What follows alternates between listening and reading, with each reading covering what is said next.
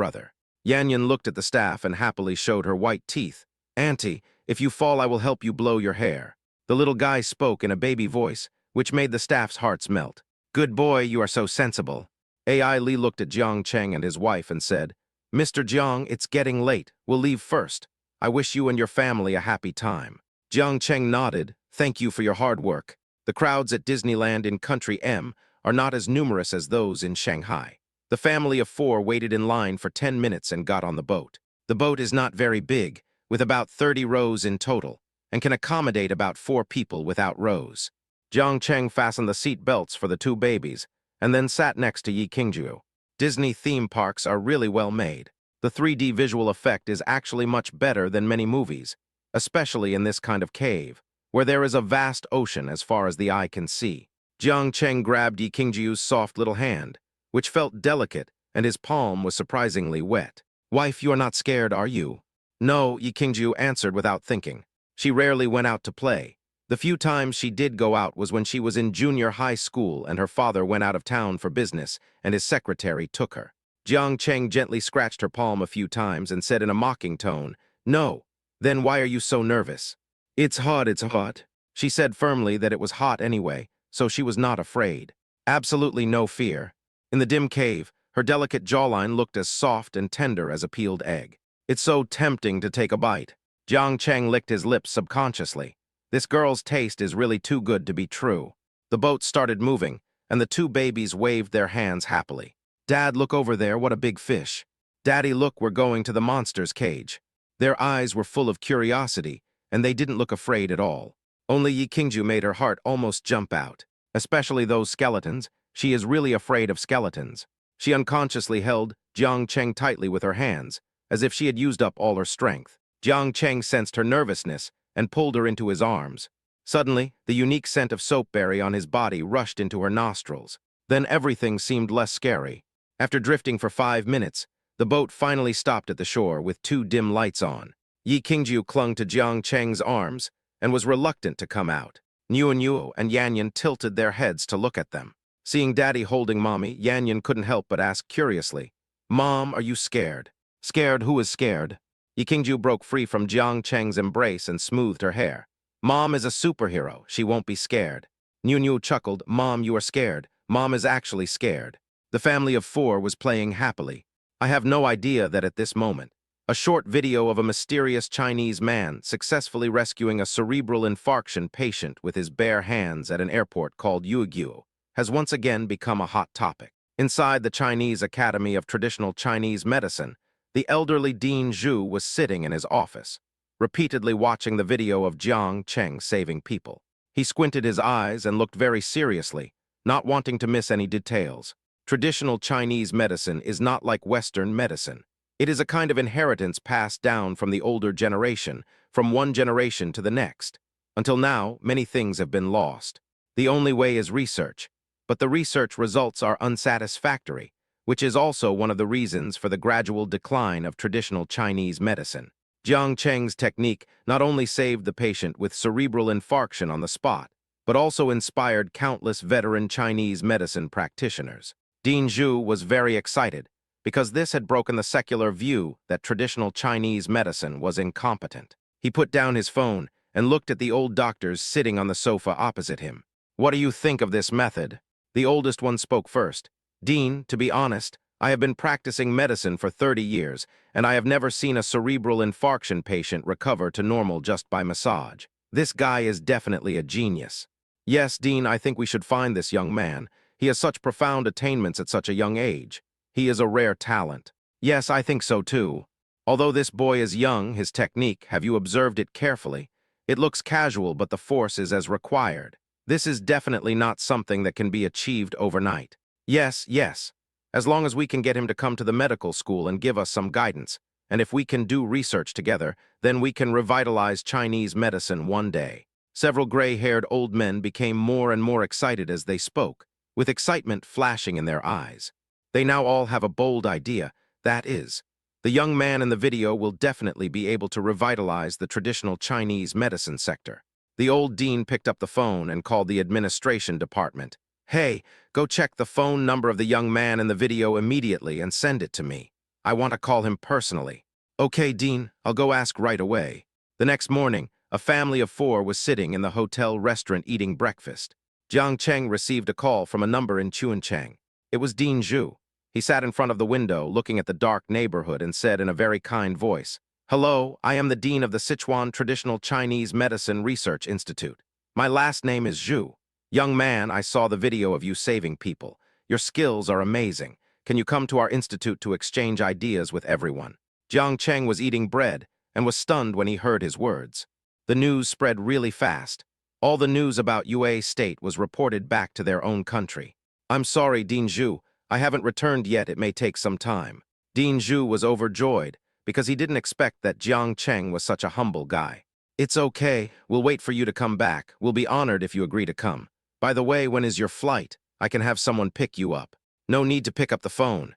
We may be returning home at 2 p.m. tomorrow. I'll go directly there then." Jiang Cheng didn't like to trouble others. After all, he was very young and he didn't feel comfortable asking the old dean to come and pick him up in person. "No, no, no, I must pick you up. It's settled. See you at the airport at 2 o'clock tomorrow afternoon." Jiang Cheng declined. "We really don't need Dean Zhu. Don't be polite with me. It's settled. We'll meet at 2 o'clock tomorrow." Dean Zhu hung up the phone with an expression of excitement that he could not hide. He must keep this talented person and let him contribute to the development of traditional Chinese medicine. Yi Qing stuffed the last bite of bread from the bar into her mouth. There seemed to be a pool of tears in her eyes, which looked particularly beautiful. "What's wrong?" Jiang Cheng shook his head. "It's from the Chinese Medical Research Institute. I don't know who uploaded the video to the internet and it was discovered again." Yi Qingjiu smiled and said, "It's because you are so good. They called to invite you to the Institute of Traditional Chinese Medicine, right?" "Yeah," Jiang Cheng nodded. Yi Qingjiu's eyelashes trembled. "Then what are your plans?" To be honest, she had already decided on Jiang Cheng in her heart, and she would support him no matter what he did. "Whatever you have planned, go take a look first, and we can talk about other things later. After all, the old dean is old, so we still have to give him some face." After the family of 4 finished breakfast, Ellie arrived downstairs at the hotel. She was there to take them to the airport. After getting on the plane, the 4 of them had a good sleep. After getting off the plane and picking up his luggage, Jiang Cheng saw an old man in a suit from a distance. Although he is a little old, he is very energetic, with dark eyes, thick hair, and rosy complexion. There is a young man standing next to him, holding a sign with Jiang Cheng's name on it. Jiang Cheng couldn't help but sigh. He was indeed the director of the Chinese Medicine Hospital. The treatment he did for him was really good. He walked up with the box. "Hello, I'm Jiang Cheng." Dean Zhu was so excited when he heard this. "Hello, Mr. Jiang. I have heard of you for a long time. I am the Dean Zhu who was talking to you on the phone." The young man next to him hurriedly helped Jiang Cheng with his luggage. Jiang Cheng looked back at Yi Qingjiu and the children. Yi Qingjiu smiled sensibly. "Qingqing is waiting for us outside. You go first." Dean Zhu saw Jiang Cheng in the video, and seeing the beautiful Yi Qingjiu and the 2 babies behind her, he couldn't help but wonder, "You have a wife and children at such a young age?" Jiang Cheng nodded with a proud look on his face. "Yes, my child is 3 years old." Dean Zhu patted his shoulder and said, "When I was your age, I was still studying for a master's degree. I didn't even have a girlfriend. Young people nowadays really don't have to do both." "Okay, okay." Jiang Cheng looked at him with a smile. "Then let's go." For some reason, Jiang Cheng always feels a sense of familiarity when looking at Dean Zhu. It may be because his second grandfather is also in this line of work. The 3 of them went out, got into President Zhu's car, and drove all the way to the Chinese Medical Research Institute. When they arrived at the Research Institute, more than a dozen senior academicians were already sitting in the conference room, waiting for Jiang Cheng to come. As soon as Jiang Cheng entered the meeting room, everyone started applauding. Everyone is waiting for Jiang Cheng to talk about the case. Jiang Cheng was not modest. To be honest, he was quite happy that his knowledge of traditional Chinese medicine could be put to good use. "Hello everyone, I'm Jiang Cheng. Next, I'll briefly explain the techniques in this video as well as the inspiration. In fact, that day was an accident. The main reason was that I didn't have a needle in my hand. So I thought that since acupuncture is to open up the acupuncture points, then the hand can also be used. As long as the strength is controlled well, this is actually not difficult. Also, I used a herb, Pinellia ternata, to make do with it. I think as long as the uses are interchangeable, it can be used. Maybe this medicine is not effective, but another one may work. In short, The things left by our ancestors are good, but we still have to learn to draw inferences about other situations. Dean Zhu looked at the young man in front of him talking, and the more he listened, the more ashamed he felt. I have lived half my life, but I don't understand the essence of Chinese medicine as well as this young man in his early 20s. Half an hour later, thunderous applause broke out in the conference room. The old dean was extremely surprised. It seemed that this guy not only had research on cerebral infarction, but also had made some good achievements in myocardial infarction. Moreover, I have been practicing Chinese medicine, studying and researching it for a lifetime, but I still don't understand it as clearly as he does. His eyes sparkled. Jiang Cheng, I hope you can be the dean of our medical school. I believe that under your leadership, we will be able to achieve greater success. Jiang Cheng was stunned. This won't do. Dean Zhu, I don't have that much ability. Besides, I have to take care of my children and work hard now. I really don't have time. You have to take the position of dean yourself. He really doesn't have time. He still has Yaochen. He has to run Yaochen first before he can merge it into Tengsing smoothly. Otherwise, if such a mess were handed over to Yi Qingjiu, wouldn't that be harming her? I have always thought that I have made some achievements after studying for a lifetime. I didn't expect that your words just now made me have a new understanding of myself. I think the position of dean belongs to you. I am willing to be a vice dean and mainly cooperate with you in your work in the future, Dean Zhu said sincerely. It can be seen that he really wants to keep Jiang Cheng and let him continue to lead the medical school. I really can't, President Zhu. I'm really busy. Besides, you all have degree certificates, and I'm just a nobody with nothing. As long as you work hard, you will definitely be better than me, Jiang Cheng continued to refuse. Zhu Yuan was almost going crazy with anxiety. What did this young man want from him in order to make him stay? Child, look at my white hair. I am old enough to be your grandfather. Just treat me as your grandfather and ask you for help, okay? President Zhu is not exaggerating. He is almost 60 years old this year and is still qualified to be a grandfather. Jiang Cheng looked embarrassed. How about this? I'll come one day a week and we can chat together and study our experiences and medical records. Is that okay? One day is very precious to him, and this is only because of the old dean's consideration. Chapter 170, I'm your high school classmate. The old dean was a little hesitant. After all, the Chinese Medical Research Institute really needed such a talent. Dean, actually, as long as he can come, anything is fine. Yes, Dean. Besides, you have been the dean for such a long time and are about to retire. I know that you demoted yourself because you value talent. If I didn't know, I would think you had done something wrong. Yes. Everyone was discussing it. The old dean gritted his teeth and said, Okay, then you must come. You can't break your promise. Jiang Cheng nodded with a smile. No problem. To be honest, I am very happy to be able to contribute to the development of traditional Chinese medicine. In the office of the chairman of Du Group, Wang Meng was lowering his head nervously. Mr. Du, this is what happened. After all, Jiang Cheng can cure my father-in-law's illness, and Li Yang was shaken all of a sudden. Besides, he is my father-in-law and a relative, so we can't do this. I am so sorry. Du Minjuan's face was gloomy and his voice was cold. So you just ignore the company. He has never been a kind person. The Du family can get to where they are today entirely because of Du Changming's ruthlessness and determination. Mr. Du, this is not something I can decide. Li Yang wants to take his father to see a doctor. Who can stop him? Besides, this is human nature. To be honest, although Wang Meng is greedy for power, this is a matter of life and death after all. Since Li Yang has made the decision, she can only stand on Li Yang's side. Du Minjuan held his eyes and said calmly, Wang Meng, how many years have you been in the company? Wang Meng lowered his head, his voice trembling. 8 years. Du Changming said indifferently, I remember you were just a clerk at the front desk. Yes, it's not easy to be a vice president from a receptionist. Du Minjuan changed the subject. I think you just think this job is too easy. Have you forgotten the kindness the company has shown you? Wang Meng remained silent. Without Mrs. Du, she wouldn't be in her current position. But Li Yang is her family. What can she do? I think it's better to go home from tomorrow. Your father-in-law is sick anyway, so taking good care of your family is the most important thing. Du's company has never been a place to sell favors. If he can't even accomplish such a small task, what's the point of being a vice president? Mr. Du, please don't send me back. I know it's my fault that this matter has not been handled well. Hearing this, Wang Meng felt like the sky was falling. Du Minjuan had no intention of listening to her long speech.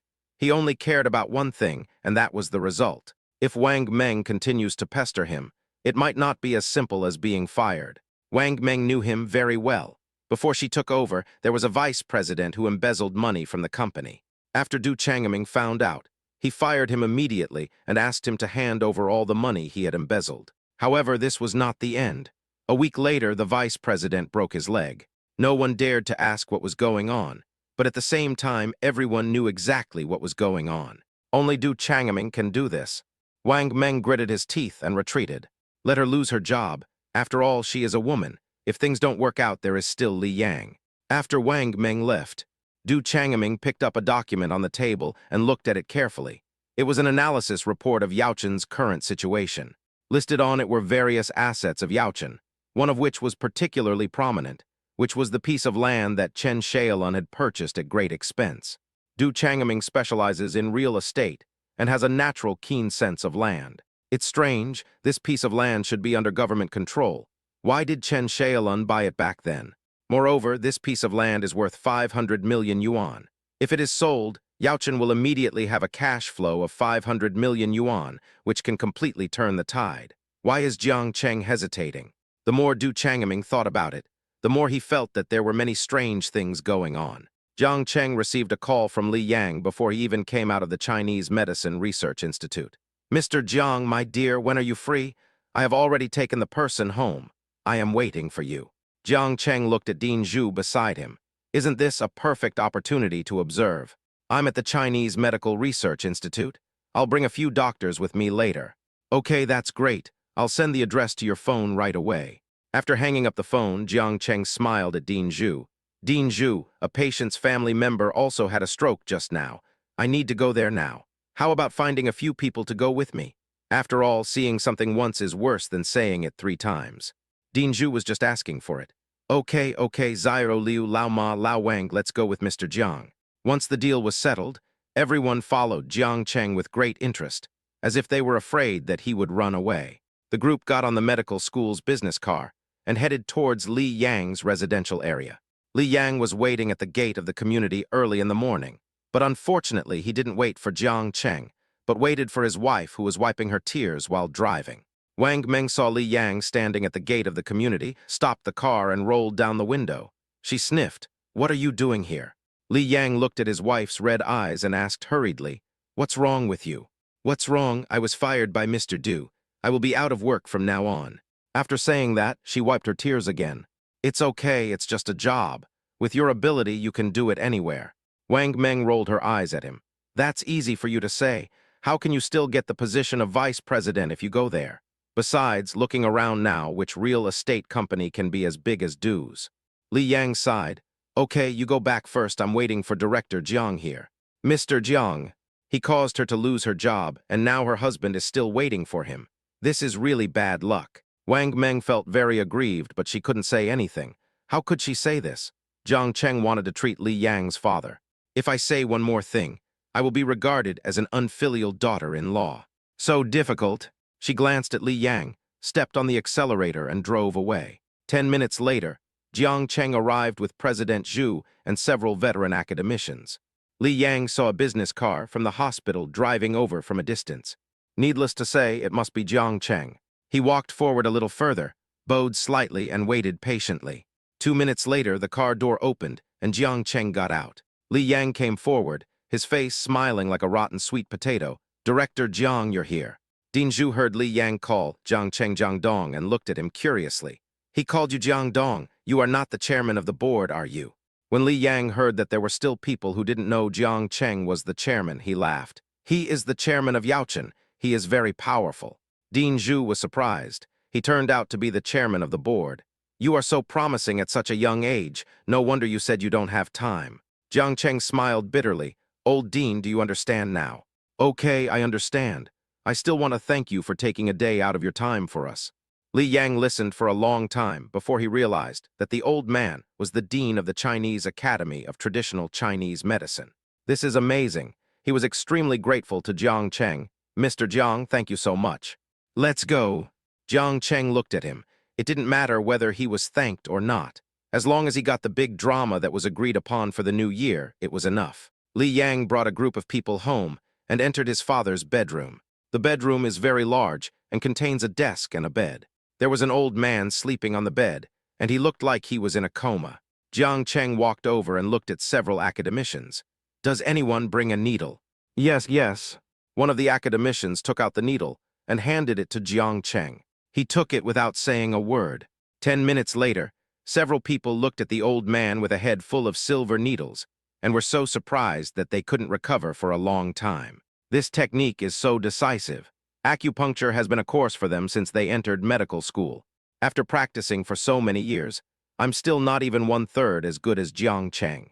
It's really incredible that this person didn't even touch the patient, but directly gave him acupuncture. The most incredible thing was that the old man's fingers actually moved. Dean Zhu's eyes sparkled with excitement. He pulled Jiang Cheng with trembling hands and said, "I was right about you. What medicine are you going to use next?" Jiang Cheng naturally had some ideas about how to use the medicine. He glanced at Li Yang, and Li Yang quickly handed him paper and pen. "Mr. Jiang, please take it." Jiang Cheng wrote down several medicines neatly on the paper. Zhu Yuan's eyes sparkled with excitement. "Great." Several people passed it around and looked at it. The more I look at him, the more I feel that Jiang Cheng is a strange man. Jiang Cheng took the prescription from the last person. With a smile, "I have finished this week's communication. Did you understand what I just said?" "Good fellow, this is what you were thinking." Dean Zhu looked at him and couldn't help laughing. Someone took out his cell phone and asked, "Mr. Jiang, can you let me take a picture?" He wanted to write down the recipe. "No problem," Jiang Cheng nodded. With Jiang Cheng's permission, the old academician hurriedly took pictures. Jiang Cheng then handed the prescription to Li Yang. "I'm telling you, this is not cheap. Remember, I wrote roots, so you must buy roots. Many pharmacies sell whiskers as roots just to make up the numbers. That's why Chinese medicine is not working now, and a big part of the reason is this." "Okay, I'll remember that." Li Yang folded the paper and put it away carefully. Several academicians were so excited that they decided to go back and study it carefully, and they took President Zhu back to the institute. Only Jiang Cheng and Li Yang were left in the room. "Mr. Jiang, thank you so much." Li Yang was extremely excited. Jiang Cheng looked at him with his hands behind his back. "No need to thank me, just don't frame our Yaochen next time." After hearing this, Li Yang's face turned red. "Mr. Jiang, I'm really sorry about what happened last time. My wife was fired and has lost her job." "Fired?" Jiang Cheng was a little surprised. "Yes, my wife is from the Do Group, and I did this because their chairman asked me to do it. I didn't tell you at first because I was afraid that my wife would be embarrassed, so I insisted that it was me who did it. Now that my wife has returned home, there is nothing I can't talk about." Li Yang said embarrassedly. Jiang Cheng narrowed his eyes. "Okay, I understand. Isn't the Du family the family of Du Yuan? It seems that this kid was the one who started to do bad things." It was already 8 o'clock in the evening when I got home. Niu was playing the piano with his mother. He missed the piano so much after not having touched it for a few days. Yanyan sat on the sofa and played with the Rubik's Cube in her hand obediently. The door of the villa rang. "It's Daddy." Yanyan, the clever little boy, rushed towards the door when he heard the noise. Niu also stopped talking about the piano and climbed down from the stool. The two little guys ran to the door, and as soon as Jiang Cheng entered the room, they couldn't wait to pounce on him. "Daddy Tilda, Daddy Tilda." He carried the two babies into the living room. Yi Qingjiu looked at him with a smile. "How is it? Starting from next week, I will take 1 day a week to go to the Institute of Traditional Chinese Medicine for exchanges, lectures, etc." Yi Qingjiu sighed. "I didn't realize you were so amazing. When he first treated my grandmother, he always thought that he was just a small doctor, nothing special. Now it seems that Jiang Cheng is a medical genius." Jiang Cheng teased, "Don't you know best how powerful I am?" "Hate. How unruly." Yi Qingjiu walked into the kitchen with a red face. The food had turned cold. She was afraid that the food would not taste good if it got cold, so she kept telling Aunt Zhang to keep it warm in the pot. Now that Jiang Cheng came back, she naturally served the rice. The two babies insisted on waiting for Daddy and haven't eaten yet. She brought out the food and put it on the table. "Let's eat." The two babies climbed onto the dining chairs obediently. "Today we have chicken wings, pork ribs, and fish soup. It's quite rich." As soon as I started to use my chopsticks, I saw a white shadow running out of the house. It turned out to be Zixi. Jiang Cheng looked at Zixi sitting at his feet and didn't know whether to laugh or cry. He picked up a piece of pork ribs and put it on the ground. "Eat it, eat it." Hey, I have something to do tomorrow and can't stay at home. You stay at home and take care of the kids. Yi Qingjiu's eyelashes trembled. She is going to learn how to bake a cake tomorrow. This matter cannot be put off any longer. Okay, Jiang Cheng nodded. He looked at Zixi lying on the ground, then looked at the two babies sitting in the child's chair. Let's take Zixi to the veterinary hospital for a checkup tomorrow and get her rabies vaccine and other things, okay? Good, the two little guys said in unison. Niu likes Zixi so much because she is its little master. Zixi, there are ribs here. Niu reached into his bowl, grabbed a piece of pork ribs and threw it on the ground. When Zixi saw the meat, she came over quickly. It wagged its tail at Niu first and then ate the ribs. The next morning, Yi Qingjiu went out and arrived at the training room, only to find that everyone had gone out to celebrate the festival, and there were really not many people. Seeing that there were only 5 or 6 students, the teacher taught very carefully, almost step by step. So Yi Qingjiu happily finally learned how to decorate flowers, and now she no longer has to worry about making cakes that are ugly. After class, she was carrying the cake and preparing to return to Tengsing. When she was about to get in the car at the parking lot, she suddenly heard someone calling her from behind. Green whines. He is a man with a nice voice. Yi Qingjiu turned his head and looked for a long time, but he felt that the person looked familiar, but he couldn't recognize who he was. The man was quite handsome, but a little effeminate and didn't look very sunny. It's me, I'm Wu Lei, your high school deskmate. Have you forgotten? Chapter 171, Are You Jealous? Deskmate. Yi Qingjiu seemed to have some memory. She looked at Wu Lei and asked, What do you want to say? Haha, I haven't seen you for so many years, but you haven't changed at all. You're still so cool. Wu Lei smiled. She was a boy killer in number 2 middle school back then. Not only students from the school, but also students from other schools would often run to the school gate after school just to catch a glimpse of her. Taking advantage of the excuse of looking for classmates, I took a few more glances at Yi Qingjiu. After all, she is a natural beauty, her family is well off, and she is an excellent student. She is really outstanding. So no one dared to confess to her. It felt a bit like chasing a star. They were not from the same world, but if she could just look at them a few more times, it would be enough to make them excited for the whole night. If it were the past, Wu Lei would definitely not dare to talk to Yi Qingjiu. But now, after all, he has returned from studying abroad and is a host at a TV station, so he has some capital. Prepare to be brave enough to give it a try. I'm here to pick up my sister. She's a good cake maker and runs a tutoring class here. Wu Lei smiled awkwardly. Yi Qingjiu was stunned for a moment. Could it be that his teacher was his sister? It's a small world. Yi Qingjiu's eyelashes trembled with no expression on her face. Well, if everything is fine, I'll leave first. Wu Lei saw the cake in Yi Qingjiu's hand. He didn't expect that the goddess was actually learning to make cakes from her sister. It looks like there's hope. I have waited for a long time, and finally waited until today. Qingjiu, we haven't seen each other for so many years. Leave me your phone number so we can have dinner together later. Have a meal. She doesn't have time to cook anything, she doesn't know what to eat. Yi Qingjiu opened the car door and said, I didn't bring my phone. Maybe next time, I'm leaving now. After saying this, he got into the car, smoothed the hair on his forehead with his white and slender hands, and pressed the start button. Wu Lei watched the Lamborghini leave. I couldn't help but click my tongue twice. Jailing flour, I like it. Within 2 minutes, the young teacher who taught Yi Qingjiu how to make cakes came down. Seeing Wu Lei walking over with a smile on his face, Brother Tilda, Zio Mei, are there any students in your class who drink Yi Qing wine? Yeah, how did you know? She is your brother and I's high school classmate. Hearing this, Xiaomai was surprised. Oh, that's the goddess you talked about in high school, isn't it her?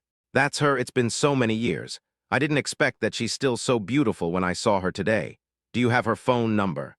Of course she did. She should have left her phone number when she signed up. I'll look through the book for you when we get home.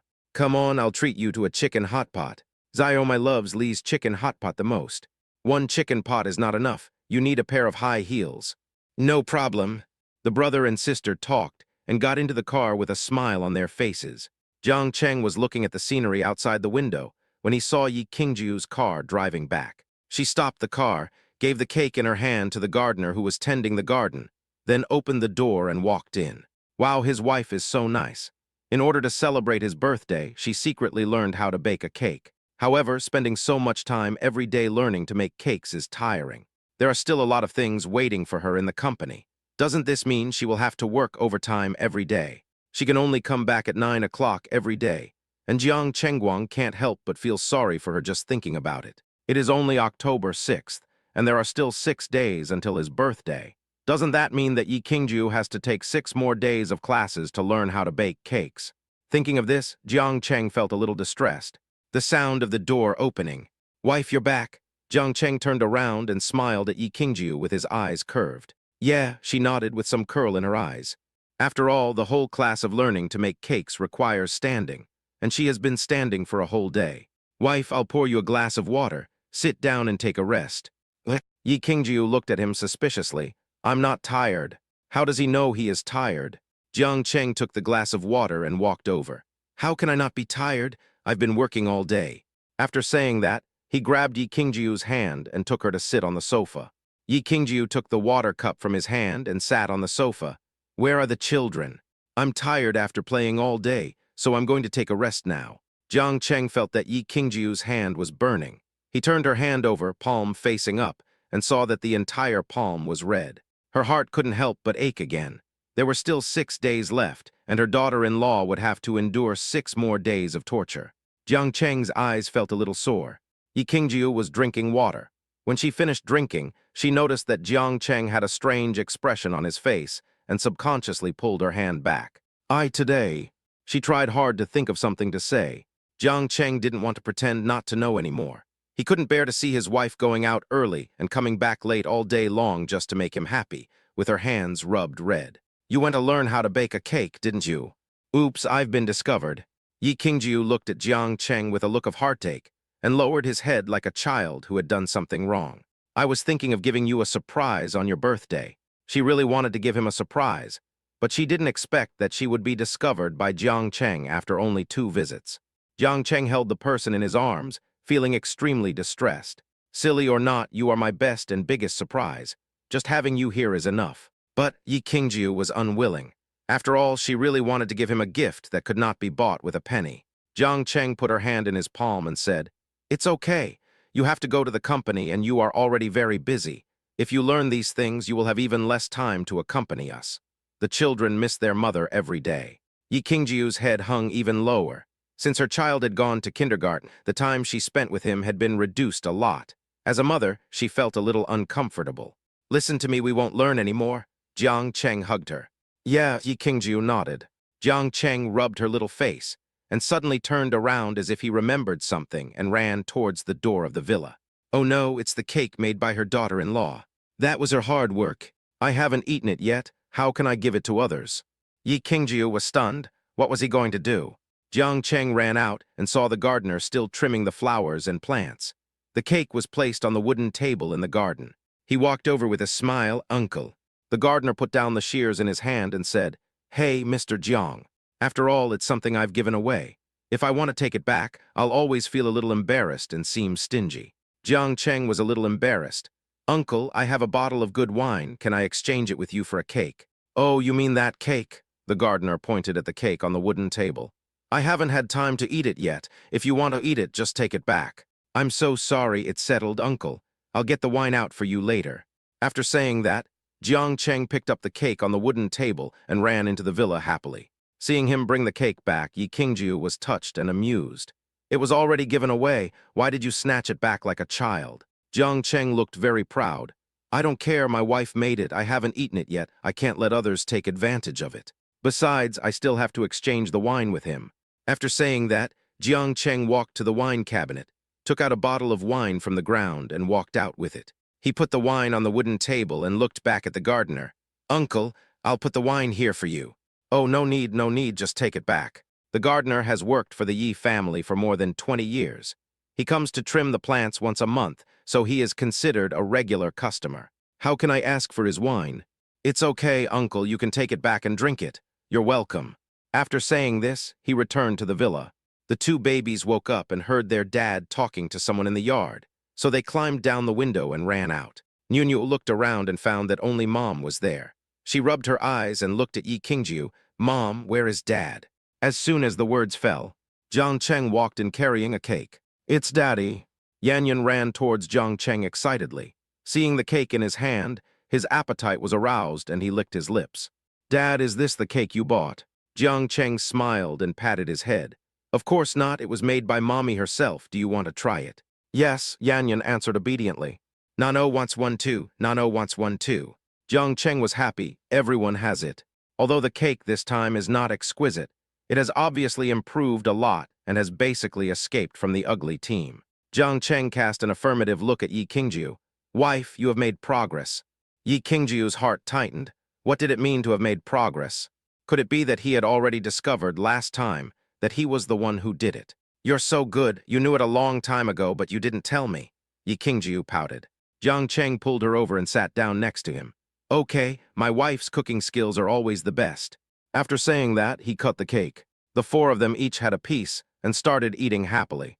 Your proud leap, the leaf I rest on. Yi Qingjiu's cell phone rang. She walked over to the couch, pulled her phone out of her bag, and saw it was an unfamiliar number. Just press it off and go back to the table to eat the cake. Before I sat down, the phone rang again. Jiang Cheng looked at her curiously. Who is it? Yi Qingjiu shook his head. I don't know, it's an unfamiliar number. Maybe someone is looking for you urgently, or maybe he has changed his number. Yi Qingjiu thought about it and agreed. She picked up the phone. Hello, who is this? It was only after Wu Lei returned home from dinner that his sister found out Yi Qingjiu's phone number. He tried to call, and when he heard it was really Yi Qingjiu, he said excitedly, It's me, Qingjiu, I'm Wu Lei.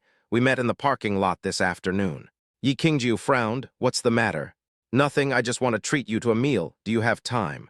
No, Yi Qingjiu's tone was light, but it revealed an air of undignification. Well, what about tomorrow? Do you have time tomorrow? No. Well, there's nothing tomorrow either. What about the day after tomorrow? Are you free the day after tomorrow? Wu Lei had finally gotten Yi Qingjiu's phone number, so how could he give up so easily? Yi Qingjiu still said indifferently, neither the day after tomorrow. Wu Lei felt a little embarrassed after being rejected by Yi Qingjiu again. Oh, is that so? I'll ask you out sometime.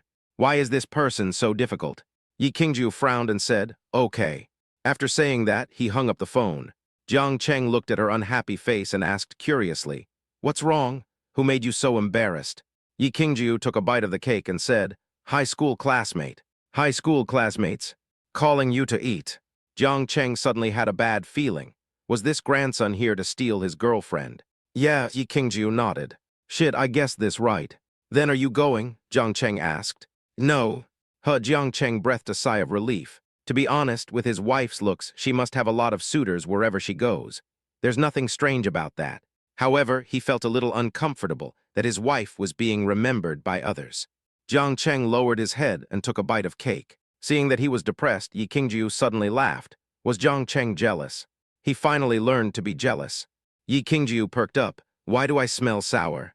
Jiang Cheng looked up at her, only to see Yi Qingjiu smiling with ill intent. He finally reacted. No, am I jealous, am I? My wife even made a cake for me, did he? You must be joking. My wife only loves me. What the hell is he thinking? Jiang Cheng's mouth kept chattering like abacus beads. Yi Qingjiu covered her mouth and laughed. She didn't expect that her husband would be jealous because of a phone call. It feels so good to be cared about. Yi Qingjiu took a bite of the cake happily. The next day, early in the morning, Jiang Cheng sent the two babies and went to Yaochen. Secretary Li saw him coming and followed him carefully. Good morning, Director Jiang. Jiang Cheng looked at her and said, Bring me the information about the Do Group. The two people talked as they walked. After going through so many things, Jiang Cheng now understands one thing, that is, the business world is like a battlefield. There is no such thing as benevolence and righteousness. Now, he wants to see what kind of monster this Do is. Okay, Mr. Jiang, Secretary Li said and opened the door of the chairman's office. After Jiang Cheng went in, he closed it carefully again. Half an hour later, Secretary Li came in with some documents. Jiang Cheng touched it and found the document was warm. Obviously, it had just been printed and still retained the temperature of the machine. He nodded to Secretary Li and said, Good job. Secretary Li was so excited by his sudden praise. She had been worried that Jiang Cheng would make things difficult for her, but she didn't expect that Jiang Cheng would only blame the matter and not the person. Secretary Li was very grateful for this. Thank you, Mr. Jiang. She bowed to Jiang Cheng and said, I will continue to work hard. Work hard, you are already over 40 this year. You should follow Sun Ming around more often. He has strong professional skills. Let him guide you. To be honest, Secretary Li is an old employee of Yaochen, and she knows Yaochen better than anyone else. She has good abilities, and Sun Ming thinks highly of her, saying she is a useful talent. Now that Yaochen is managed by himself, there must be a major reshuffle. Jiang Cheng thinks that he can give her a chance. If she is qualified for the position of vice president, he can consider giving her one. Chapter 172, Untitled Chapter. He took the document and looked through it carefully for a while, then said to himself, Du Changming. Judging from the information, Du Changming is not a simple master. However, even if it is not easy, Jiang Cheng has to let him know the consequences of going against Yu Chen. He was still thinking about how to start when Sun Ming called him. Hello, Chairman. I heard that Mr. Du is asking about the piece of land we bought last time. Early this morning, Sun Ming received a call saying that Mr. Du was also inquiring about the land. If you want to get something done these days, you need to have a few acquaintances everywhere. So it's not surprising that someone told Sun Ming about this. Jiang Cheng was shocked. Mr. Du. Which Mr. Du? It's Mr. Du from the Du Group, Sun Ming answered truthfully. Hiss, it really is him. Jiang Cheng seemed to have an idea. This piece of land is a Feng Shui treasure land. Tell him that we are about to start construction now. We are planning to build a shopping mall, and the plan has been approved. We want to build 14 floors, but the funds are not in place, so we have not started construction yet. Everyone knows that in the construction industry, as long as the planning is approved, it proves that the government has agreed to use the land for commercial purposes, and real estate projects can be built for profit. After hearing his words, Sun Ming smiled. This kid wanted to do something with this piece of land. Okay, Mr. Jiang.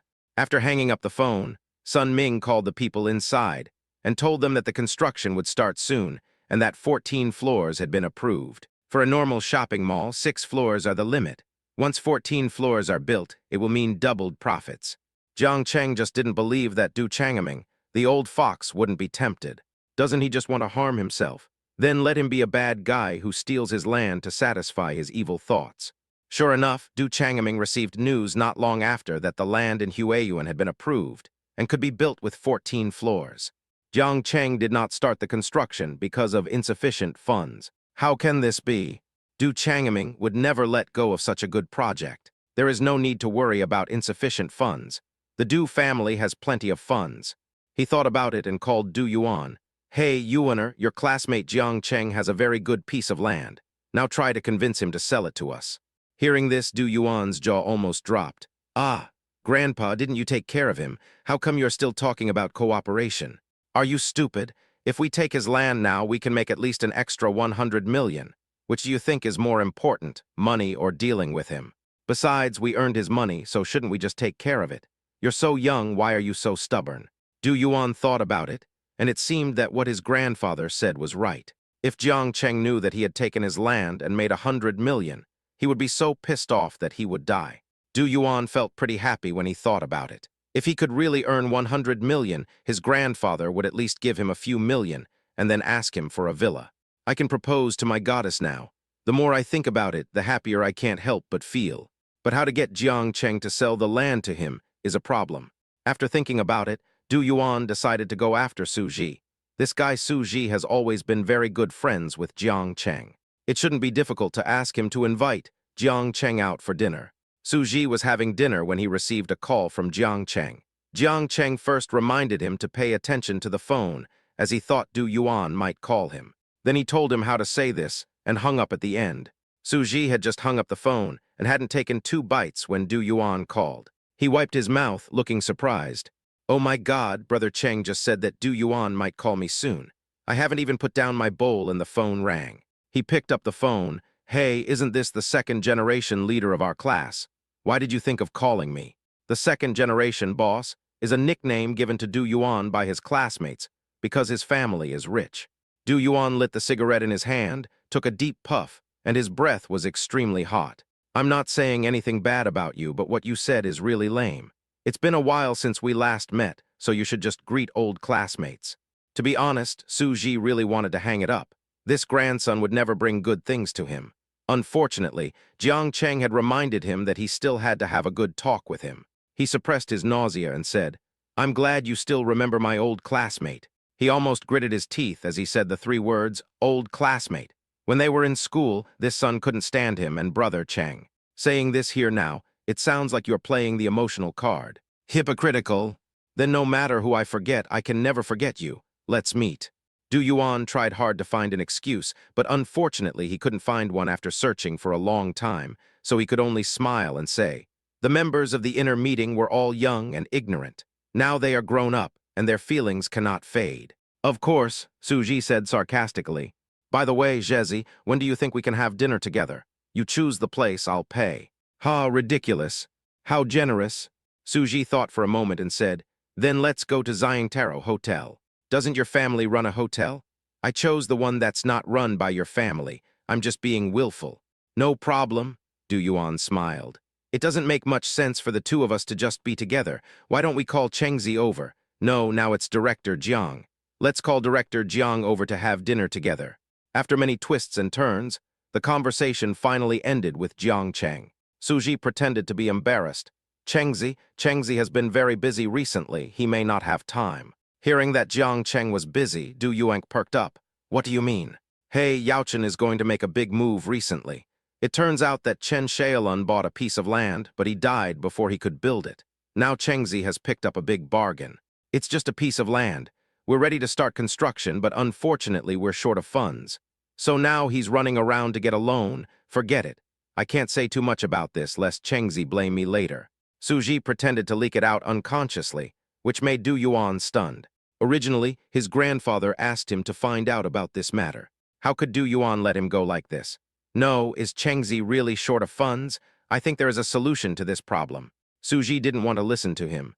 Okay, I have something else to do. Let's not talk about it for now.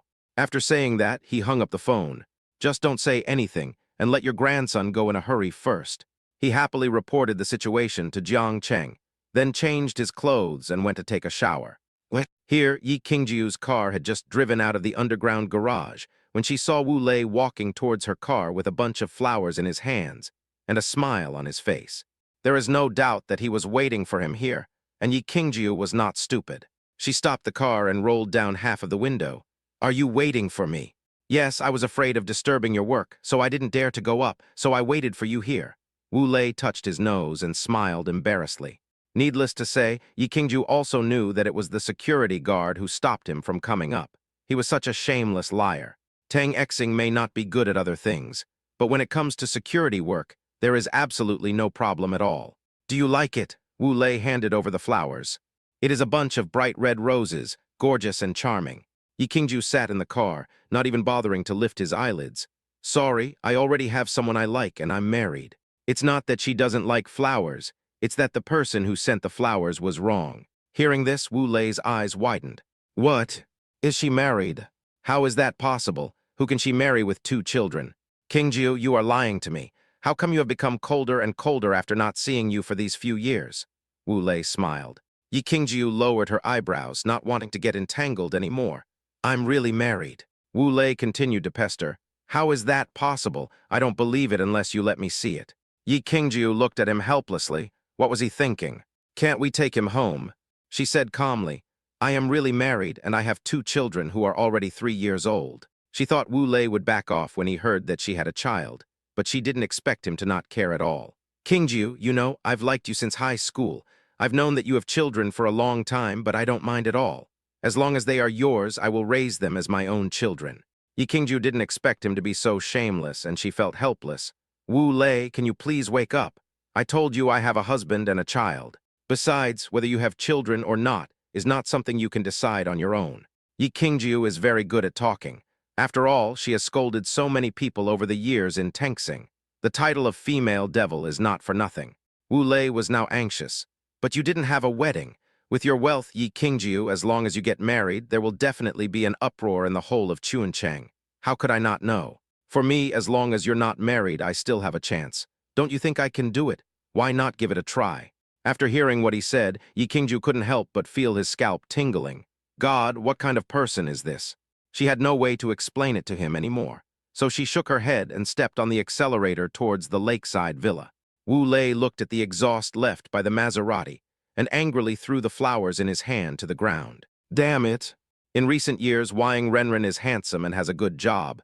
There are countless girls chasing after him. He has seen all kinds of women, but she is just Yi Qingjiu. He must win her over.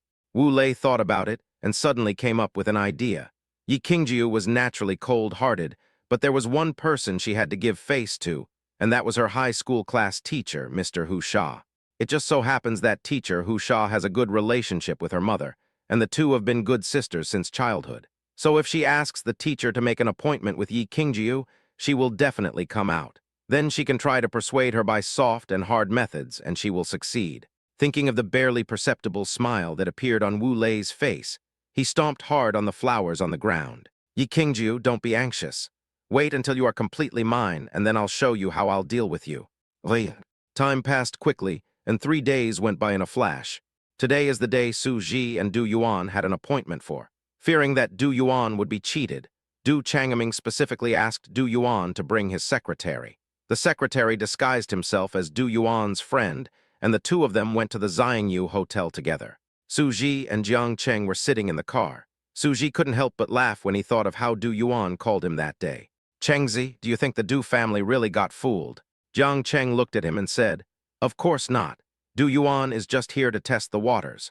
Although he is easy to deceive, he will have to put on a show if he wants to deceive his grandfather Du Changming. Su Ji said seriously, Of course there is no problem. There will be no problem for the two of us to fool Du Yuan. Jiang Cheng turned his head and looked at him. I'm not talking about you. 2 people is too few. He had discussed this with Sun Ming on the way here, and together with Si Qingqing, Secretary Li, and Yu Chen's other 2 vice presidents. He was ready to teach Du Yuan a lesson and let him know what the dangers of society are. When he arrived outside the Xiangyu Hotel, Jiang Cheng saw from afar Du Yuan and a middle-aged man standing at the entrance of the hotel waiting. Jiang Cheng still found it a little funny that the bully who used to bully his classmates by relying on his wealth could actually greet him at the hotel entrance today. The 2 people got out of the car. The waiter came over to take the keys and helped them park the car in the underground garage. Du Yuan saw Jiang Cheng smiling particularly warmly. Brother Cheng, I haven't seen you for 2 days. You look more handsome again. Su Ji suddenly felt like vomiting when he saw his fawning look. He already thought Du Yuan was disgusting enough, but when he saw him today, he really reached a new level of disgust. He couldn't help but sarcastically said, Can you please speak properly? We are classmates after all. I really can't accept your behavior, 2nd-generation president. If this wasn't for buying land, I would have to sew his mouth shut for this kid daring to talk to me like this. What a piece of shit. Du Yuan suppressed his anger and smiled unhappily. Zhezi, you haven't changed at all after all these years. Jiang Cheng looked at him with a look of grievance and swallowing his anger, feeling a bit amused and helpless. He cleared his throat and said, Let's go, we're hungry, let's talk while we eat. Yes, let's talk while we eat. Du Yuan said this and led the way. The 4 of them arrived at the private room, and Du Yuan respectfully handed the menu to Jiang Cheng. Brother Cheng, what do you want to eat? Jiang Cheng didn't come here to eat. He handed the menu to Su Ji. Zhezi, take a look. Order whatever you want, don't be polite. Du Yuan is not a stingy person. Su Ji became interested after looking at the menu. He rubbed his hands, opened the menu, and started asking the waiter beside him for whatever was expensive. King crab, lobster, sashimi, in short, anything that is not the most expensive is not allowed. Chengzi, I heard that you are a little short of money recently, is that right? Du Yuan went straight to the point. Jiang Cheng glanced at him and said, Are you kidding me? How could I be short of money? He knew that even a fool like Du Yuan wouldn't be able to see it even if he admitted it. However, what if the man next to Du Yuan conveyed this to the old fox like Du Changming? There's no guarantee that he won't see the problem. I heard from Zhezi, Brother Cheng, if you need money, you can come to me, your brother. Don't you know that I don't have anything else but a lot of money? Jiang Cheng smiled and said, The key is that I really don't need money. Think about it, Yaochen is such a big company, and Yi Qingjiu is my wife. How could I be short of money? Chapter 173. It's not that I won't report it, but the time has not come yet. Hearing Jiang Cheng say this, Du Yuan became a little anxious. Brother Cheng, I did not take good care of you as a brother, and I did some things wrong, but that was when we were in school. I am young and ignorant, but as your elder brother, you should forgive me. I apologize to you. After saying that, Du Yuan picked up the 2 bottles of premium Maodai he had brought with him, opened one and poured himself 3 glasses. Brother Cheng, I'll apologize to you right away. He drank 3 cups in a row. Du Changming's secretary was worried that Du Yuan had drunk too much, so he stopped him and said, Don't drink too much. Let me help you drink. To be honest, Du Yuan didn't want to drink it either. Although Moutai was good, it wasn't the way to drink it. Seeing that his secretary wanted to help him, he said hurriedly, "That's fine. Let's drink a glass of wine for Jiang Dongjing together." Suji looked at Du Yuan with a smile. "That won't do. Drinking is all about the thought. If someone else brings it, it's better not to drink. Everyone can pretend to drink." Du Yuan was almost pissed off at Suji. Damn it, he was just there to accompany him, and now everything that was wrong was his fault. But he didn't dare to say it, so he had no choice but to put on a forced smile and said, "Yes, yes, what Jesse said makes sense." The secretary looked at Du Yuan helplessly. There was nothing he could do to help. Du Yuan drank 3 cups and looked at Jiang Cheng with a smile. "Brother Cheng, look." Jiang Cheng secretly laughed in his heart. To be honest, this kid was really annoying when he was in college. It would be a lie to say that he didn't hate him. But now we have to find a way to get rid of the Nikuepo land. And we have to trick Du Yuan, the sucker, into going back to pass on the message. Thinking about it, Jiang Cheng smiled and said, "To be honest, it's not easy for us to be classmates. The original things are not worth mentioning, so don't take it too seriously." As they were talking, the dishes came up, and Du Yuan stood up to help Jiang Cheng pick up the dishes. "You are promising now, or you are generous. It's fun to chat with Brother Cheng." His face was smiling like a rotten sweet potato, which made Su Ji feel sick. Jiang Cheng didn't say anything for a long time. He was generous and promising. It seems that in this society, whoever has money is the boss. Jiang Cheng took a bite of the food and looked at Du Yuan with a smile. "To be honest, I was a little surprised to become the chairman of Yaochen. I thought Yaochen was a mess, but I didn't expect that Mr. Chen had such a good vision and left such a piece of land." When Su Ji heard about it, he quickly continued, "By the way, Brother Cheng, how was your fundraising effort going?" Jiang Cheng looked at Du Yuan meaningfully. Du Yuan was listening intently, but when he saw Jiang Cheng looking at him, he felt uneasy and stood up to pour wine for everyone. "Come on, let's have another drink." Jiang Cheng looked at him and smiled apologetically. "Yuenzi, to be honest, I have something to do later, so I really can't drink too much. Anyway, there are no outsiders here, so you and your older brother can have a few more drinks and don't treat him badly." Hearing this, Du Yuan's face became even uglier. Isn't this obviously bullying? He brought 2 bottles of wine and drank 3 glasses himself first. Now he and his secretary are drinking together. He was a little unhappy. Seeing that he had a sullen face, the secretary quickly gave him a look and said that before he left, the old chairman had assigned him the task, and today everything should be based on the land. "Haha, Mr. Jiang is right. I haven't drunk in a long time. Come on, let's drink together, let's drink together." After saying that, the secretary poured Du Yuan a glass of wine, and the 2 of them drank it all in one gulp. About half an hour later, Jiang Cheng couldn't sit still anymore. He sent a WeChat message to Sun Ming and then stood up. "You guys continue. I'm going to the bathroom first." After saying that, he turned and walked out. Du Yuan was already drunk at this time, and Du Changming's secretary was also a little dizzy. Seeing that Jiang Cheng was about to go out, he quickly found a place to answer the phone and followed him out silently. Jiang Cheng was afraid that he wouldn't follow him out, so he deliberately slowed down his pace for fear that he would not catch up.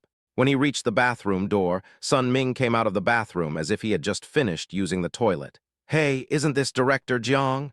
I didn't expect to see you here." Jiang Cheng glanced at him and said, "Hey, Mr. Sun, what do you think of Mr. C's internal affairs?" At this point, the secretary wished he could prick up his ears to listen. Jiang Cheng glanced at him out of the corner of his eye, making sure that he could definitely hear his conversation from his position before he spoke. "Boss Sun, to be honest, if I had enough money, I would not be willing to sell this land. Once the 10-story building is built, let alone 600 million, the profit will be 3 times as much as it can be if it is well managed."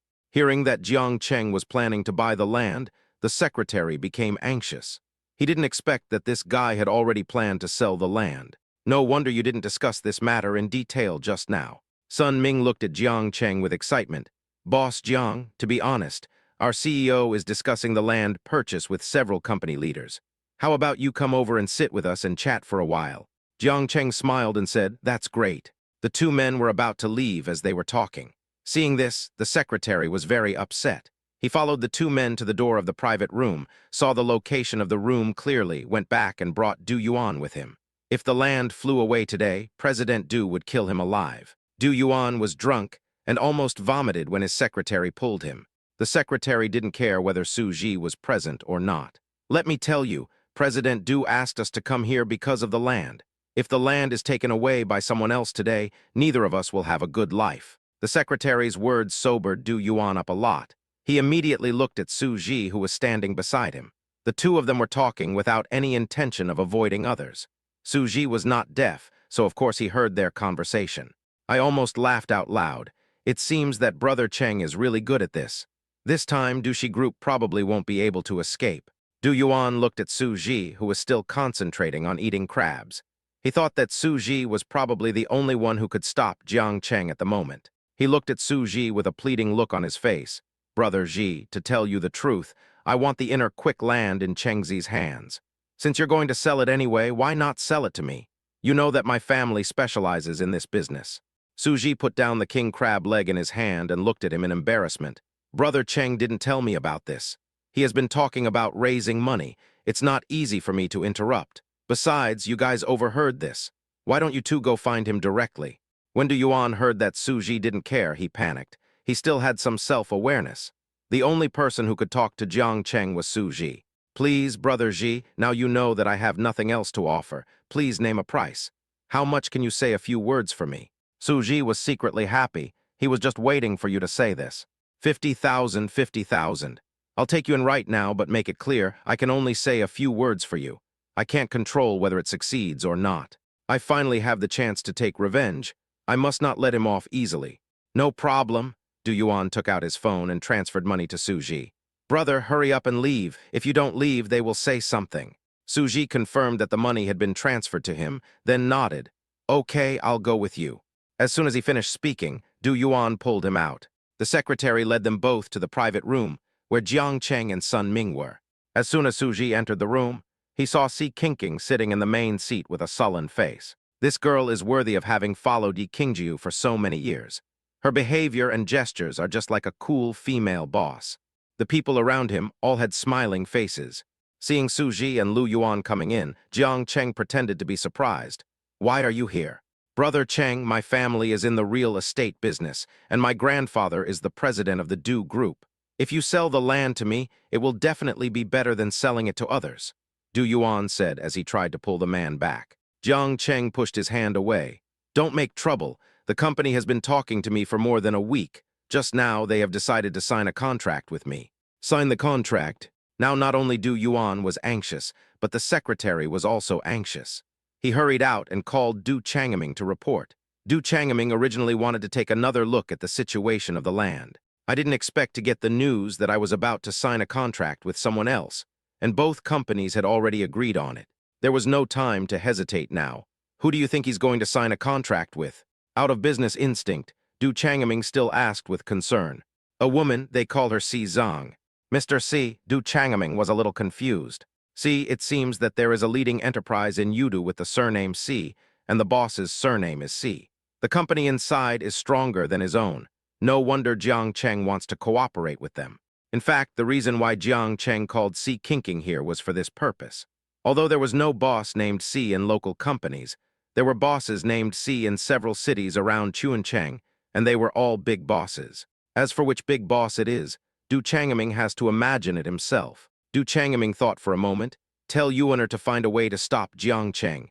Don't let them sign the contract. I'll send someone to draft a contract and send it to you right away. Remember, this piece of land is worth at most 700 million. This is my bottom line. Okay, Mr. Du. The secretary hung up the phone and turned back to the private room. Du Yuan didn't know when he grabbed Jiang Cheng again and refused to let go. Su Ji also tried to persuade him. Brother Cheng, we are classmates after all. We are selling it anyway. It doesn't matter who we sell it to. Du Yuan will definitely not let us lose money. Si Qingqing sat there with several vice presidents of Yaochen, with gloomy faces and no words as agreed beforehand. After watching Du Yuan pestering him for a long time, he said, Director Jiang, we came all the way here, and you were the one who talked to me about it today. We just agreed on it, so you're not going to cheat, are you? Jiang Cheng looked at Si Qingqing with an embarrassed look on his face. Mr. Si, this is my old classmate. How about this? I'll think about it and give you an answer tomorrow, okay? Tomorrow, what if you change your mind tomorrow? I think we should do it now so as to avoid any more trouble. I will pay you another 50 million. You paid 500 million for the land, and now I will pay you 550 million. The secretary was very confident after getting Du Changming's permission. The Du family are offering 600 million. Mr. Jiang, you will definitely not lose out if you sell the land to us. Not a loss, Du Yuan echoed from the side. People usually add millions by millions, but I didn't expect this silly secretary to add 50 million right away.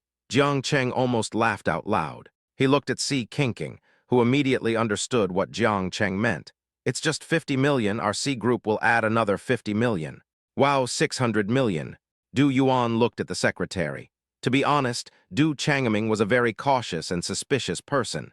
He was even wary of the secretary around him. So every time when discussing big business, I usually go there myself, and my secretary waits in the car, so this secretary never quotes a price. Hearing that Si Qingqing also added 50 million, the secretary gritted his teeth and said simply, 700 million, no more. Si Qingqing has followed Yi Qingjiu around a lot, and she knows all these business tricks very well. What does it mean that there can't be more? 720 million. Why didn't Si Qingqing say 750 million? Because adding another 750 million may be too high, as anyone who knows about this land will understand. Even if it is as good as Jiang Cheng said, the transaction price of 750 million is already the highest, and it definitely cannot be higher. Hearing Si Qingqing shout out 750 million, the secretary panicked. This was over the quota. He thought for a moment and said, I'll call the boss and report it. Du Changming almost died of anger when he heard that he couldn't buy the land even with 700 million. Then the price should be 750 million. It can't be higher. If you keep asking, we won't take it.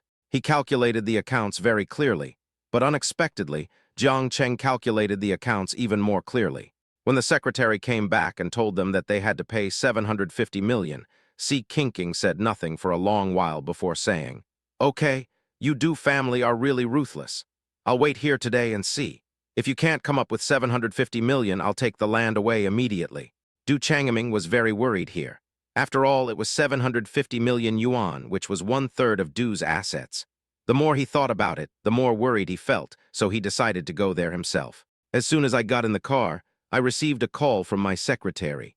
The deal was concluded for 750 million yuan, but if the money is not paid now, Jiang Cheng might still sell it to the CEO of another company. Du Changming hesitated for a moment, but still asked the finance department to transfer the money into Yao Chen's account. Jiang Cheng received a call from Xiao Zhao from the finance department and gave the contract for the inner land to Du Yuan without hesitation.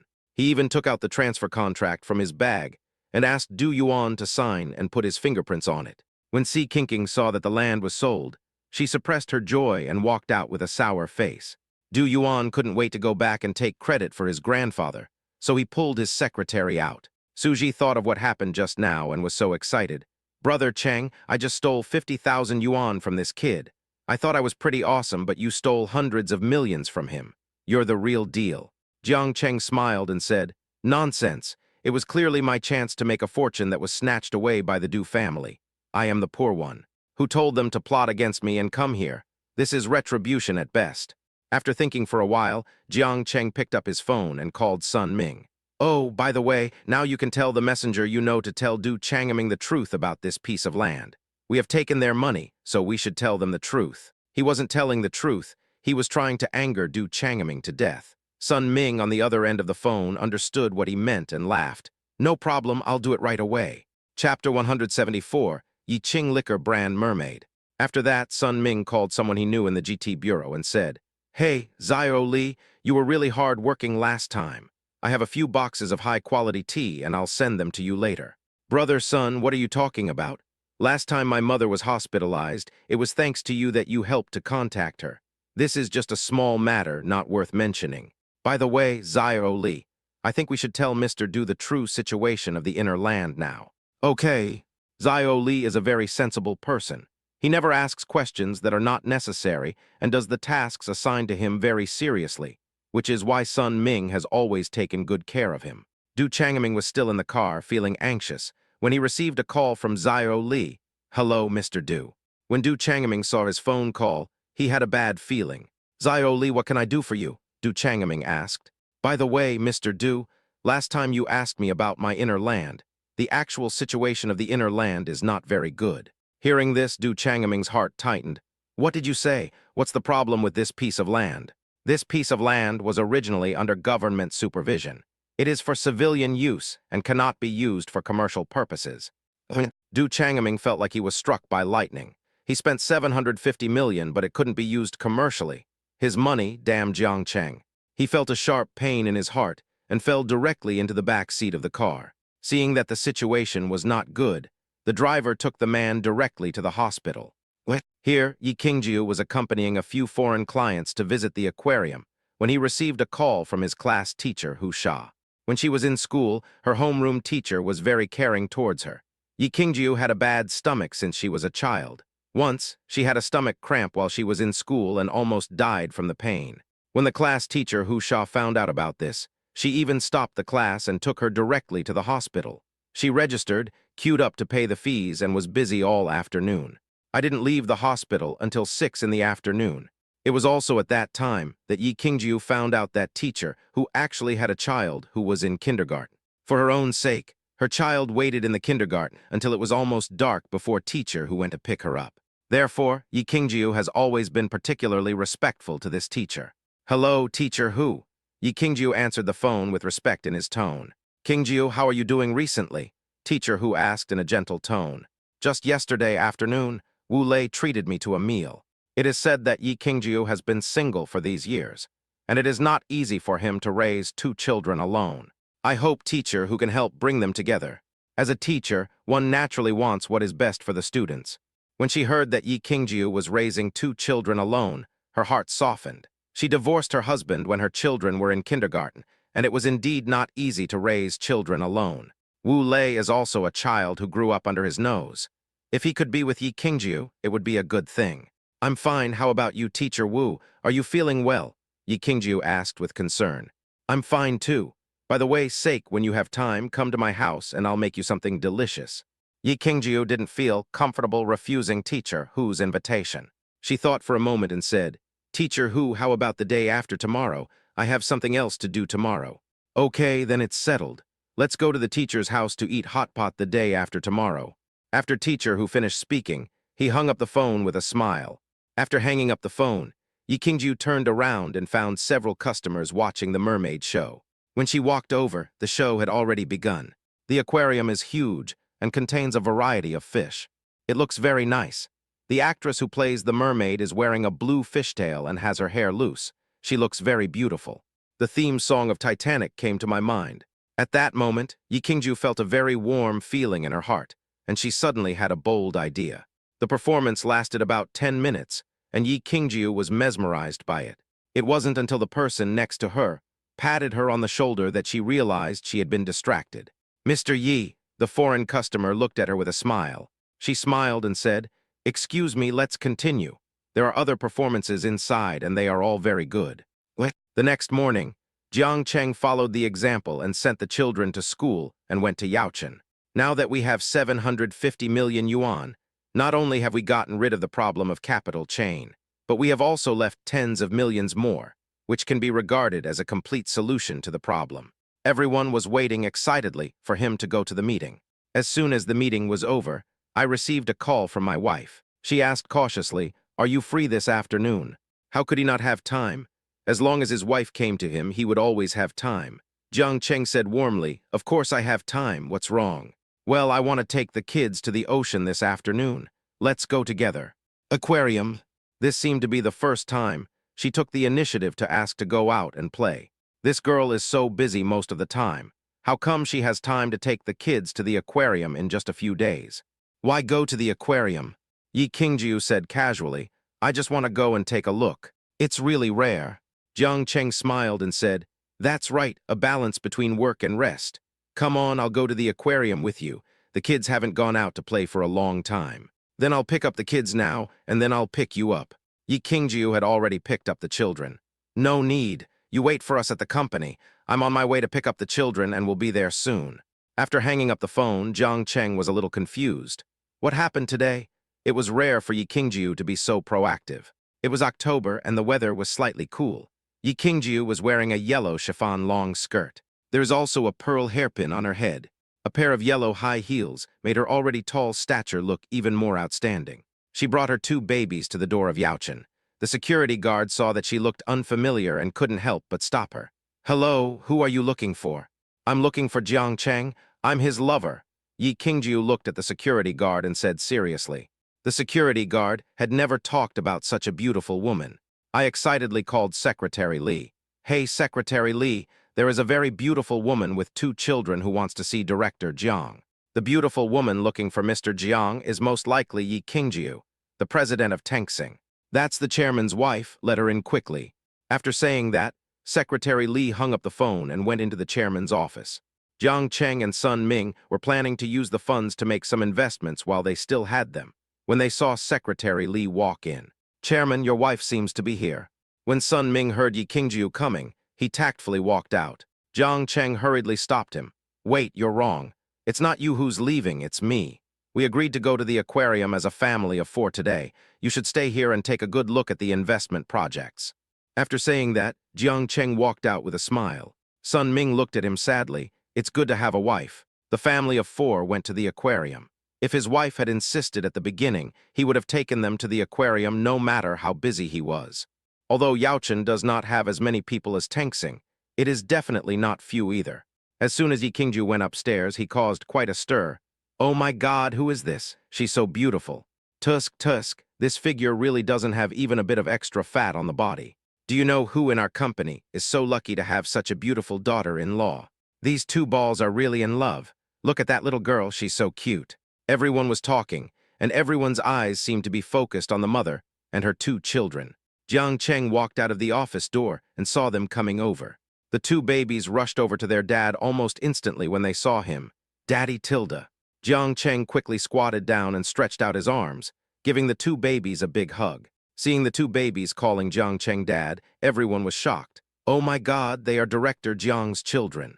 That must be Yi Qingjiu, the president of Tengsing. No wonder he looks so good." To be honest, among ordinary office workers like him, even those in Tengsing Company, there are very few people who have seen Yi Qingjiu, so it's no wonder that no one knows him. "I'm jealous. Mr. Jiang already has his own company in his 20s and has such a pretty wife and well-behaved children. He is definitely a winner in life." The male colleagues thought about themselves and then looked at Jiang Cheng, and they all felt jealous. I was really caught off guard and was shown off. Jiang Cheng looked at Yi Qingjiu with a smile. "Wife, do you want to visit Yaochen now?" She had already toured almost all the way up here. "I didn't expect that in such a short period of time, my husband could make a business on the verge of bankruptcy so successful. It's really amazing." She looked at Jiang Cheng with a smile on her face. "I just took a quick look, and you are quite capable, Director Jiang." After getting the affirmation from his wife, Jiang Cheng couldn't help but look proud. "I feel very happy." Yi Qingjiu looked at him and smiled. "Let's go, it's time to go to the aquarium." Jiang Cheng nodded. "Okay." We went to the aquarium, bought tickets, and our family of 4 walked in. This is a completely different world from the outside world. Jiang Cheng looked at the endless blue all around him and the various deep-sea fish, and suddenly he had an illusion that he was a piece of coral in the ocean. The 2 babies opened their eyes wide, as if they were afraid of missing something. The family of 4 was talking and laughing. They first went to see sharks and then jellyfish, which made the 2 kids very happy. When Nyunyu turned around, he found there was a seal. They ran away excitedly. There were many people in the aquarium, many of whom brought their children to play. Jiang Cheng was afraid that they would get lost, so he ran after them. When he caught up with the 2 babies, he discovered that Yi Qingjiu had disappeared at some point. He looked at the 2 little darlings helplessly. "It's all because of you running around. Now your mom is lost." Nyu and Yan were having so much fun at the moment that they didn't care where Yi Qingjiu was. Yan's eyes were rolling around, and of course she was so excited when she found the mermaid. "Nano, look, what is that?" "Mermaid, Dad, let's go see the mermaid." Nyu pulled Jiang Cheng's hand and walked over. A gorgeous mermaid appeared surrounded by countless colorful fish. Her blue tail looks brilliant and shining with charming light, and her white and slender arms are particularly eye-catching. The mermaid fish had her back to them, but Jiang Cheng always felt that this mermaid was familiar, so he pulled his 2 babies to stop and watch. By now, the mermaid had attracted a lot of people's attention, and soon many people gathered here. "Wow, this mermaid is so beautiful." "Yeah, I didn't expect that there would be such a beautiful mermaid in the aquarium, just like the real thing. Seeing it makes me want to go see the Little Mermaid again."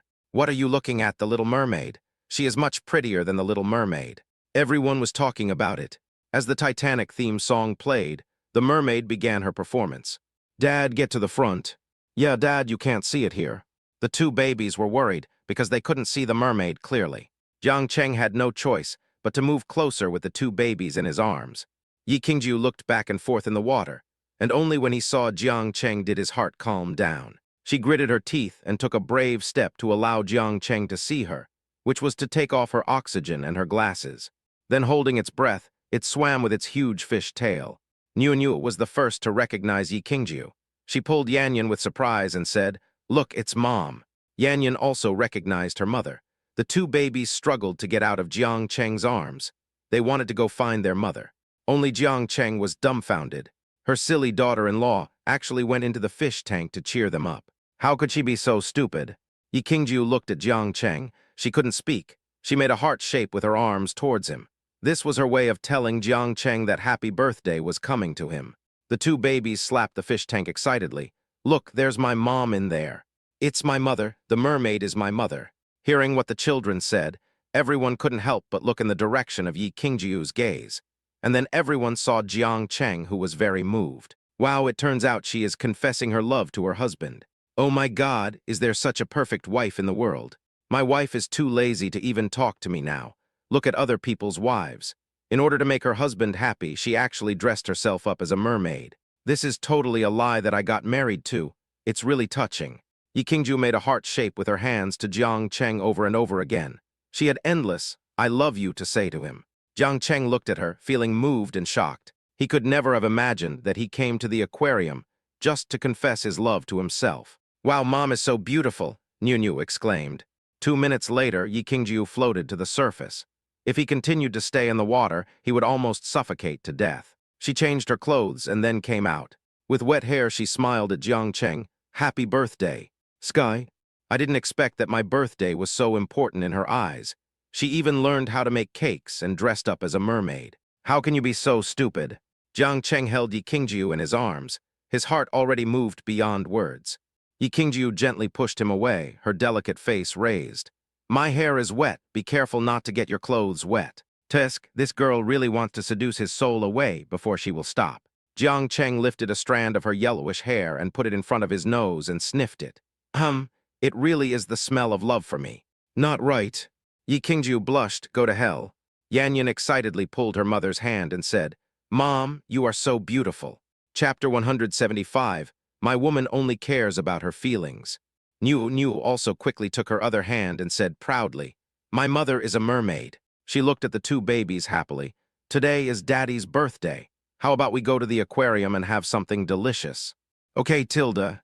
The two babies said in unison that Yi Qingjiu had already thought about how to give Jiang Cheng an unforgettable birthday yesterday. So he booked a restaurant early and bought gifts, and planned to go to the restaurant later and give them to Jiang Cheng. Jiang Cheng didn't expect Yi Qingjiu to be so attentive, and his eyes were already slightly moist. "Wife, you are so nice." Yi Qingjiu smiled sweetly. "Why don't you go drive?" "Good." The family of 4 happily went towards the restaurant. On the way, Yi Qingjiu gave the address to Jiang Cheng. It was a private villa, usually not open to the public. The environment and taste were first class. Jiang Cheng drove towards the villa according to the address. The navigation showed a small road with lush trees on both sides. The green scenery was very pleasant to look at. After finding the place, we found that the environment was indeed very good. The villa was at the foot of the mountain. There was a gurgling stream in sight, and there were also rockery and ponds next to it. "Wow, Mom, it's so beautiful here." Niu was extremely excited. "Yes, Mama, it's beautiful here." Yi Qingjiu looked at the two little cuties and said, "Let's go inside and talk." A family of 4 entered the restaurant, which is a Chinese restaurant with a very simple style. The 4 of them chose a place and sat down. The waiter handed them the menu with a smile. Before they started ordering, Niu and Yanyan started clamoring to go out and play. "Mom, can we just play for a while?" "Please, please, Tilda." The two darlings started to act like spoiled brats, attacking in turns. Yi Qingjiu couldn't resist and could only look at Jiang Cheng helplessly. "I'll take them out to play, you order the food here." Okay, Tilda, hearing that their mother was going to take them out to play, the two babies were extremely happy. They jumped outside. They wanted to go to the creek outside to see if there were any fish. "Play slowly." Yi Qingjiu was just giving instructions when he saw Wu Lei and a few other people, both men and women, walking towards him. She felt a little helpless. She could meet him everywhere. If she had known this, she would not have chosen to eat here. Wu Lei was surprised when he saw Yi Qingjiu, and then his face was full of excitement. Today was the birthday of a colleague from their TV station, and his colleague had booked the place here. I didn't expect to run into Yi Qingjiu here. Qingjiu, he greeted enthusiastically. Yi Qingjiu's eyebrows were indifferent, and he said, "Oh, what a coincidence, you are eating here too." Wu Lei walked up to her. The two babies realized that their mother had not followed them, so they turned around to look for her. Seeing Wu Lei, they asked curiously, "Mom, who is this uncle?" When Wu Lei saw the two babies, his face was as red as a rotten sweet potato. "Hello, babies. I am your mother's classmate. You can call me Uncle Wu Lei." Niu now just wanted to see if there were any fish to catch. "Uncle Wu Lei, can you return Mama to us?" Niu raised her little face and blinked her eyes. She looked so innocent. "Yes, Uncle, we still have to go inside to play." Yan also followed to grab his mother. The two people looked at Wu Lei, and for some reason they both felt a little bit disliked him. Wu Lei still didn't give up. "Well, Uncle will go play with you guys, okay?" He felt that this was a rare opportunity. If he could get these two treasures, he would be one step closer to Yi Qingjiu. After saying that, Wu Lei stretched out his hand to touch Monono's face. After all, few people would dislike a cute little princess like Monono.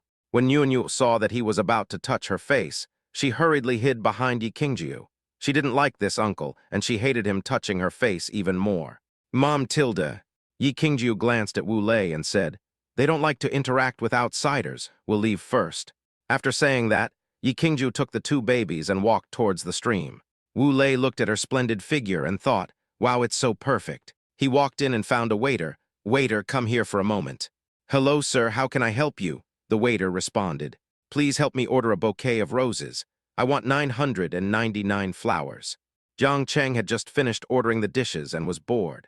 When he saw Wu Lei asking for 990 for roses, he suddenly had the idea of buying flowers for Yi Qingjiu.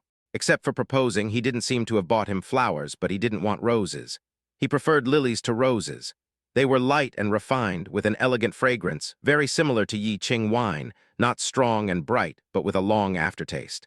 The waiter nodded and said, "Okay, sir, 999 roses, $10 a rose, 999 roses, a total of $9,999. Although Wu Lei is a host, his monthly salary is only tens of thousands of yuan. This bunch of flowers is so expensive that he feels a little pain in the ass. Why are they so expensive? A flower outside is only 5 yuan. Sir, our villa does not provide flower delivery service. If Ning needs it, we need to purchase it from outside, and the labor cost will also be included." Hearing this, Wu Lei frowned. Okay. He took out a card and handed it to the waiter. "Take it and swipe it yourself. There is no password." The waiter was a little helpless. "I'm sorry, sir. We have a rule here that we can't swipe cards on behalf of customers. Please come with me to the front desk." Wu Lei frowned. What a hassle. Jiang Cheng laughed when he saw this scene. People nowadays are really like that. Even those with a little money think they are extremely rich, as if God is the boss and he is second only to God. He waved to the waiter. "Hello, I want a bouquet of flowers too. Lilies will do." The waiter came over with a smile. "Okay, sir, 200 lilies for a bunch." When Wu Lei heard that Jiang Cheng only wanted a bouquet of flowers for 200 yuan, he couldn't help but look at him with contempt. The two walked to the cashier. Wu Lei looked at Jiang Cheng confidently and said, "Brother, I advise you to be willing to spend money when chasing girls. How can you afford to spend 200 yuan for a bouquet of flowers?" Jiang Cheng glanced at him and said, "My woman never looks at money, only at the heart." After saying that, he handed the money to the cashier, said, "Thank you for your hard work," and then returned to his seat with a smile. After a while, Yi Qingjiu came back with the children. Coincidentally, Wu Lei and his friends were sitting at a table diagonally opposite him. Seeing that Yi Qingjiu was actually having dinner with a poor boy who spent 200 yuan to buy flowers, Wu Lei almost died of laughter. It seemed that today was a godsend opportunity. Yi Qingjiu was the president of Tengsing, a position that many people could only dream of. How could he think that a bouquet of flowers worth 200 yuan could impress Yi Qingjiu? What a joke. After a while, the waiter came back with 2 bouquets of flowers, a large bunch of bright red, gorgeous roses, and a small bunch of fragrant lilies. She sent the flowers to Wu Lei, and Wu Lei's colleagues couldn't help but get excited when they saw them. This is incredible. These flowers are not cheap. I didn't expect Wu Lei to be so romantic, giving flowers to girls. You ugly boy, how can a bunch of lilies compare to Wu Lei's huge bouquet of roses? Wu Lei will definitely win this time. Yes, maybe Wu Lei will find his beauty right after the meal. Several people praised Wu Lei one after another, making him feel flattered. They thought they would definitely win. He looked at everyone at the table with confidence. If you succeed in your confession later, I'll treat you to a meal. Good, everyone applauded excitedly. The waiter brought the bouquet of lilies that Jiang Cheng had ordered. Seeing Yi Qingjiu sitting opposite him, he instantly knew who the flowers were for. She came over with a smile on her face. Hello, ma'am. These flowers are given to you by your husband. Lilies are beautiful, with white flowers that look exceptionally pure. She didn't expect Jiang Cheng to buy her flowers and was a little overjoyed. The full scent of lilies filled her nose, and Yi Qingjiu was a little absent-minded. Here, Wu Lei saw that Jiang Cheng had already sent the flowers and quickly stood up. He came here to embarrass Jiang Cheng. He walked over holding a bunch of fiery red roses, and then looked at Yi Qingjiu affectionately. Qingjiu, these are the flowers I gave you. Do you like them? Jiang Cheng was stunned for a moment. Wow, it turns out that he bought flowers for his wife. I didn't realize that this grandson is a love rival. Seeing Wu Lei giving flowers to his mother, the two darlings disagreed. Yan Yan held Yi Qingjiu's hand and said seriously, Mom, these flowers stink. You must not accept them. Yes, Mommy is not only smelly but also ugly. Daddy's is prettier and smells better. Yi Qingjiu looked at the two babies and suddenly laughed. I don't like your flowers, and my children don't like your flowers either. Impossible. Wu Lei's eyes widened. My flowers are obviously much more expensive than his. How can a bunch of shabby lilies be worthy of your status? My identity is the mother of the children and Jiang Cheng's wife. Yi Qingjiu stopped him with a firm look in his eyes. How is it possible? Wu Lei never dreamed that Yi Qingjiu was really married, and she was married to a man who only spent 200 yuan to buy flowers. I've said it before, my woman only cares about feelings, not money. But if you harass my wife again, you may be in trouble. Jiang Cheng is not a troublemaker, but harassing his wife is an exception. Any man would get angry if he sees his wife being harassed. Oh, you are just a poor boy. Do you think I am afraid of you just because you are bullying me? To be honest, this was the first time Jiang Cheng had heard someone call him a poor boy in the past few months. What about you? What kind of rich job do you do? You don't even recognize me? Don't you watch TV? I'm the host of Sichuan TV station. Wu Lei's eyes were full of pride when he talked about the host. Jiang Cheng thought that his identity must be Du Yuan, but he didn't expect that he was just a host from Sichuan province. Although such people are very well known, their treatment is far less than that of celebrities. To put it bluntly, it is just a reputation. Oh, the host. Jiang Cheng picked up the phone and called Li Yang.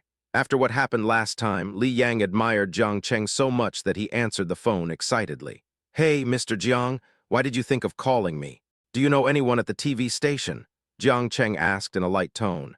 When Wu Lei saw him making a phone call, he snorted coldly and said, Needless to say, he was just pretending to be cool in front of Yi Qingjiu.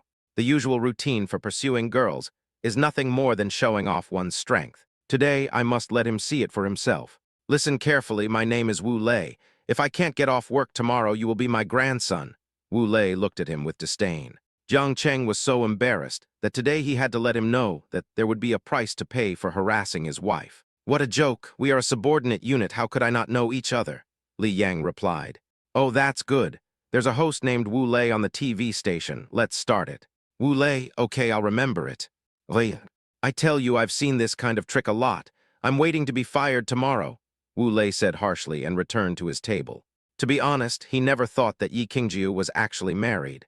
Even after getting married, she made him spend $10,000 to buy flowers. The more Wu Lei thought about it, the more aggrieved he felt. But Yi Qingjiu was really beautiful. If this kind of woman could... Wu Lei sat back in his seat, picked up the wine on the table, and drank it all. So what if they were married? Anyway, his $10,000 could not be wasted. Anyway, teacher who had already made an appointment with Yi Qing for a drink tomorrow, so he would get her drunk first. As long as she drank too much, he would have the final say. Yi Qingjiu watched as Wu Lei ruined their meal and was a little worried that Jiang Cheng would be angry. To be honest, she had no feelings for Wu Lei at all. If he hadn't called her the other day, she might not have recognized him if they had met. Seeing her husband's birthday ruined by such an insignificant person, Yi Qingjiu felt a little guilty. Why don't we go home? I'm craving the pork ribs and lotus root soup you made. Okay. Jiang Cheng took his family of 3 out of the villa. Li Yang received a call from Jiang Cheng and called the TV station. Wu Lei was still drinking when he received a call from the station director. Hello, station director. His failure in love made him a little depressed. How did you offend GD's people? The director's tone was very bad. Wu Lei was about to explain when he suddenly remembered the phone call Jiang Cheng had just made. Damn, this guy actually has some skills and actually knows someone from GD. Wu Lei was furious. Director, you are not calling to tell me that I don't have to go to work tomorrow, are you? The station director said in a cold tone, what else? Do you want our station to be banned? Wu Lei was completely dumbfounded. No, director, you can't do this to me. Me to you, what kind of god did you offend? It's settled. You don't have to come here starting tomorrow. Oh, and Mingaming is not with you. Tell him that your show is hosted tomorrow. After saying that, the director hung up the phone. Wu Lei wanted to die at this moment. The program that she had worked so hard to develop was ruined just because of Yi Qingjiu's husband. No, he is not someone who will be bullied. He must take revenge on him. Chapter 176. Have you had sex with other women in your car? He squeezed the cup hard, his face full of anger. What's wrong? Li Ming, who was standing next to him, looked at his heavy expression and couldn't help but ask. My show, you'll be on it tomorrow. Impossible. Li Ming looked incredulous. How could a good host be replaced just like that? Is this a joke? It is taboo to change the host temporarily. The audience of a program is already familiar with the host. If he is suddenly replaced, it will cause many viewers to leave. This has a considerable impact on the show. Therefore, TV stations generally do not change hosts easily unless a major accident occurs, and they have to change them. After hearing what Wu Lei said, everyone didn't quite believe it. Yeah, how is this possible? Wu Lei was extremely confused at the moment. Damn it, why was he so unlucky? Not only did he not get the girl, but he also lost his job. Seeing his tragic expression and the fact that he was about to cry, several people realized the truth of the matter. Hey, do you think it was that guy who did it? Li Ming asked curiously. It's possible, several people nodded. Hey, now that you mention it, I think that guy looks familiar. I was thinking which video I saw him in, but I can't remember it right away. It seems that there were a lot of comments. Wu Lei was a little curious when he heard it. Video? What video? The colleague thought for a moment and said, Oh, it seems to be a philanthropist, a local philanthropist in Chuncheng. His name is Jiang something. Oh my God, this philanthropist looks like a rich man. It's no wonder that no one dares to do charity without money. Oh my God, so Wu Lei must have offended a big Buddha this time. Several people were talking at once, and the more they talked, the more nervous Wu Lei became. Wu Lei wiped his face in despair, all his arrogance gone. It's all over now. If he still had the idea of fighting without considering the consequences just now. Now he just wants to slap himself in the face. He was so naive. Why did he buy flowers for no reason? Now he lost his girl and his job. No, he must beg Yi Qingjiu for help at the dinner at Teacher Hu's house tomorrow. No matter what, he must keep his job. Jiang Cheng brought Yi Qingjiu and the 2 babies back home and went to the kitchen quietly. They hadn't eaten yet, so the 3 of them must be hungry by now. He cooked some rice, took out the chicken, cut it, and stir-fried the vegetables. Yi Qingjiu absent-mindedly played with the 2 babies for a while, feeling an indescribable guilt in his heart. After all, it was his birthday today. I don't know why Wu Lei showed up today. He's like a ghost that's been haunting me. Because they played a little late today, the 2 babies were almost unable to open their eyes during dinner time. After dinner, Jiang Cheng took the 2 babies to bed early. Yi Qingjiu sat alone in the living room. The more he thought about it, the more guilty he felt. Finally, he could no longer sit still. She took out her phone and sent a message to Jiang Cheng. I'm sorry, husband. Jiang Cheng had just coaxed his 2 children to sleep when he received a message from Yi Qingjiu. This silly girl always likes to take the responsibility on herself. He sat up quietly, tiptoed out of bed, closed the bedroom door, and then walked out. Yi Qingjiu was curled up on the sofa with her legs hugged, looking aggrieved. Her yellowish hair fell over her shoulders and collarbone. She looked so adorable that Jiang Cheng's heart couldn't help but ache. It's not your fault, why are you saying sorry? He looked at her with a smile on his face. But Yi Qingjiu felt uncomfortable when he thought about how Jiang Cheng's birthday was ruined like this. She felt so wrong that she almost cried. Jiang Cheng came over and touched her head lovingly. Be good, don't think too much. This matter is not your fault. It's me. It's my fault that I didn't protect you well so anyone could take advantage of it. By the way, my high school teacher, Ms. Hu, has always been very kind to me. She called me a few days ago and asked me to go to her house for dinner tomorrow. I was quite surprised at first, but now I think about it, maybe Wu Lei will go too. If he wants to go, I will definitely not go. This guy is so annoying. He ruined my husband's birthday. A trace of disgust flashed across Yi Qingjiu's eyes. Jiang Cheng held the surrendered man in his arms, since he was Yi Qingjiu's teacher. It would definitely be inappropriate not to go. After all, she had also educated her daughter in law, and Jiang Cheng had always done a good job in respecting teachers. What's more, since I have agreed to go, I must go. He thought for a moment and said, "Wife, how about this? After I finish my work tomorrow, I will go with you." Good. Yi Qingjiu snuggled in his arms, her voice soft and thin. This girl is thin to begin with, and now she is as obedient as a little quail. After all, Jiang Cheng is a young man in his 20s full of vigor and vitality. How could it be possible for him to have no ideas? Jiang Cheng grabbed her face and kissed her without hesitation. Tilda. After a while, Yi Qingjiu pushed him away. She was about to drown in his arms. Wait a minute. She looked at Jiang Cheng shyly. I'm going to take a shower. This girl. Jiang Cheng has a hunch. Is this the time to take a shower? Wife Tilda. Jiang Cheng looked at her eagerly. His big peach blossom eyes seemed a little aggrieved no matter how he looked at her. To be honest, Jiang Cheng couldn't resist just that kiss just now, and was about to do something inappropriate for children, but she actually wanted to take a shower. Yi Qingjiu's face turned even redder. She lowered her head, her long eyelashes trembling. Wait for me a moment, I'll be quick. After saying that, he quickly ran into the room. She hid behind the door and took a few deep breaths. Yi Qingjiu, don't be cowardly. Today is his birthday. She walked to the closet, opened the drawer, took out the underwear she bought with Sheng Xinyan last time, then quickly went into the bathroom with a blushing face. It was already 10 o'clock and Jiang Cheng was a little sleepy.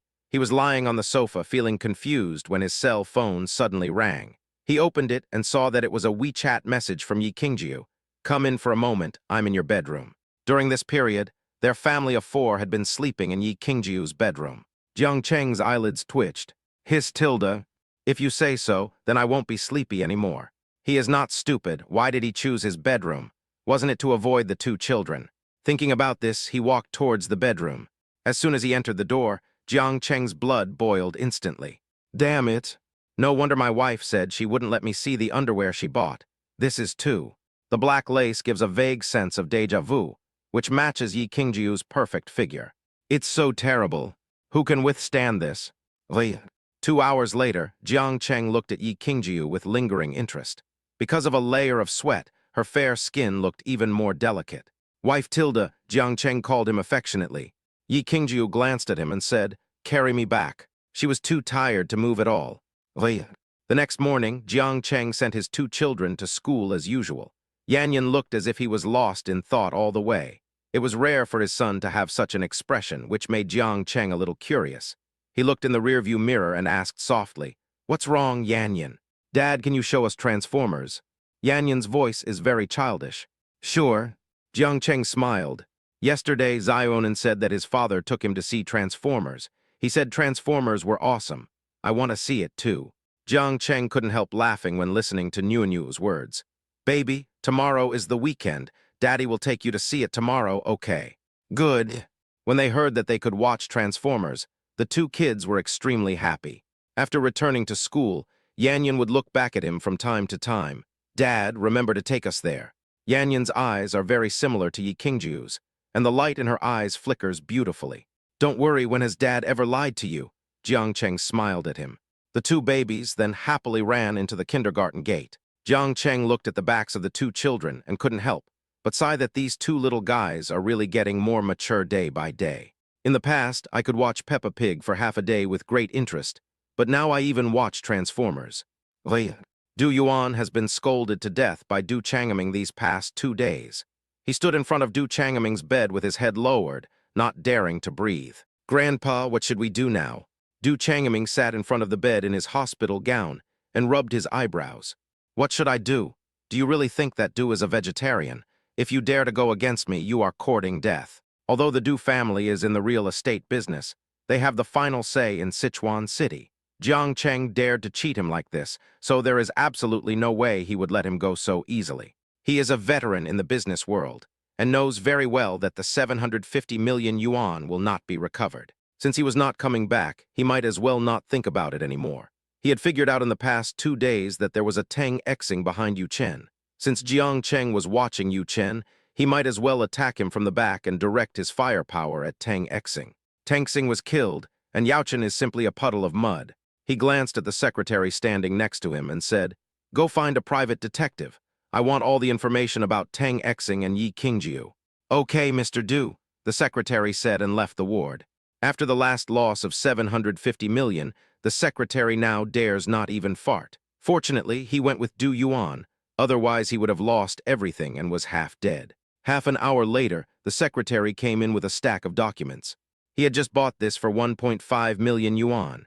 Because Yi Qingjiu was worth a lot, and although she was often the focus of the crowd, it was extremely difficult to take a secret photo of her, so the price was naturally much higher.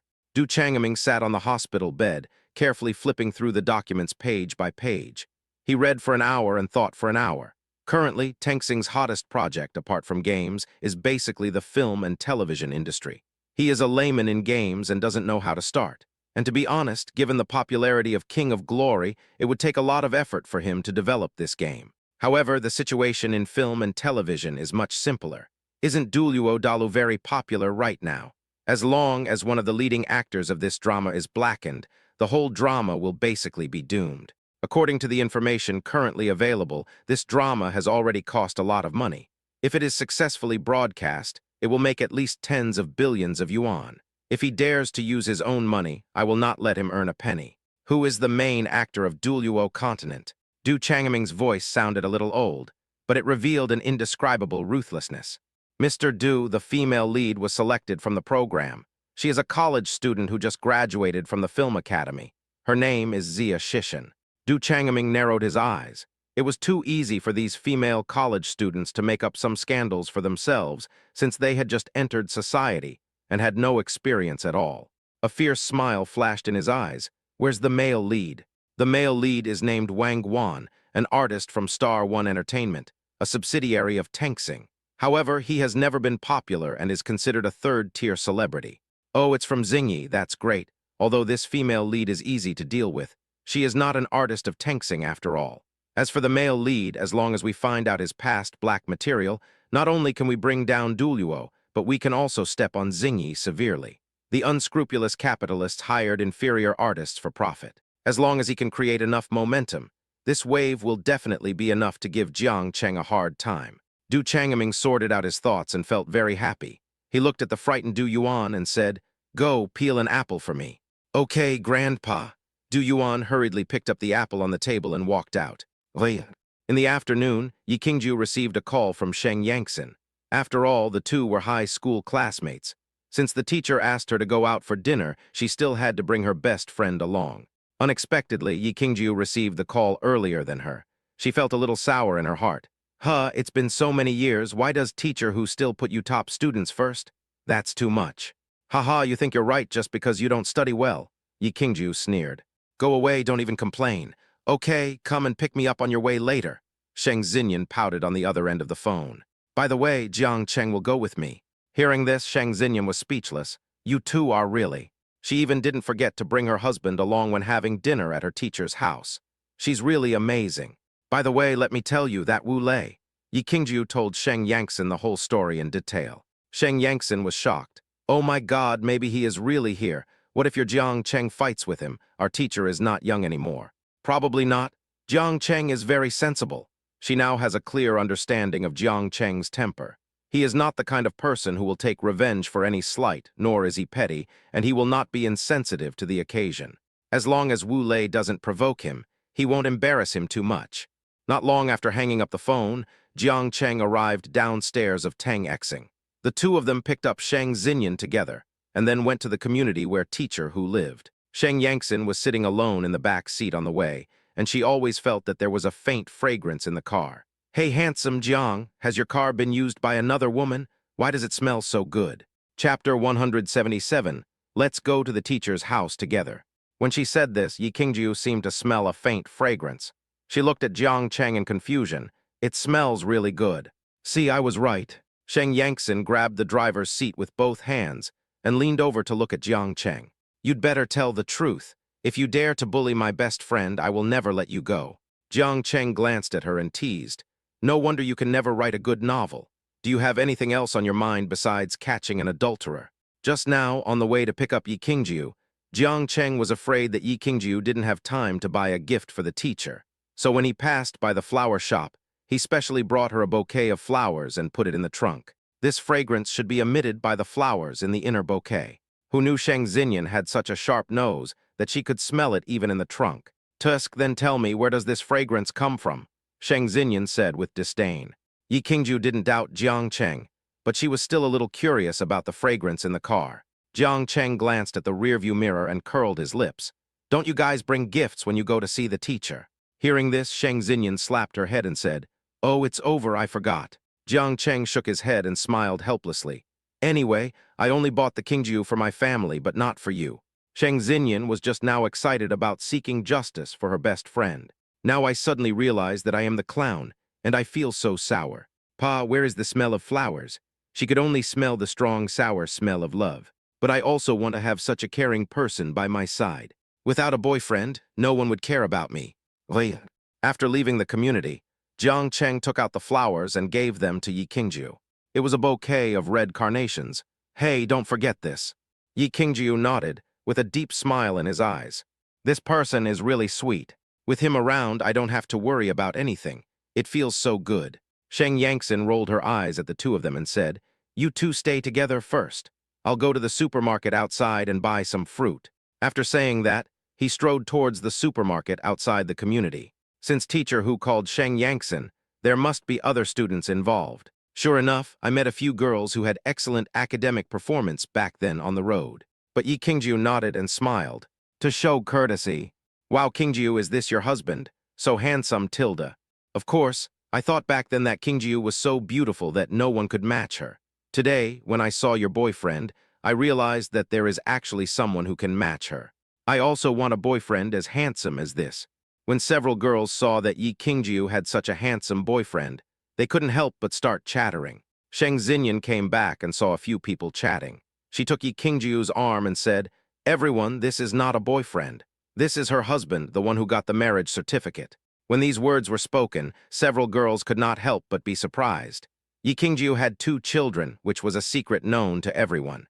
After all, she is so famous that such things cannot be concealed.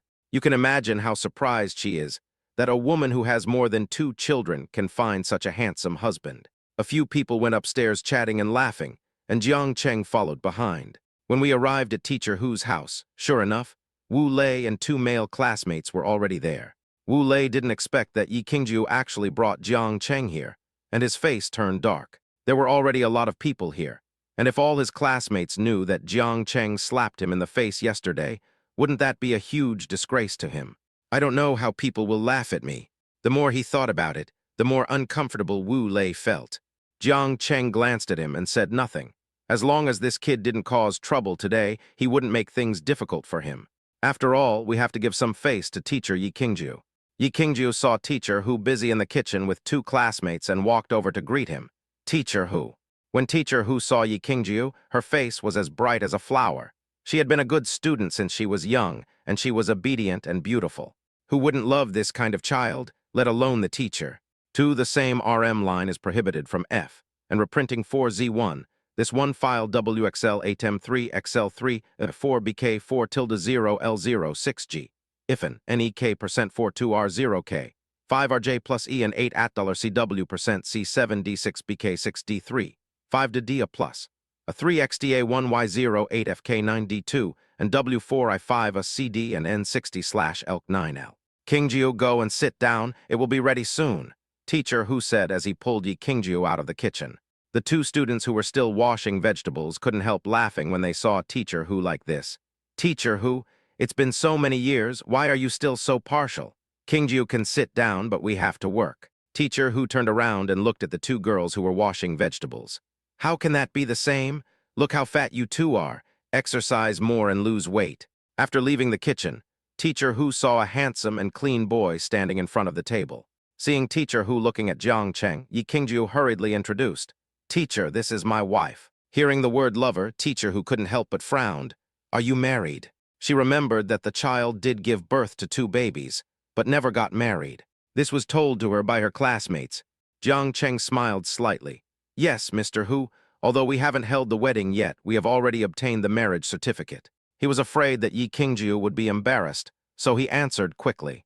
Teacher Hu said politely, "Oh, then please sit down." Before, Wu Lei said that Yi Qingjiu was not married and hoped that he could bring them together. I also think that Wu Lei and Yi Qingjiu are indeed a good match. But now that Yi Qingjiu is already married and the young man looks quite handsome, teacher Hu can't say anything. Oh, Wu Lei, you are so selfish. You only care about eating. As soon as Shang Yangxin entered the room, she saw Wu Lei Zheng sitting on the sofa like an idiot. We haven't seen each other for several years, and he didn't even say hello. He just sat there with his head down eating grapes. He walked over and grabbed a handful, then handed it to Jiang Cheng. Well, you're welcome. When we were in school, we often came to Hu Lao's family for free meals. I'm very familiar with this place. Jiang Cheng smiled and said, Give it to Qingjiu, I don't like grapes. After all, he is Yi Qingjiu's husband, her classmate's husband, and he is so handsome, so several girls couldn't help but be nice to him. How about some yogurt? By the way, there are oranges in the kitchen. I'll get them for you. Everyone was talking to each other, and was particularly friendly to Jiang Cheng. Wu Lei, sitting alone in the corner, clearly felt a sense of disappointment, and felt particularly uncomfortable. His expression became even uglier than at the beginning. Seeing him standing there alone, a girl couldn't help but come up and pat him on the shoulder. Don't just stand there. This is Qingjiu's husband. Come over and say hello. Wu Lei didn't dare to say hello, for fear that Jiang Cheng would tell him what happened last night or try to intimidate him. You guys talk first, I'll make a call. Wu Lei barely found an excuse and went out. Now he really had no tears to cry. The students in the kitchen have already brought out the dishes. Because students often come to Teacher Hu's house for dinner or tutoring, the table in his house is very big. 6 or 7 people just sat down, and everyone gathered together, eating and chatting. By the way, Qingjiu, what does your husband do? Yeah, I want to see what kind of person tricked our CEO back home. Several girls were chatting with each other. After all, they were all high school classmates, and they still had some feelings for each other. Even though they hadn't seen each other for a few years, they didn't feel awkward. Sheng Xinyan put the vegetables into the pot. He is the president of Yaochen. He is so powerful. Now I still rely on him for my livelihood. The president of Yaochen, no wonder.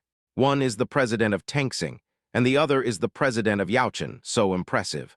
Everyone couldn't help but feel envious. The dishes were almost cooked. Teacher Hu picked up some dishes for Yi Qingjiu and looked at her lovingly. Qingjiu, eat more. Jiang Cheng hurriedly poured a glass of water and handed it to Yi Qingjiu. Be careful of the spiciness. After all, Yi Qingjiu had a bad stomach, and Jiang Cheng was really worried that the spiciness would make her feel sick and give her a stomachache again. Everyone saw his action and couldn't help but feel jealous. Wow, what a loving couple. Yeah, if my boyfriend was this considerate, I would have married him a long time ago, and it wouldn't have dragged on until now. In the room, everyone was chatting and laughing in a good atmosphere. It seemed as if he had completely forgot that there was one person who hadn't come back. Wu Lei sat in the corridor, listening to the laughter coming from the house. One can imagine how he felt. He sat on the steps and waited until everyone was ready to leave. Then he stood up and went downstairs. When everyone came out from upstairs, they parted ways, talking and laughing. Then he walked to Jiang Cheng and said, Boss Jiang, this job is really the most important to me. Before he could finish his words, Jiang Cheng had already got into the car. He was not a man without principles, but Wu Lei was trying to steal his woman, and he had crossed his bottom line. When we got home, the 2 babies had already been picked up by Aunt Zhang. When Yanyan heard the door open, he ran over excitedly. He pulled Jiang Cheng's clothes with his little hands and said, Daddy, when can we watch Transformers? Niu also blinked her big watery eyes and looked at him. Yes, Dad, didn't you promise us to watch Transformers? Yi Qingjiu looked at Jiang Cheng in confusion. What Transformers? They said they wanted to watch Transformers this morning. Why don't we take them to see Transformers? Jiang Cheng looked at her. Then there's a private cinema next to the study on the 2nd floor. Can't you just watch it at home? To be honest, Yiqing Restaurant's private cinema is much better than the cinema in terms of both environment and effects. It's a pity that the place is a bit small and can only accommodate 4 people. This was designed when Yi En was reborn, but I didn't use it much later. The 2 darlings didn't care about anything else. They just wanted to watch Transformers. Then we can just watch it at home, okay? Good, the two babies said in unison. Jiang Cheng took the two babies to the second floor, found the Transformers, put glasses on the two babies, and sat aside to watch. The two babies were watching very seriously and didn't move at all. Hey, do you two want some watermelon? No, the two of them looked at each other seriously, and no one wanted to eat. After a while, Yanyan sighed. Wow, Transformers are so awesome, I wish I could have one. Seeing Yanyan's face full of longing, Jiang Cheng couldn't help but laugh. It's just a deformed stainless steel. Just buy one. What's the big deal? Ding Tilda. Congratulations to the host for completing the mission of taking the babies to the movies for the first time. The reward is mecha making. Then his head got hot, and he felt countless codes pouring into his head. Jiang Cheng paused for a moment. Mecha. Daddy Tilda Yanyan's voice was soft. He ran down and lay on Jiang Cheng's legs. Daddy, I want a transformer. You can't make transformers by yourself. After all, transformers are really good at fighting. Even if you really make it, the country will have to give it to you. This is harmful to society. But as for robots, Jiang Cheng thought he could do it. Why not make a robot that can chat, serve tea and water, and look after children? It's just right for playing with the children. Thinking about it, Jiang Cheng became a little excited. Well, give Dad a few days and let him study it. After all, he has to buy the materials for this thing, and it will take some time to make it after he gets the materials. Really? Yanyan was excited when she heard that her father agreed. Jiang Cheng patted his head. Of course it's true. When has Dad ever lied to you? Dad is awesome. Yanyan clapped and cheered. Well, it's getting late. I should brush my teeth and go to bed. Only if I listen to my dad can I see the robot earlier. Good. The two babies came downstairs obediently. Jiang Cheng helped them brush their teeth and wash their feet before putting them to bed. At present, to make a robot, you probably need a lot of specialized parts, including parts, chips, and motherboards, but these are not the most important. The most important thing is the program. That is the internal code in his mind just now. As soon as the two babies fell asleep, Jiang Cheng couldn't wait to turn on the computer. To be honest, you not only want to give it to the children to play with, but you are also very curious about this thing. After all, our country's technology in this area is not advanced. He typed the code on the computer quickly. This time the code was much longer than that in the game. It was a multifunctional robot. It took Jiang Cheng 3 hours just to finish the language code. The next morning, Yi Qingju got a call from Si Kinking as soon as he got up. Hello, Mr. Yi, something bad has happened. The leading male character in Duoluo Dalu, Wang Guan, has been hacked and has become a hot topic. Mr. Bai is waiting for you at the company now. Yi Qingju was stunned. Send it to me right now. Okay, Mr. Yi. The special effects alone cost tens of millions of dollars when filming Duoluo Dalu, not to mention the expenses of the entire crew. The drama Duoluo has been gaining momentum since the casting began. Almost everyone has high hopes for this drama. If there is a problem with the actor at this time, the whole drama will be affected. 30 seconds later, Si Kinking's account sent a link. When I clicked on it, I saw an article titled, Unscrupulous Artist Wang Guan.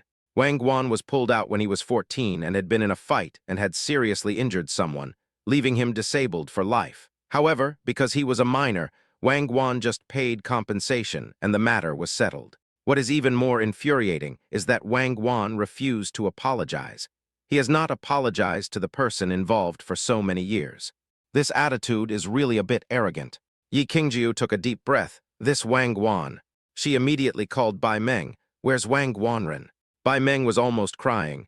Boss Yi, Wang Guan has been hiding since the scandal came out yesterday. He won't see anyone. I went to his house several times, but he wouldn't open the door. Where are the agents? Are agents just for show? Chapter 178. Don't open the door, then find a locksmith company. The agent has been waiting at his doorstep since yesterday afternoon, but he won't open the door. Besides, Wang Guan is very introverted and doesn't like to talk to people. If something like this happens, his career will be ruined. I'm really worried that he will be upset, Mr. Yi. Bai Meng's words really scared Yi Qingju. The entertainment industry is a high-pressure industry, and many stars have psychological problems. Wang Guan's situation has actually happened to other artists before. The end result is suicide. Thinking of this, Yi Qingju took a deep breath and said, Wait for me at the company. After saying that, he walked out of the bedroom. Jiang Chenkai had just finished making breakfast when he saw Yi Qingju rushing out. Why are you leaving without having breakfast? he asked with concern. Yi Qingjiu had no appetite at all. Her scalp was tingling. She changed her shoes and left without looking back. Something happened. I have to leave first. Hearing that something happened, Jiang Cheng was a little worried. What happened? The lead actor of this Duoluo Dalu had some negative information exposed by someone, and now he has locked himself up. No one can contact him, and we don't even know whether he is dead or alive. Yi Qingjiu frowned. To be honest, she didn't know what to do now, and her heart was in a mess. It would be fine if a scandal occurred, but if it was really like what Bai Meng said, and the luggage was too weak to bear and he couldn't think straight for a while, then Tang Exing, as the capitalist behind the scenes, would definitely be pushed to the forefront of the split again. Let me go with you. Jiang Cheng couldn't help but show concern when he saw her like this. Although Yi Qingjiu is very capable at work, through his contact with her over the past few days, he discovered that there is a problem with his wife, which is that she always appears to be very strong. When a star encounters negative news, it is already a big blow to himself, and what if his wife scolds him? It would be really bad for him. As he said this, he took off his apron. It would definitely be best to have Jiang Cheng accompany me, but it's already 8 o'clock in the morning, and I have to send the children to school. Yi Qingjiu thought for a moment and said, "You should send the child away. I should be able to handle it by myself." She didn't sound confident when she spoke, and she actually had no idea whether the problem could be solved. Jiang touched her head and took his coat from the hanger on the shoe cabinet at the door. "The child is important, but my wife is more important. Let Aunt Zhang send her off. We'll go first." Aunt Zhang is an old servant and has long been accustomed to Yi Qingjiu's disappearance at any time, so she doesn't need to worry about it at all. Yi Qingjiu nodded, "Okay." The two got in the car, and Yi Qingjiu told Jiang Cheng the general situation. Jiang Cheng frowned and said, "Ask Bai Meng to send Wang Guan's address." Yi Qingjiu didn't quite understand. What's the point of sending the address? Wang Guan has completely disappeared. Even his agent won't open the door. Come to think of it, the agent is the closest person to the artist. If even the agent can't do anything, then there is basically no hope. Jiang Chenggu curled the corners of his lips. His wife was really stupid. If he didn't open the door, was there no other way? Wife Zan Qi has to hurry up, be good, and ask for the address first. Yi Qingjiu nodded, "Oh." Half an hour later, Jiang Cheng appeared at the door of Wang Guan's house with Yi Qingjiu. Bai Meng knew that Yi Qingjiu was going to Wang Guan's house, so she and Si Qingqing followed him. After all, Wang Guan is an artist and has some savings, so naturally he lives in a villa.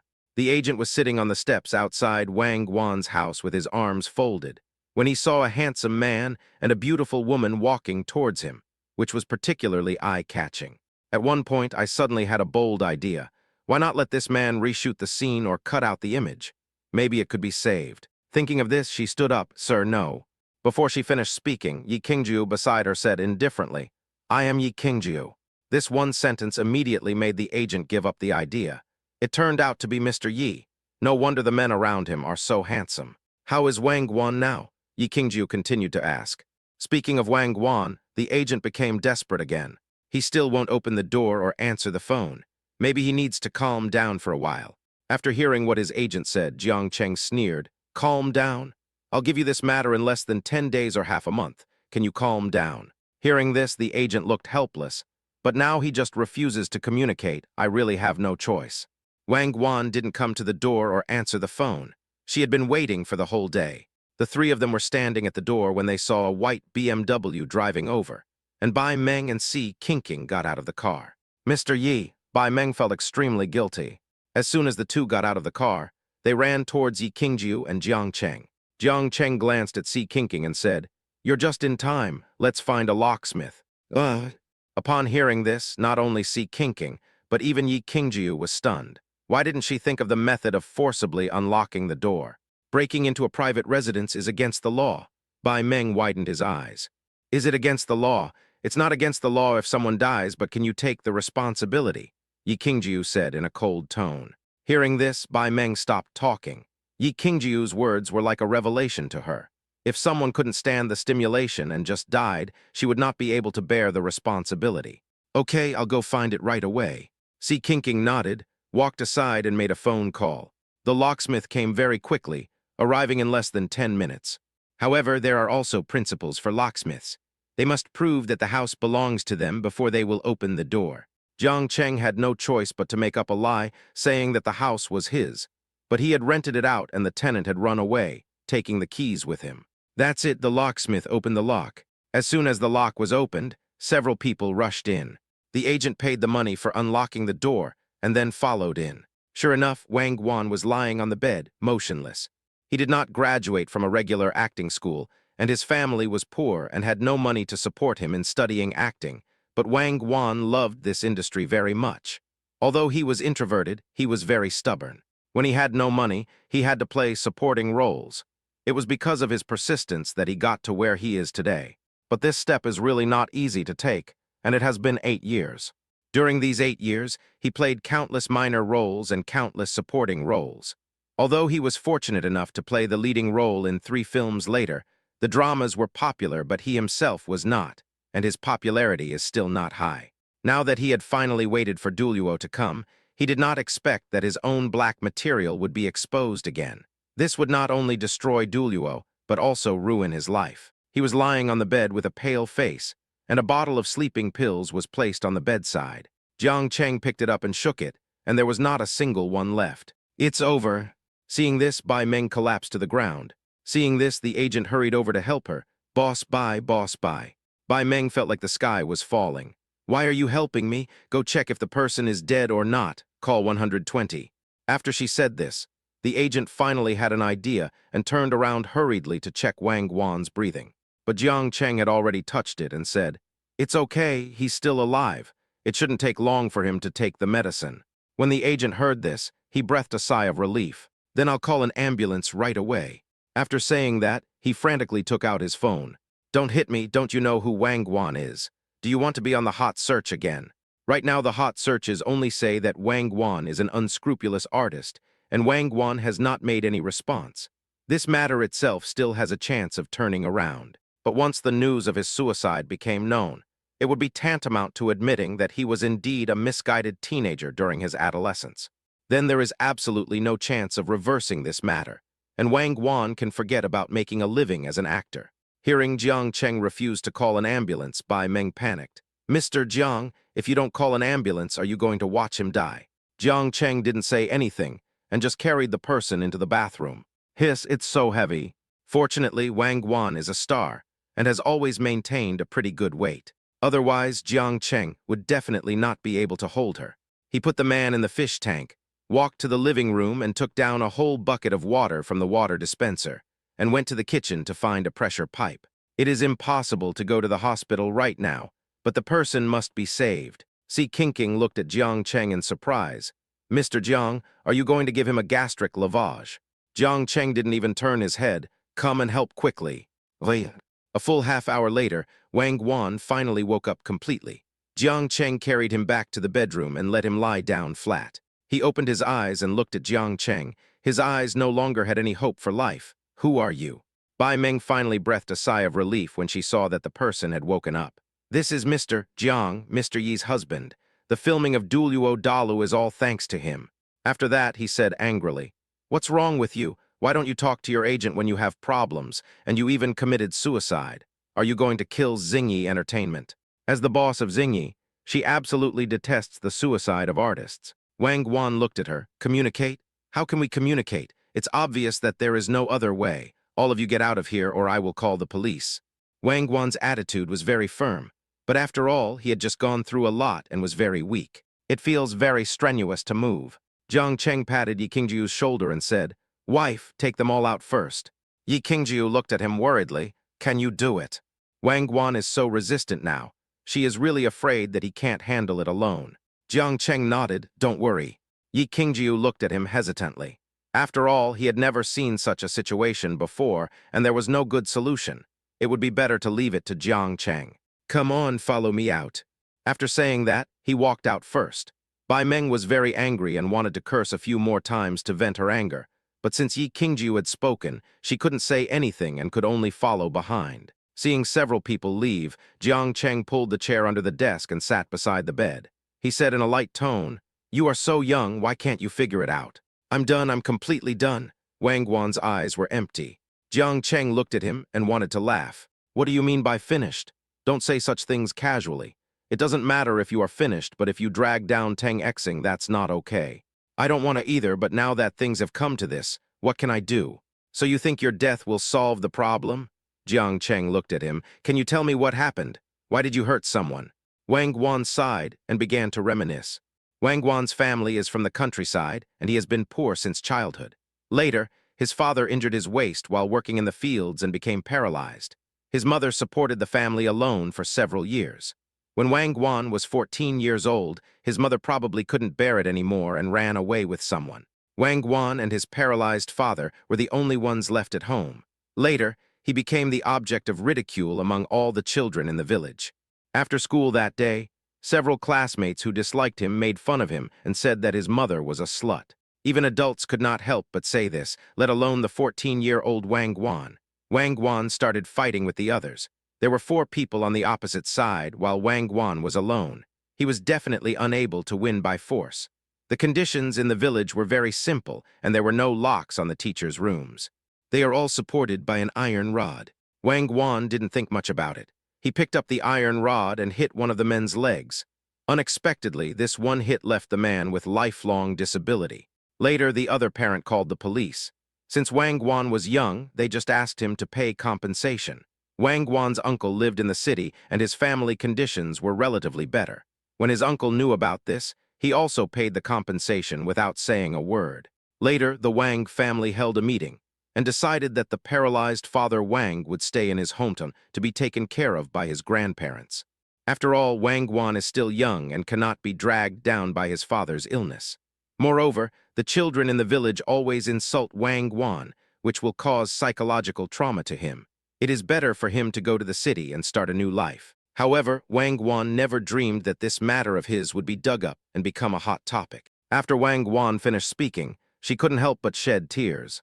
Jiang Cheng pulled out a piece of paper and handed it to him. Leave this to me. As long as you stop thinking about death, wait for Duluo Dalu to be broadcast. It will help you rise to the top. From now on, your good days will come. He couldn't think of how to comfort Wang Guan, and what was the use of comforting her? He cares more about solving problems than useless comfort. Can you really solve this problem? Jiang Chenggu curled the corners of his lips. Trust me, as long as you don't die, this matter can be solved. Not only can he solve the problem, he can also make Duluo duplication even more popular.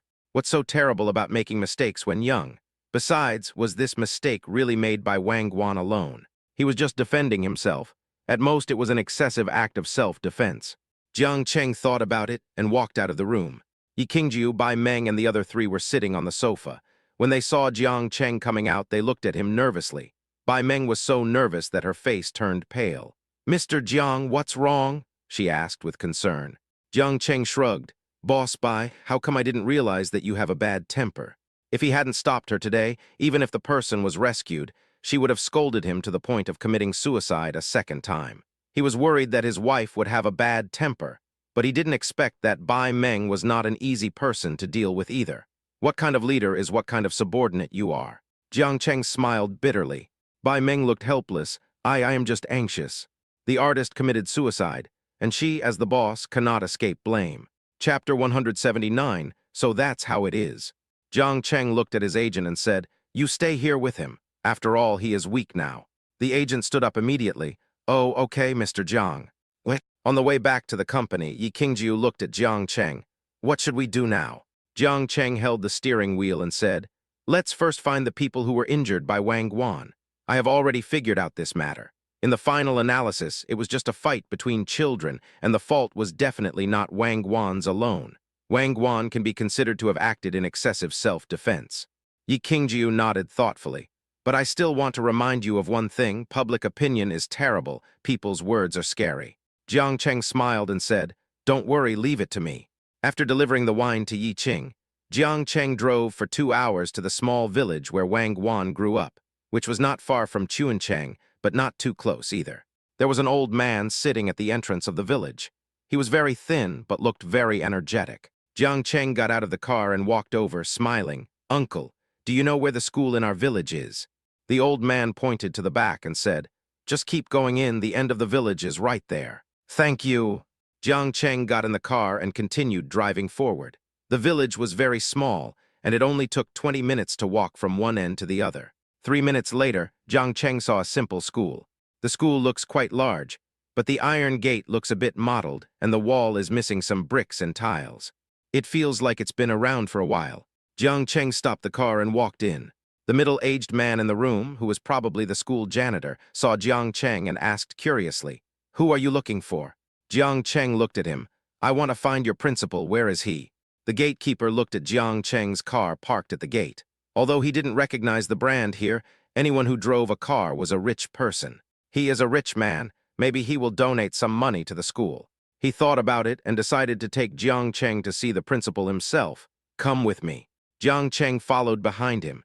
The whole school was made up of bungalows. It was the end of October and the flies were still there. Every few steps, a fly would appear from nowhere, forcing him to fan it away from time to time. The principal did not have a separate office, and several teachers sat with him. He is quite old, probably around 60 years old. The middle-aged man walked in front and came up to the principal before speaking. "Principal, he wants to see you." Hearing this, several teachers looked at Jiang Cheng together. "Hello, principal." Jiang Cheng nodded politely. "Who are you?" The old principal thought it was a child who came back to see him. After looking for a long time, he still felt that the face was unfamiliar and could not help but look at his face more closely. "I am Wang Guan's friend. Do you still remember what happened to Wang Guan?" Wang Guan was a student of this school. Knowing that such a thing had happened in the village, the reaction would have been quite large. Sure enough, when the old principal heard that he was asking about this, his face turned a little unhappy. "Why are you asking this? After all, this is not a glorious thing." And the old principal was somewhat reluctant to speak up. Seeing that he was a little hesitant, Jiang Cheng said, "It's like this. This incident had a great impact on Wang Guan. I believe you should know that Wang Guan is now an artist. This incident was suddenly exposed on the internet. Everyone doesn't know the truth. They only know that Wang Guan disabled someone, causing his career to collapse. I just want to understand the situation at that time, hoping to help him." Speaking of Wang Guan, almost no teacher doesn't know him. The village is poor, but not so poor that the government needs to provide guidance. So these teachers are all educated people in the village, and they have been teaching here for more than 10 years. Wang Guan's former class teacher couldn't help but recall after hearing Jiang Cheng's words. Wang Guan was also unlucky. His mother ran away when he was 14. In fact, this child was very well behaved. I don't know what happened that time, but he got into a fight with someone and even injured the person. Hey, how can I explain this? It seemed like they just paid some medical expenses at the time. Zhang Weine's child has a lame leg and can't find a job even at this age. The teacher next to him couldn't help but sigh. "Is the Zhang Wei you are talking about the person who was beaten by Wang Guan?" Jiang Cheng asked. The teacher nodded. "Yes, his parents almost hate Wang Guan to death." "Then do you know where his home is?" Jiang Cheng asked. The teacher pointed outside the window, walked out of the school gate, and came to the third row of houses, where the second one was. "It turns out that's the second one." Jiang Cheng nodded, went out and followed the direction the teacher said. Zhang Wei's house didn't look big, with a silver iron door. Jiang Cheng knocked twice, and a middle-aged woman came out. She was wearing a rose-red short-sleeved shirt, had dark skin, and looked a little sloppy. "Who are you looking for?" Her voice was gruff. "Does Zhang Wei live here?" Jiang Cheng asked. When the woman heard that they were looking for Zhang Wei, her eyes became even more confused. "What do you want with him?" She is Zhang Wei's mother. Her son has been lame for many years. Those who used to play well with him have now gone to the city to work. So Zhang Wei has basically no friends now. Moreover, Jiang Cheng looked unfamiliar and didn't seem to be from the village. "I'm Wang Guan's friend. I came to Zhang Wei just to ask about what happened back then." Hearing Wang Guan, the woman's face turned cold. "That bastard hurt my son. Why are you looking for him now? Don't you think he didn't die early enough?" Jiang Cheng knew this would be the result. He took out a check from his bag with 1 million written on it. This is Wang Guan's compensation. No matter what, he was the one who injured the man. Although this 1 million can't change the fact that your son's legs are disabled, it can at least make your family's life better. Zhang Wei's mother was born and raised in the village. She had only seen checks on TV. When she saw Jiang Cheng bring out this thing, she was a little curious. "What is this?" "Checks can be exchanged for money at the bank." 1 million? She couldn't believe it. Wang Guan seemed to have disappeared over the years. He became a celebrity and never came to see the people he had injured. How could he be so kind now? Zhang Wei was sleeping and was annoyed by the two people's quarreling. He lifted the door curtain and looked outside. "Who are you?" When Jiang Cheng saw that he was holding a cane in one hand, he knew that this man was Zhang Wei. He walked in hurriedly and said, "I came to see you because of Wang Guan's matter." When Zhang Wei's mother saw someone following in, she hurried in as well. I haven't let you in yet." Jiang Cheng didn't care about that. He looked at Zhang Wei and asked, "Did you know that Wang Guan had an accident recently? What does Wang Guan's accident have to do with me? Besides, his accident is good news to me. Why should I tell him?" Zhang Wei sneered and sat down on the sofa with difficulty. "What do you want from me?" Zhang Wei asked. Jiang Cheng said indifferently, "I hope you can record a video to explain the situation at that time. Although Wang Guan started the fight, you were the one who cursed first, and it was obvious that you were outnumbered and bullied the minority." Zhang Wei sneered, "Why do you think I will speak for him?" Jiang Cheng took out a check and put it on the table. "This is 1 million. It's Wang Guan's compensation to you. If you agree to the video, I'll give you another 1 million. Zhang Wei looked at him steadily, and for a moment he let out a disdainful smile. 2 million is indeed an unknown number, but I'm a disabled person. What's the use of you telling me to ask for money?" After saying that, he patted his crippled inner leg and said, "This leg has no feeling. I am the same age as him. Why is he a star on TV now while I need help even to stand up?" He was wearing a hurdle vest, and there was a hint of pain in his eyes when he spoke. Jiang Cheng sighed. "I know you're in pain too, but 2 million is enough for your family to live here for a lifetime. Now that you've lost your ability to work, do you want your parents to do farm work to support you for the rest of your life just for your own pride?" Hearing this, Zhang Wei's mother sighed. Although she was also very sad, she knew that considering Zhang Wei's current situation, getting 2 million was the best. Jiang Cheng continued, "Besides, do you think Wang Guan is the reason why you are neither human nor ghost at home? Have you heard of the Paralympics? Have you watched Douyin? Many disabled people can achieve good results. There is a girl without legs on Douyin. She has millions of fans. It is not a problem for her to make tens of thousands of yuan a month." Zhang Wei didn't expect Jiang Cheng to dare to speak to him in such a tone. He was very angry. "What qualifications do you have to teach me? Have you ever experienced the pain of disability?" Jiang Cheng looked at him. "Then do you dare to say that you did nothing wrong back then? Wang Guan shouldn't have used such a heavy hand, but what about you? Your mother was the first, and you injured someone later. If Ni Tian didn't resist, how would you have beaten him? Why can you do it, but Wang Guan can't?" Jiang Cheng's words hurt Zhang Wei's heart deeply. He was a little angry. "But I am the disabled one now, not him. But I gave you the 2 million and didn't give it to him. Moreover, Wang Guan has already committed suicide once because of this matter. Isn't that enough? Do you have to wait until the person dies before you are satisfied?" Hearing that Wang Guan committed suicide, Zhang Wei was stunned. Why did he commit suicide? In fact, over the years, what Zhang Wei thought about most was the affairs of the inner world. He also regretted it. If he had not been young and ignorant, and had not led others to scold Wang Wei every day, maybe his legs were still there now, and he would have gone out to work like some of his classmates. And Wang Guan would not be forced to leave the village. Jiang Cheng noticed the concern in his eyes and said hurriedly, "Wang Guan has had a hard time these years. He is now filming a TV show. Although he is a star, he has never been very popular. Now I don't know who is trying to mess with him. They exposed the fight you had back then. Wang Guan has become a rat crossing the street, and almost everyone wants to kill him. His reputation also went downhill, and many fans turned against him. He couldn't accept this result, so he chose to commit suicide." Zhang Wei frowned when he heard this. To be honest, he loved Wang Guan, but he wouldn't let him die. What's more, Jiang Cheng gave him 2 million now. It was obvious that he couldn't take care of his parents. But if he could have Jiang Cheng's 2 million, then their family could live a good life. Seeing him sitting there without saying anything, Jiang Cheng continued, "Actually, Wang Guan also regrets it, but things have already happened, so we think that the past is the past, and it is best to find a way to resolve this matter. I can find you a job in the city. What do you think?" At their age, they are full of vigor and vitality and want to go out and explore the world. Who doesn't want to experience the atmosphere of a big city? Zhang Wei looked at him. "But my legs are like this, what else can I do?" Jiang Cheng thought for a moment and said, "You can help the crew count the equipment or something.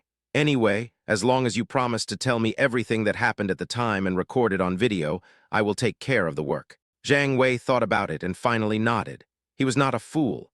This was probably the best outcome for him. He also didn't want Wang Guan to die like this. Although he had hurt himself before, he could always remember the scene when a group of children ran naked in the village when they were young. Seeing him nod, Jiang Cheng hurriedly took out his cell phone. Zhang Wei sat under the camera and told the whole story in detail. He even admitted his mistake and said that he should not have insulted Wang Guan like that. After recording the video, Jiang Cheng placed the check and a bank card on the table. He patted Zhang Wei on the shoulder and said, "Someone will contact you in a couple of days and take you to work." Zhang Wei nodded. After all, he had already given him 2 million, so this man would not be cheating him. Jiang Cheng took the video and drove for 2 hours back to Chuncheng. He called Bai Meng. Bai Meng was lying on the sofa, not straight. When she saw the phone screen showing that it was Jiang Cheng calling, she sat up and said, "Jiang, Mr. Jiang." Jiang Cheng said in a calm tone, "Let Wang Guan record an apology video and I will send you another video. We will put both videos online together. Remember, Wang Guan's apology must also be sincere, and this time we must establish our character." Although Bai Meng had not seen Jiang Cheng's video yet, her intuition told her that Wang Guan could be saved, and Duluo could be saved. She was so excited that she almost cried. "Okay, Mr. Jiang." After hanging up the phone, Bai Meng received a video from Zhang Wei. In the video, Zhang Wei really told the whole story, and even described clearly how he insulted Wang Guan and Wang Guan's mother. With this video, and another one of Wang Guan's apology, I believe Wang Guan's reputation will be able to recover this time. Bai Meng couldn't wait to drive to Wang Guan's residence.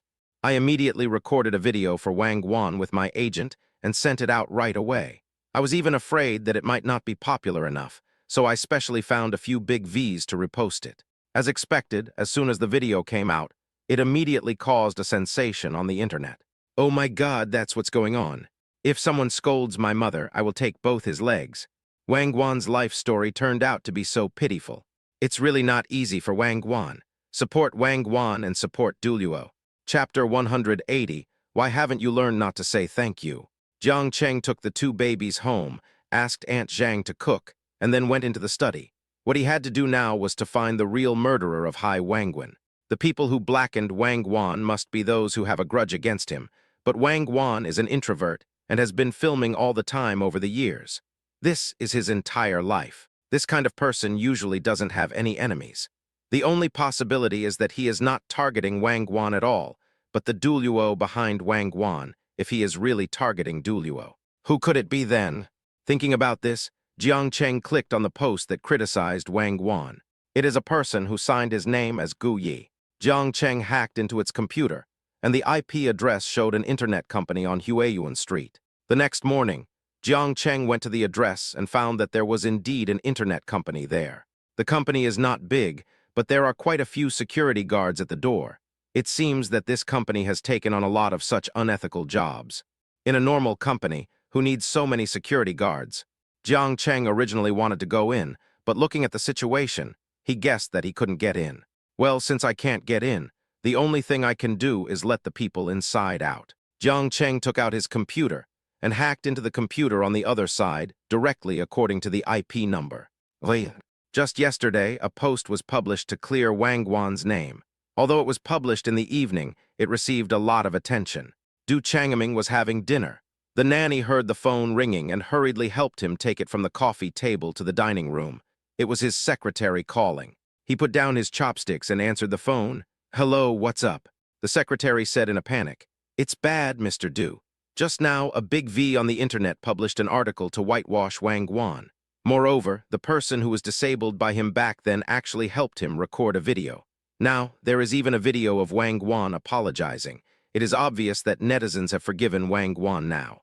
Moreover, some people actually think that Wang Guan's character is very similar to Tang San's. Many people are leaving messages underground to support Wang Guan and Duluo." Hearing this, Du Changming frowned. There is such a thing. It seems that Yi Qingjiu is quite capable. No wonder he can become the president at such a young age. He really is quite capable. "So what do you think we should do now?" Du Changming said in a bad tone. "I think that Wang Guan must not be allowed to turn things around no matter what," the secretary replied. It would be fine if he couldn't defeat Jiang Cheng, but he couldn't even knock down Yi Qingjiu. Then Du Changming really lived half his life in vain. "Then why don't you do it?" "Yes." The secretary hung up the phone and hurriedly contacted Gu Yi, asking him to continue exposing information about Wang Guan, no matter whether it was true or false. As long as it was dark enough, he would put it on Wang Guan. When Gu Yi heard this, he understood that this was meant to throw dirty water on Wang Guan, not shit. It is obvious that they want to rely on public opinion to kill Wang Guan. We immediately renegotiated the price, and then started preparing the materials. It wasn't until this morning that I wrote a new piece of negative information about Wang Guan. As soon as this article is published, even a great immortal will not be able to save him. Just as he was about to click send, his computer screen suddenly went black. Guyi was startled. Oh my God, what's going on? When he shouted, several colleagues came over curiously. What's wrong? Why did my computer screen suddenly go black? I have all the information I prepared after staying up all night. Guyi was extremely anxious at this moment. Try unplugging the power cord, someone suggested.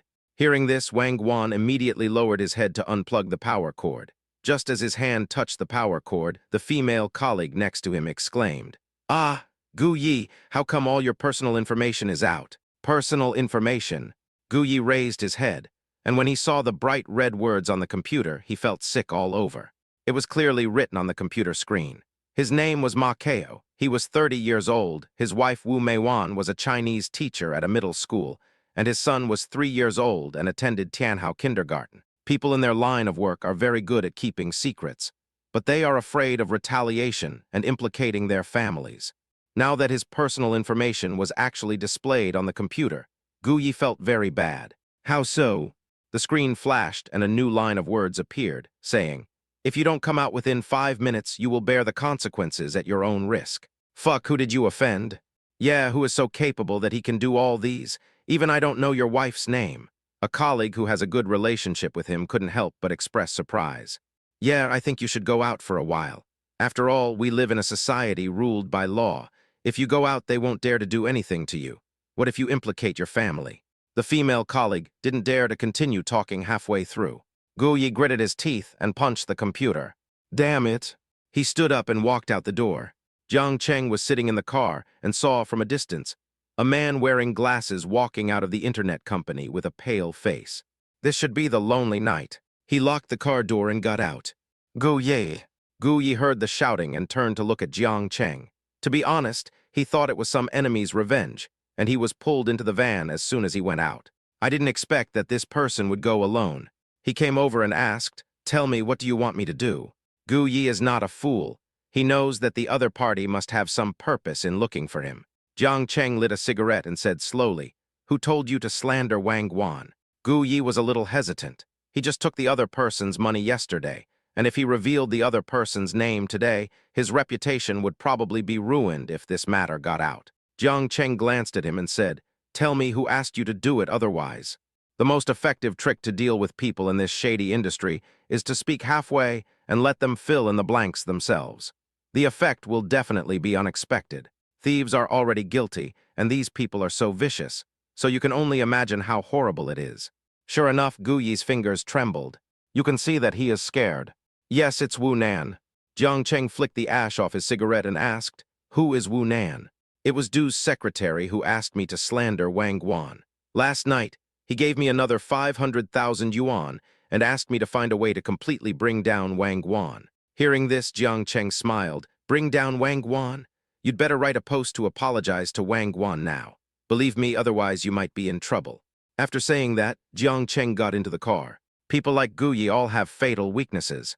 Jiang Cheng believed that as long as he gave this instruction, he would never do anything wrong again. But it seems that I still need to pay more attention to this Mrs. Du. Du Changming's intentions are really despicable. He doesn't dare to confront us head-on, but instead does this kind of trick behind our backs. How insidious. He called Si Kinking and asked her for Du Changming's information from last time. It seems that there was a mention in it about Du Changming's forced demolition and price-cutting incident. Since he won't let me have an easy life, then no one else might as well not even think about having an easy life. Hello, Mr. Jiang. Send a copy of Du Changming's information to my phone. Okay, Mr. Jiang. After hanging up the phone, Si Kinking sent me a document. Jiang Cheng flipped through the pictures on his phone one by one, and sure enough, he found the information about Du Changming's forced demolition. He passed the information to Sun Ming and then made a phone call. Hey, check this out, collect more information, and then I don't need to tell you what to do. After all, once there is evidence of this kind of thing, the company will either go bankrupt or be half dead. I see. By the way, the technology company has already made the model of the inner shell you asked me to make last time, but there is no computer version. It's useless for you to have it. Jiang Cheng smiled and said, I just want the model. I'll make the computer version myself. Now that he has the skills to make mechas, of course he wants to make his own computer version. Okay then, I'll have them deliver the stuff directly to your house. It should have arrived by now. Okay, I understand. After saying that, Jiang Cheng hung up the phone and looked at the time.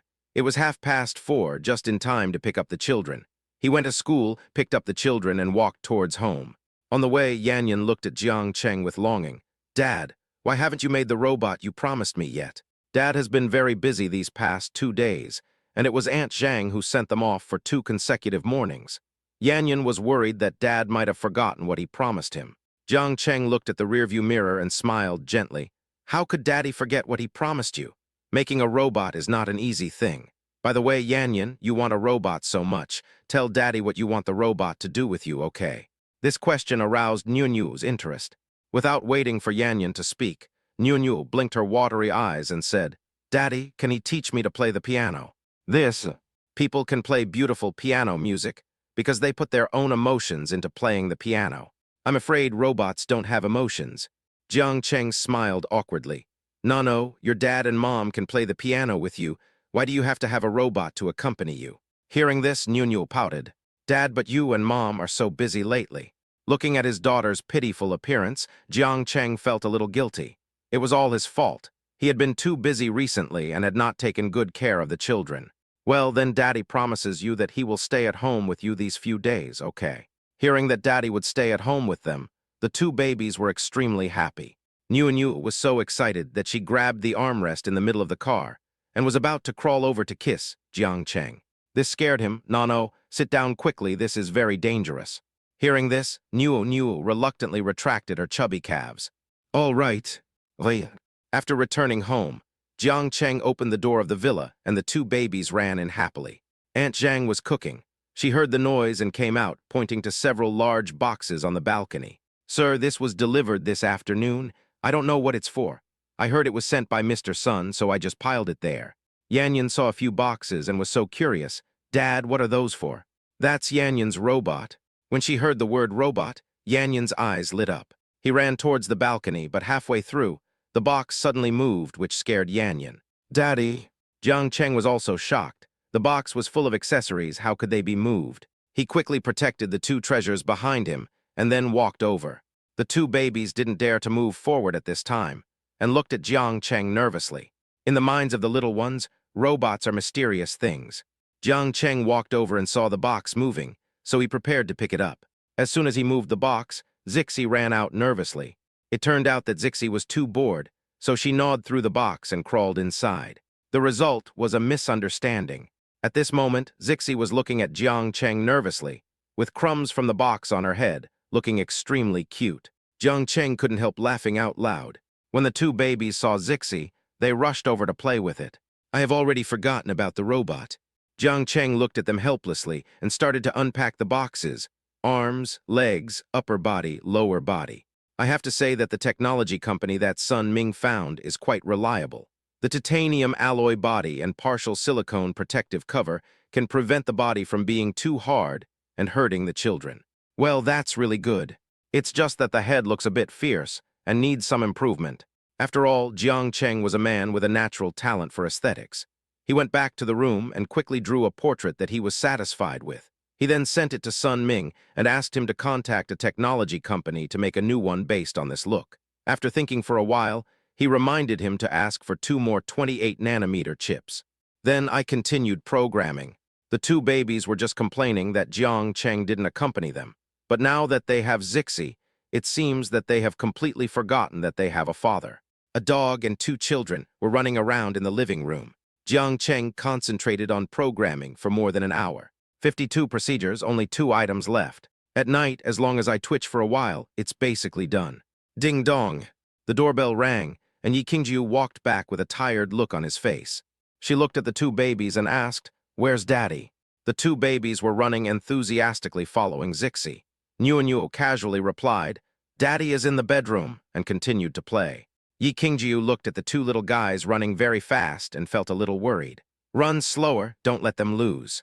After saying that, he went towards the bedroom. Jiang Cheng had heard her coming back, so he opened the door and gave her a big smile. Wife, did you miss me? Yi Qingjiu nodded. She did miss him, but then she felt a little embarrassed and said, no. Looking at her rosy little face, Jiang Cheng's heart softened instantly. I really want to hold the wedding soon. He wants the whole world to see how good his wife is. Yi Qingjiu rarely saw him sighing and was a little curious. What's wrong? Jiang Cheng smiled, nothing. By the way, I really want to thank you for Wang Guan's matter. I didn't expect it to be resolved so quickly. If Wang Guan had been unpopular, Tengsing would have suffered a huge loss. Jiang Cheng looked at her serious expression and couldn't help but touch her head. Why haven't you learned not to say thank you yet? She never had to say thank you to him. Hubby, you're so nice. Yi Qingjiu blushed. Jiang Cheng stopped her by the shoulder and said, well, that's right. Chapter 181 Dad is great. After dinner, Yi Qingjiu took the two babies to take a bath. Jiang Cheng compiled the rest of the program and started to research the film. Robotics is a delicate job, which requires not only technological support, but also many important parts inside the robot to support it. For example, radar.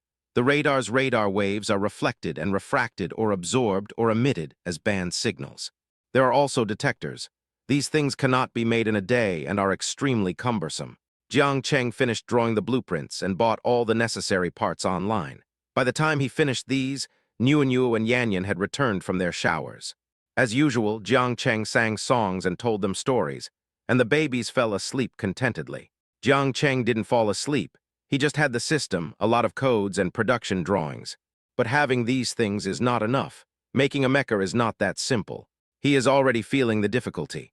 Without the support of a technology company, it will probably take him several months to accomplish the task alone. Niu and Yanyan were sleeping soundly with their eyes tightly closed. Wow, Daddy really made a robot. Daddy is so awesome. Yanyan murmured something, and then nothing else happened. Looking at the baby's tender little face, Jiang Cheng had a new idea. In that case, he might as well acquire a technology company. If it succeeds, it can be promoted to the world. After all, mecha is now just a synonym in the eyes of the public, a very abstract thing. People have only heard the name, but have never actually seen it. Because at least so far, no technology company has successfully produced high-end mechas, but they are just some well-made models. Thinking about Jiang Cheng, he fell asleep in a daze.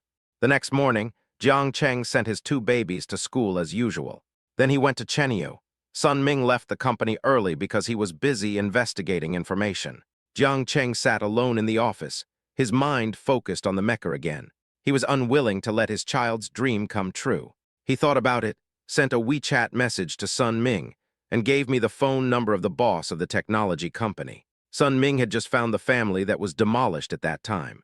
When he was asking about the situation, he saw Jiang Cheng's WeChat and sent Boss Wang's phone number without thinking.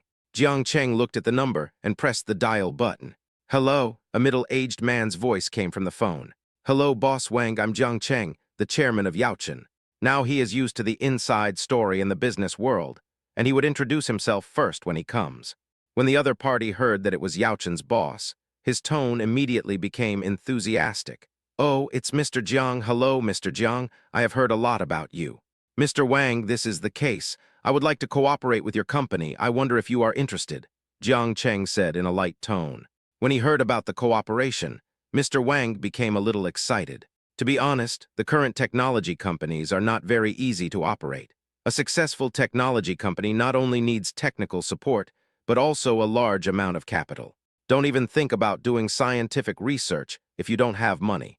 This is a popular saying in the industry. It's very realistic. Boss Wang has invested all his money in AI intelligence. Now there are some problems with the research and development of this intelligent product of his company. He can only continue to invest a lot of money to ensure the progress of research and development. So when it comes to funds, Boss Wang is already stretched to the limit. I wonder what Director Jiang wants to cooperate with us on. Is it convenient for us to meet and discuss? I can send someone to pick you up now. Jiang Cheng is a great Buddha. Everyone knows that people working in the internet industry are rich. If Jiang Cheng can inject some funds into them, then there will be no problem in cooperating with them. Jiang Cheng was originally planning to cooperate with them on his own robot, so it would naturally be better if he could go over for an on-site inspection. Okay, but forget about sending someone to pick me up. Just give me the address. It should be faster for me to go there myself. Jiang Cheng agreed decisively. Okay. Boss Wang didn't expect Jiang Cheng to agree so readily. I feel a little excited. Half an hour later, Jiang Cheng's car stopped in front of a technology company called Anyuan. It is a building with more than 10 floors. At least it looks pretty good on the outside. Jiang Cheng nodded and walked over. Boss Wang knew that Jiang Cheng was coming and stood at the door of the company to greet him. Seeing a young man in a suit and tie walking towards him, he immediately determined that this man was Jiang Cheng. After all, the news that Yao Chen's new boss is young, handsome, and rich has spread in the business circle. Hello, hello, Boss Wang extended his hand. Hello, Jiang Cheng nodded. After the two men shook hands and exchanged a few simple greetings, Boss Wang took Jiang Cheng to his office. The office is on the 10th floor. The whole first floor looks pretty good. I wonder what project Mr. Jiang wants to cooperate with us on. Boss Wang got straight to the point. It's like this. I would like to work with your company to develop a robot. If successful, we can also consider a real mecha in the future. After hearing what Jiang Cheng said, Boss Wang was shocked. As far as the current level of technology is concerned, robots are just simple things that can talk and walk, and they need to be returned to the factory for inspection and repair from time to time. It can be said that this thing has no cost effectiveness at all, and even if it is produced, it will be astronomically expensive. Who would be crazy enough to buy such a thing? Isn't this a losing business? Mr. Jiang, I think AI intelligence is the main focus now. Why don't you change your strategy? We can cooperate on AI intelligence. Boss Wang brewed a cup of tea and placed it in front of Jiang Cheng. He said sincerely, after all, different industries are like different worlds. Think about it, today's society is developing so rapidly, but why are there so few companies that focus on robots? That's the problem. Yao Chen is an internet company, so you may not know much about us technology companies. Jiang Cheng naturally knew what he said, but he originally wanted to work on robots and was not interested in AI intelligence. How about this, Boss Wang? Let's not consider whether the robot is profitable today. In fact, I have the technology, but I just lack a team to manufacture it. As long as you agree to my requirements, we can also talk about investing. Jiang Cheng's tone was light, and it was obvious that he was prepared. Invest? Boss Wang was a little shaken. Once Jiang Cheng became a shareholder, the capital required for moving in would not be a small sum of tens of millions. How do you plan to invest? Boss Wang asked cautiously. As long as you agree to my conditions, I can provide Liang with 50 million in funds first. As for the follow-up, if there are any difficulties, we can discuss it later. Why is it 250 million? Isn't this the money that was defrauded from Du Changming? 750 million minus Chen's capital of 500 million is exactly 250 million. As for why Jiang Cheng didn't start his own technology company, the reason is very simple. He just wanted a robot to give to his son. Starting a company, especially a technology company, is not that easy. Not to mention anything else. At least several thousand technical talents in professional fields are needed. This kind of talent is already scarce in the country. Just recruiting people is a hassle, not to mention applying for patents, setting up projects, and dealing with the government every day. It's exhausting. However, Jiang Cheng is still very happy to be an angel investor, as he only needs to pay money to enjoy professional labor, professional teamwork, and share the profits. After all, energy is limited. Are you serious? Boss Wang didn't expect Jiang Cheng to be so generous and was a little excited. Certainly, 250 million. Equivalent to 20% of the shares. Not too much, not too little, just right, not too much. Mr. Wang was just worried that Jiang Cheng might have given too much or too little. He didn't expect Jiang Cheng to give the most perfect number in his mind. He couldn't believe it. That's great. Let me ask my secretary to draft a contract today. It will be here tomorrow morning. Come over and we'll sign it. No problem, but about the robot. No problem. Come over tomorrow morning and organize a team meeting immediately after the contract is signed. You can communicate with them directly if you have any ideas. Then it's a deal. After saying that, Jiang Cheng returned to the company. The next morning, Jiang Cheng took Sun Ming to Anyuan Technology Co., Limited. On the way, Jiang Cheng asked Sun Ming about Mrs. Du's situation. Sun Ming was very efficient and had collected almost all the evidence. The current task is to find a reliable media outlet to expose him directly. Hearing this, Jiang Cheng frowned. Brother, you are really from an internet company. You only know how to expose yourself. Sun Ming squinted at Jiang Cheng. Don't you mean to expose it? Jiang Cheng smiled and said, why expose it now? Just call the police. Sun Ming was stunned. No wonder Jiang Cheng talked about him. Compared with exposing him, calling the police was really cruel. Okay, Mr. Jiang. As the two were chatting, the car had already backed up to the door of NEUN Technology Co., Limited. Jiang Cheng lifted his hand and said, "Let's go in and take a look." The two men went straight to the 10th floor and broke into Mr. Wang's office. Mr. Wang had already prepared the contract and was waiting for Jiang Cheng to sign it. Seeing the equity agreement, Sun Ming was shocked. "Oh my God, you really are so quiet and silent. You did such a big thing without even discussing it with me." He thought Jiang Cheng was just customizing a robot or something, but he didn't expect that he would ask one less question. This guy actually bought shares directly. It's really shocking. "Don't worry, you won't lose anything." Jiang Cheng signed with a smile. After the signature was given, President Wang immediately took Jiang Cheng to his own R&D team. Although President Wang did not want to get involved in robots, he did not mind letting Jiang Cheng do it. After all, there was only one test product, and if the experiment failed, Jiang Cheng himself would not insist on it. He is a smart man. Jiang Chengna didn't hold a meeting either. He took out his own computer and gave the computer version he designed, as well as the radar, detectors, signal devices, etc., to the team. Only then did he feel at ease to leave the door of NEUN Technology. He believed that with his own drawings, they would be able to produce a finished product soon. After returning to the company, Sun Ming went to the legal department and handed over all the evidence he had collected to the legal department, who sorted out the information and handed it over to the court. Less than half a month later, a news report appeared on TV that Du Minjuan of Du's Enterprise had been arrested by the public security authorities for forced demolition and price cutting. In just half a month, the technology company had already made a prototype of the robot. During the past half month, everyone was making samples and sighing at the same time. From disbelief at the beginning to sighing and surprise later, they had formed a new opinion of Jiang Cheng. Everyone used to think he was a nouveau rich, but now I know that he is really capable. In the evening, Jiang Cheng took the finished robot back home.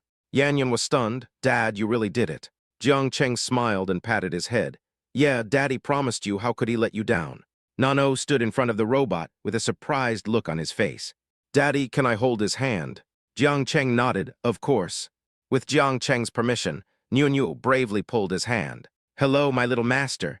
The robot's voice was emotionless. Hearing the sound, Aunt Zhang also came out of the house. Seeing such a big thing, she was obviously frightened. "Oh, sir, what is this?" "This is a robot. It can chat with you at home in the future," Jiang Cheng explained. "This is a robot. I've only seen it on TV." Aunt Zhang looked at it for a long time and couldn't help but sigh. "By the way, sir, this is very expensive." "Such a big thing must be expensive." "I did this," Jiang Cheng said calmly.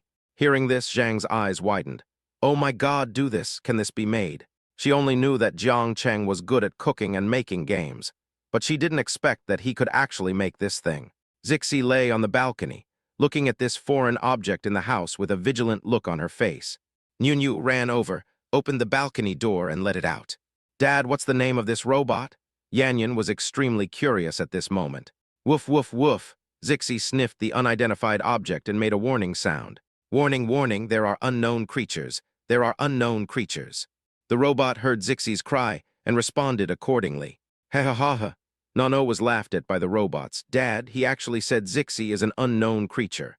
Jiang Cheng touched his head, wondering why he forgot to add the dog's sound when setting up the recognition program. When Zixi heard the robot's voice, she was obviously dissatisfied. How dare it protest against her? "Woof, woof, woof." Yikingjiu heard Zixi's barking before he even entered the door. Zixi was actually a very well-behaved dog and seldom barked. Could it be that she suddenly bit Niu and Yanyan?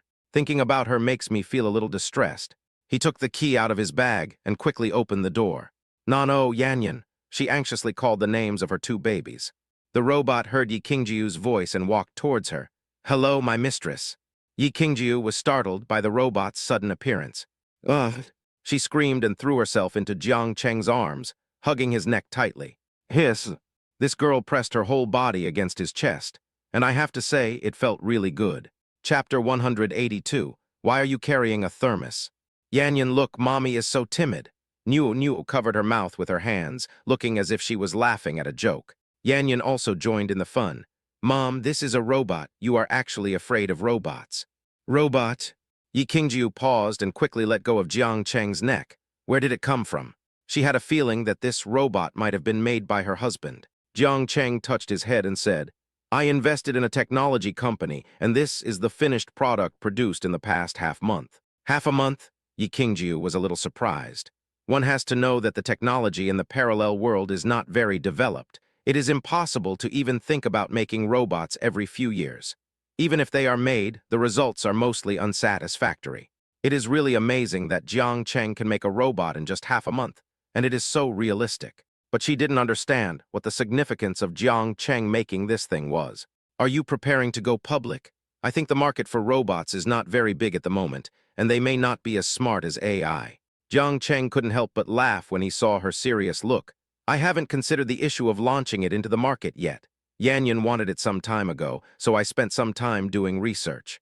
Yi Qingjiu was a little surprised when he heard his words. So, Jiang Cheng invested 20% of the shares in the technology company just because of a word from his child, and then brought back this robot. It seems that he really loves his children. She was somewhat touched. By the way, does your robot have any practical use, such as, I can wash dishes, mop the floor, chat, and even solve the Rubik's Cube? Jiang Cheng's face was full of pride when he talked about solving the Rubik's Cube. His Yanyan likes to play Rubik's Cube the most, and the robot can accompany him. And you can also do simple Rubik's Cube teaching. When Yanyan heard about the Rubik's Cube, she remembered the Rubik's Cube competition that her teacher talked about in kindergarten during the day. By the way, teacher Papa said there will be a Rubik's Cube competition for Jin Bebe on Tuesday. I want to participate. Jiang Cheng raised his eyebrows. Of course, no problem. Yi Qingjiu was also supportive of the child playing with the Rubik's Cube. Then what do we need to do? Yanyan shook her head. I heard there will be 3-level Rubik's Cubes, 4-level Rubik's Cubes, 5-level Rubik's Cubes, 6-level Rubik's Cubes, diamond Rubik's Cubes, and so on. There are all kinds of them. The competition is about who can solve the most Rubik's Cubes in the shortest time. Yi Qingjiu had no talent for mathematics since childhood, and he was confused when he heard about these shapes. Does that mean you need Mom to buy these for you? Yeah, it should take less time after playing it once. Jiang Cheng agreed. Yanyan shook her head. No, I want to know my true level. Yanyan is a child who speaks in a calm and steady manner. Jiang Cheng was deeply moved when he saw his son. Okay, then Mom, sister, and I will definitely go and cheer you on. Yes, Yanyan nodded, took out her Rubik's Cube and handed it to the robot. Can you come with me? Sure. The robot speaks Mandarin very well, but unfortunately it lacks any emotion. Fortunately, everyone knows that he is a robot and no one cares about it at all. The next day, when Jiang Cheng arrived at the company and entered the chairman's office, he saw Sun Ming walking in with a smile on his face. It's rare that you are in the company today. Jiang Cheng smiled. Come on, it's a man. You're in the company today. Recently, because of that robot, you almost moved your office to NEU in technology. Sun Ming finished speaking and sat down. After spending some time together, Sun Ming and Jiang Cheng both recognized each other. Sun Ming appreciated Jiang Cheng's abilities, and Jiang Cheng also appreciated Sun Ming's abilities. In addition, their children are in the same school. In short, the two are not only superiors and subordinates, but also good friends. With you in the company, there's nothing for me to worry about. Jiang Cheng picked up the teacup and took a sip. By the way, can you give me your robot as a gift, or I can buy one? After hearing what Sun Ming said, Jiang Cheng almost choked himself. What do you want that for? You still have the nerve to say that. Your Niu and Yanyan tell everyone at school how great your robot is, and they fool the kids. Our Tang Tang insists on having a robot now, and the child is still in school. She even called me. Tang Tang can already make phone calls. Aren't you afraid that kids will play games on their phones? Jiang Cheng looked surprised. Although the children are young, they are very smart nowadays. Niu was playing some strategy game on his phone and was very good at it. Every time, Jiang Cheng had to urge him before he was willing to put down his phone. It's okay once or twice, but it will definitely be bad for the eyes over time. Children, in particular, have no self-control over these things and can easily become addicted to them. Sun Ming looked at him with a smug look on his face. Do you want to know more about the Zioxiankai phone watch? How could he not know that kids nowadays are very keen on playing games? Jiang Cheng nodded. Yeah, that's good, I have to buy too. This way, the children can contact me anytime if they have any problems in the future. Look, I've told you something so important. Shouldn't you give me a robot as an employee benefit? Speaking of welfare, Sun Ming has made a lot of efforts for Yaochen, which is obvious to the whole company. Jiang Cheng glanced at him and said, There is only one test piece, and it is now at my house.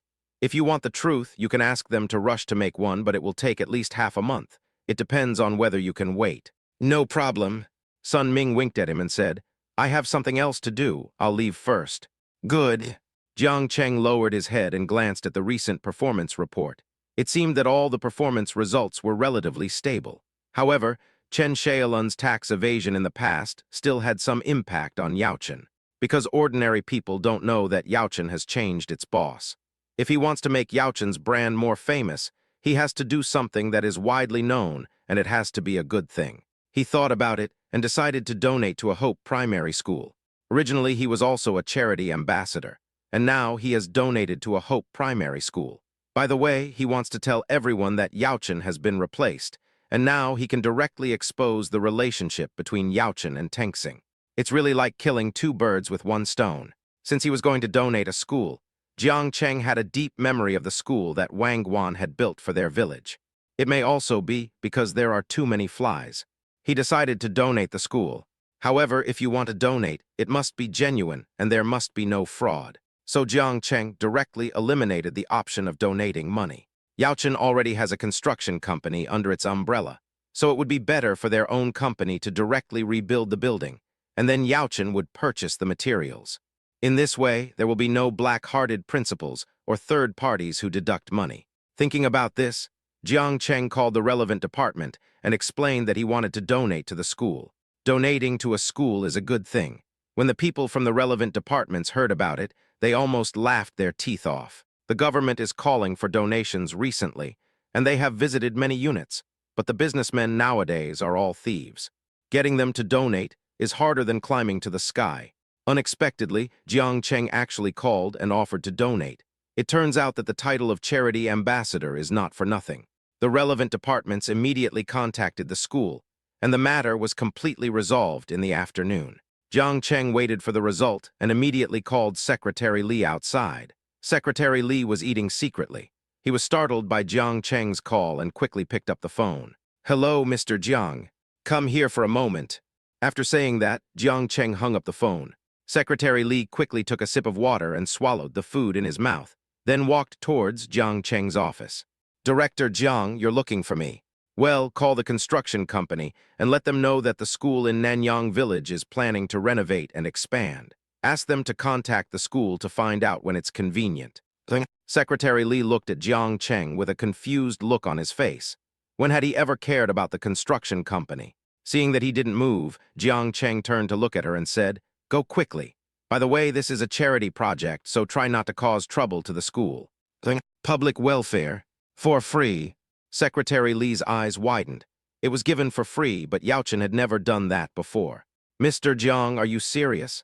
Right now, Yaochen's situation has just improved a little, and it's not completely back on track yet. I think we might as well use this money.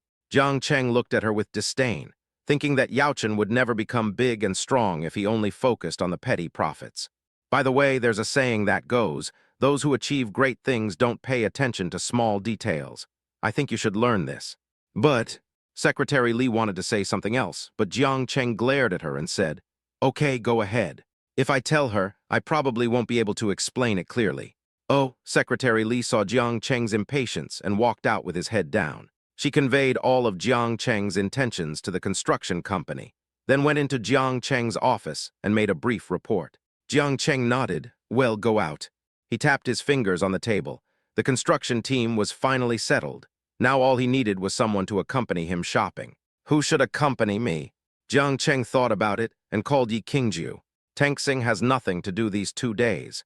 Yi Qingjiu is currently at the filming site of Duluo, chatting with Sheng Xinyan. To be precise, she came to visit her best friend on set. Your proud leap, the leaf I rest on. Yi Qingjiu was sitting on a stool when his cell phone suddenly rang. I looked down and saw it was Jiang Cheng. Hello. The temperature in October fluctuates. Yi Qingjiu is wearing a halter dress today. It was still warm in the morning, but now it is a bit cool.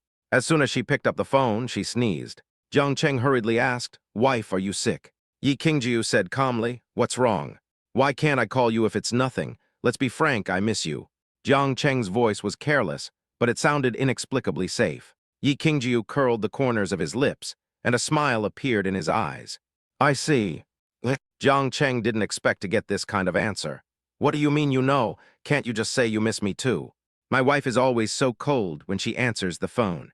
He had to cure her of this inconsistency. Hearing this, Yi Qingjiu's eyelashes trembled. I'm on the Duoluo set. What's wrong with this person? He wouldn't want to say in front of so many people that he missed him, would he? That's too embarrassing.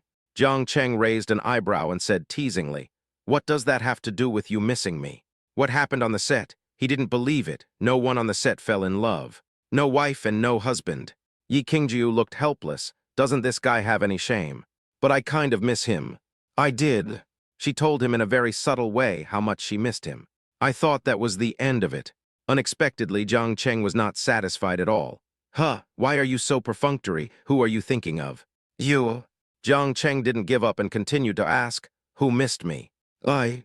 My goodness, this girl is really frugal with words. Can you talk about it together? Yi Qingjiu was finally amused by his persistence. Just as she was about to speak, her nose felt sore and she sneezed again. Jiang Cheng frowned, oh no. This girl is too vain and must be wearing too little. Wait for me somewhere, don't run around. After Jiang Cheng finished speaking, he ran to Yao Chen's cafeteria in one breath. It was 2 hours past mealtime, and the cafeteria was empty. He went straight into the kitchen. Several cooks who were cooking porridge were startled when they saw the boss running in. Hello, Chairman Dong. Is there any ginger? Jiang Cheng asked seriously. He has to make some ginger soup for his wife. Yes, yes. The cook hurriedly pulled out a vegetable basket from under the chopping board, took out a piece of ginger and handed it to Jiang Cheng. It's okay, you all can go out. There's no one here now, you can take a rest. Thank you, Mr. Jiang. The cooks thought Jiang Cheng would say they were lazy, but unexpectedly he just asked them to go out and rest. I really want to have another dozen of this kind of boss. Immediately he was grateful and said, okay, Mr. Jiang. What? He cut the ginger slices and took the pot into the storage room. He scooped some spiritual spring water from the space and then walked out. Throw in the ginger slices and start cooking. The food was cooked almost right, but then I remembered that I didn't have a cup. Here's how to do it. His eyes fell on the thermos under the table. Or make do with it. You should bring cups for the wine, right? Besides, it's such a large crew, so there should be paper cups, right? Well, I am still very smart. Thinking of this, Jiang Cheng took out the thermos without hesitation, poured out the boiling water inside, and then poured ginger soup into it. Only then did he come out contentedly carrying the thermos. After leaving Yaochen, I drove all the way to the crew. Sure enough, Yi Qingjiu was wearing a suspender skirt and a piece of clothing casually draped over her upper body while talking to Sheng Yangxin. Qingjiu, your man is here. Sheng Xinyan saw Jiang Cheng and pointed him to Yi Qingjiu with a smile. Yi Qingjiu frowned. Hey, can you call me husband? What's the use of men and women? Hearing this, Sheng Xinyan curled her lips and said, Tusk, it's good to have it. Husbands and men, it all means the same thing. After saying that, he turned to look at Jiang Cheng. Handsome Jiang, what are you doing with a thermos? Chapter 183, Ginger Soup for My Wife. Hearing this, Jiang Cheng raised his eyebrows and picked up the kettle in his hand. What are you talking about? Sheng Xinyan nodded, her big brown waves falling down, looking very beautiful. Yeah, people who come to visit the studio bring flowers and gifts, but you actually brought a kettle. Jiang Cheng glanced at her and said, I'm not here to visit the set. I'm here to look for my wife. After that, he walked over to Yi Qingjiu and asked, Why are you wearing so little? Did you think it was summer? There were actually some thin blankets to keep out the cold in the crew. But Yi Qingjiu was a misophobe, so even though Bai Meng brought the blanket to her, she still refused it. It's actually okay, Yi Qingjiu explained. It is a girl's nature to love beauty. Besides, it is only October now, and she didn't expect it to be so cold. Jiang Cheng looked at her lovingly, pulled down his coat and put it on her, then asked, Did you bring a cup? Yi Qingjiu shook his head. The crew has mineral water. Hiss, this girl. He glanced at Sheng Yangxin. Do you have a paper cup? Hey, I'm the author, okay? How can I have a paper cup? Seeing Jiang Cheng, Bai Meng hurriedly took off the earphones from his ears. Mr. Jiang, you are here. Jiang Cheng nodded. Do you have disposable paper cups? Bai Meng just felt that Jiang Cheng was scolding her. Of course there is. After saying that, she looked behind her and said, Zyro Wang, go get the paper cup. Okay, Zyro Wang agreed. Sheng Xinyan was extremely curious about Jiang Cheng's kettle. Handsome Jiang, tell me quickly, what's in your kettle? Jiang Cheng raised his eyebrows. I won't tell you. Sheng Xinyan was so anxious that she looked at Yi Qingjiu and said, Hurry up and ask your man what's in it. Yi Qingjiu's eyebrows were indifferent. Do you know what curiosity kills the cat? Didn't Jiang Cheng tell people to go get the cups? This girl really has no patience at all. While Xiao Wang was taking the quilt, Jiang Cheng took a look and saw that Wang Guan was hanging on a wire, apparently filming a stunt. He hasn't seen Jiang Cheng since the last incident, and he didn't even have the chance to say thank you. It's so hard to meet someone, but I'm filming. Kakaka, Xiao, what are you doing? The actress who played Xiao Wu was looking at Jiang Cheng at this moment. This man was so handsome. Her name is Zia Shishan. She has just graduated and is now 20 years old, which is the period when she is most infatuated with girls. Only after the director called out to me did I realize that I had been distracted. Yes, I'm sorry, director. Zia Shishan quickly bowed and apologized. Bai Meng felt that the time was about up, so he stood up, made a hall gesture, and picked up the microphone. Everyone take a break. After hearing Bai Meng's words, the director waved his hand and said, "Okay, everyone take a break." Xiao Wang came over with a set of brand new paper cups and handed them to Jiang Cheng. Jiang Cheng took one out, opened the thermos, scooped out a cup of ginger soup and handed it to Yi Qingjiu, admonishing him in a gentle voice. "Drink it quickly, or you'll get sick when you go back." Yi Qingjiu frowned. God, what she hated most was ginger soup. Seeing her resistance, Jiang Cheng smiled and said, "Be good, it has sugar in it, drink it quickly."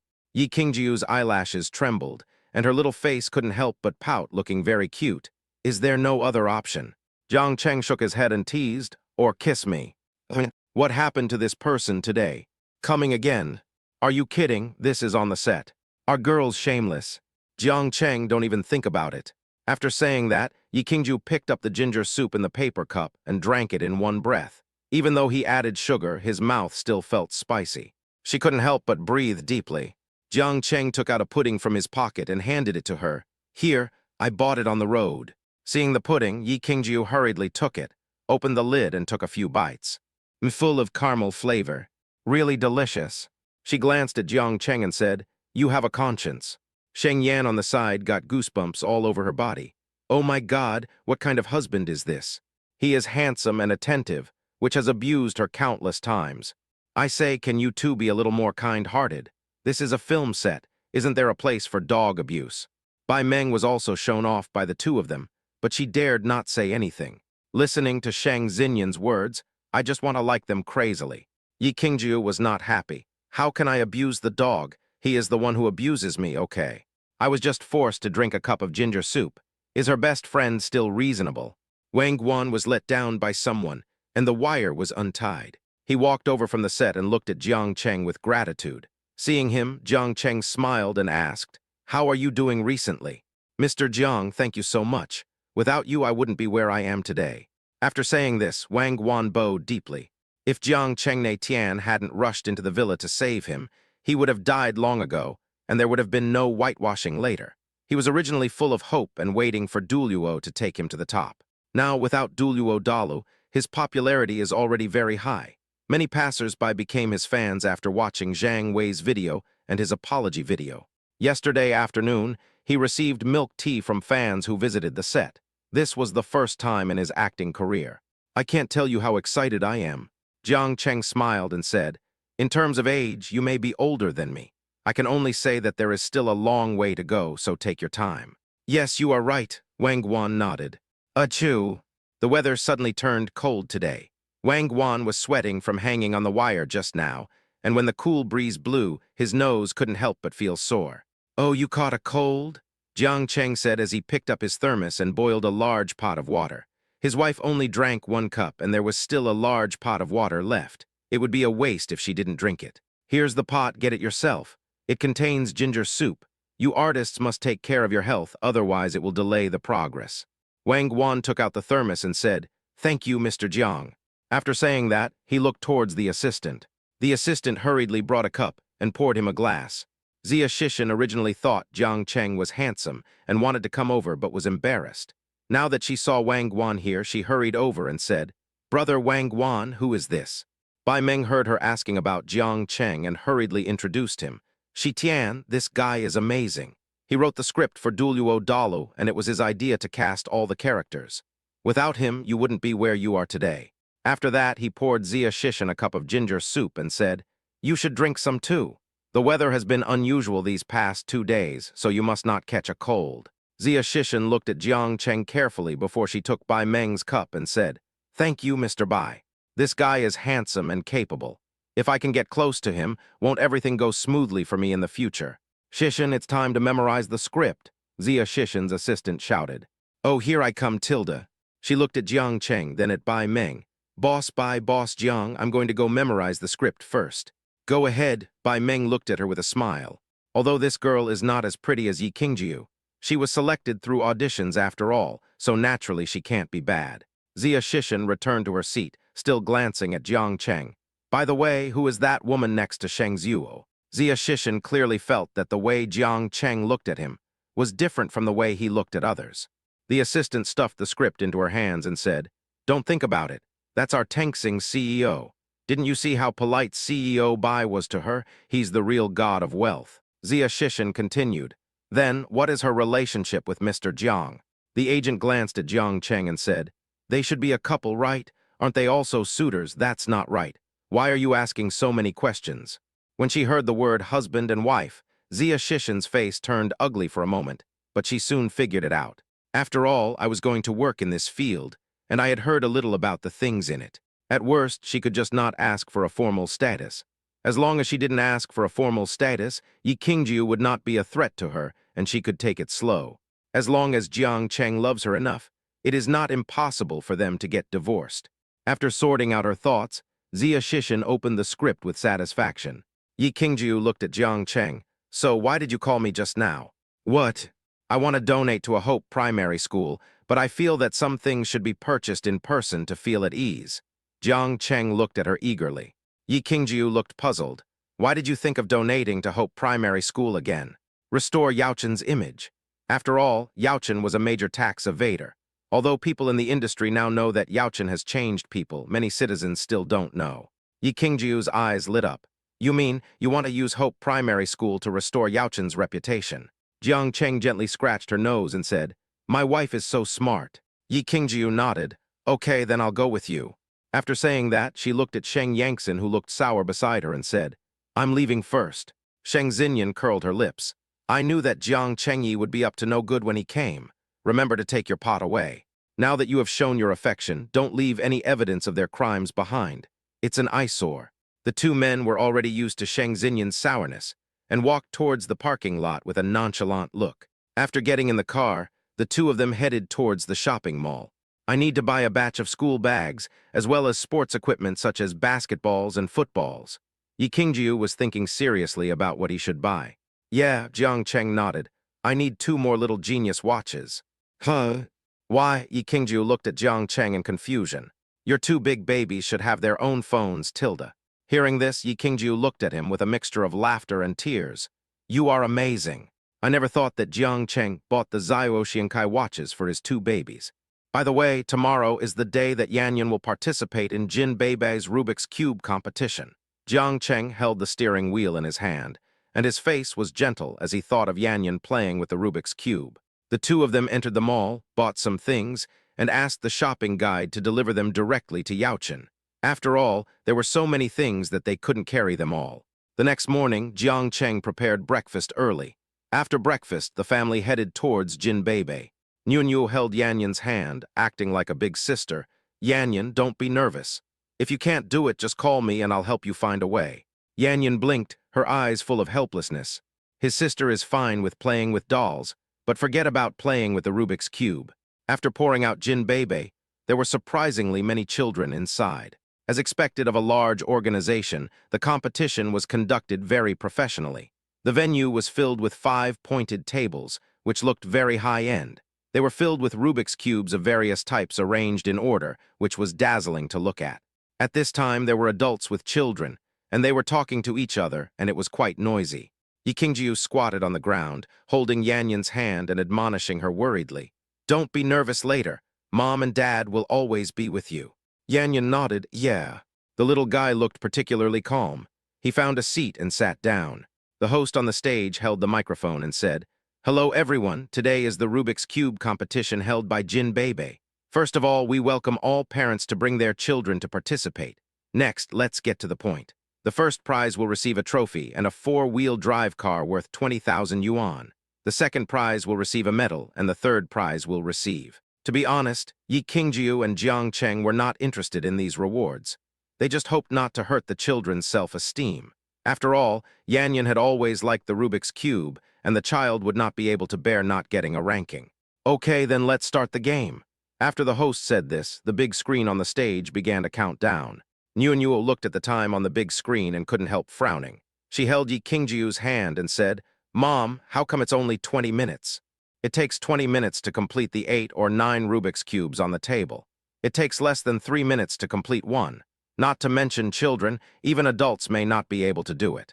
Yi Qingjiu was also nervous at this moment. This competition is too strict. Jiang Cheng touched her head and said, "Don't be nervous, I think Yanyan can do it. He knows his own son very well. Besides, he can't eat the spinach every day for nothing. What's more, Yanyan is born with a talent for Rubik's Cube. He thinks Yanyan can do it." I saw Yanyan picked up the Rubik's Cube in the first row, and his little hands were turning on the Rubik's Cube again and again. Soon, a first-order Rubik's Cube was completed. "Wow, Yanyan is so great," Niuo clapped his hands. "Her brother really is the best." Yanyan put down the first-order Rubik's Cube and then picked up the second one, which had one more row than the first-order Rubik's Cube. He saw him turning it around with his little hands, and it didn't seem to be very difficult. After a while, the second one was also completed. To be honest, Jiang Cheng was not worried about the first few Rubik's Cubes. After all, these were the ones Yanyan often played with at home, so it was not surprising that he could solve them. But it's hard to say about the strange and bizarre Rubik's Cubes that come later. Sure enough, after Yanyan finished solving the first few puzzles, when he picked up the diamond Rubik's Cube, his speed slowed down significantly, and his brows were furrowed, as if he was thinking seriously. It seems that he is in trouble. Seeing this scene, Yi Qingjiu held Jiang Cheng's hand and began to sweat. She stared at Yanyan nervously, and the feeling seemed to be more nervous than the exams in high school. Jiang Cheng also started to get nervous at this time. After all, no one knew how strong Yanyan's talent was. Chapter 180, For His Jealous Wife. After a while, Yanyan picked up the pen. I don't know what the little guy wrote on the paper. When he put down the pen, his speed increased again. As we all know, the Rubik's Cube is a way to exercise logical thinking and is somewhat related to mathematics. Many experts even list formulas and play the Rubik's Cube based on the calculations of the formulas. Jiang Cheng looked at him and was shocked. Is he writing a formula? This was completely beyond Jiang Cheng's expectations. How could this be possible? Soon Yanyan put down the completed Rubik's Cube in her hand and continued. Several teachers were walking around the stage at this moment. When they turned to Yanyan, they were stunned. The child's handwriting was not beautiful, but it was obvious that he wrote very seriously. Although I don't know what he wrote, it actually filled up half a page with dense notes. Looking at the Rubik's Cube on the table, 6 pieces have been pieced together. They have been spinning it for quite some time. Among his peers of similar age, the fastest one has only pieced together 1, but this kid has pieced together 6. This is really shocking. How old are you? The teacher was really curious. 3.5 years old. Yanyan didn't even raise his head and continued to play with the Rubik's Cube in his hand. Beep beep, the countdown started. 10, 9, 8, 7, 6, 5, 4, 3, 2, 1. Okay, all children please put down your Rubik's Cubes. Hearing this, Yanyan put down the Rubik's Cube in her hand. This was the last one. Unfortunately, there were still 2 left. Teacher Wu, come here. The teacher standing next to Yanyan couldn't help but shout loudly that Teacher Wu was the best among these teachers and had won many awards in the field of Rubik's Cube. He could be said to be an authority. How, when she saw the row of Rubik's Cubes in front of Yanyan, she forgot what she was going to say. She turned around and looked around. Whose child is this? Jiang Cheng raised his hand, ours. He couldn't believe that the kid was so talented. This is impossible. Teacher Wu looked at the Rubik's Cube on the table and his face changed immediately. This child actually solved all the Rubik's Cubes, except for the last one, which was only a few steps away. How is this possible? You know, even for him, it is impossible to piece together so many Rubik's Cubes in such a short time. The reason why there are so many Rubik's Cubes on the table is simply to show the professionalism of the organization. The mirror cube and watch cube mentioned later are so difficult that even professional players may not be able to solve them. Hearing Teacher Wu's voice, everyone's eyes turned to Yanyan. How old is that child? That child must be at least 6 years old. He can achieve such results at the age of 6. He is truly a child prodigy.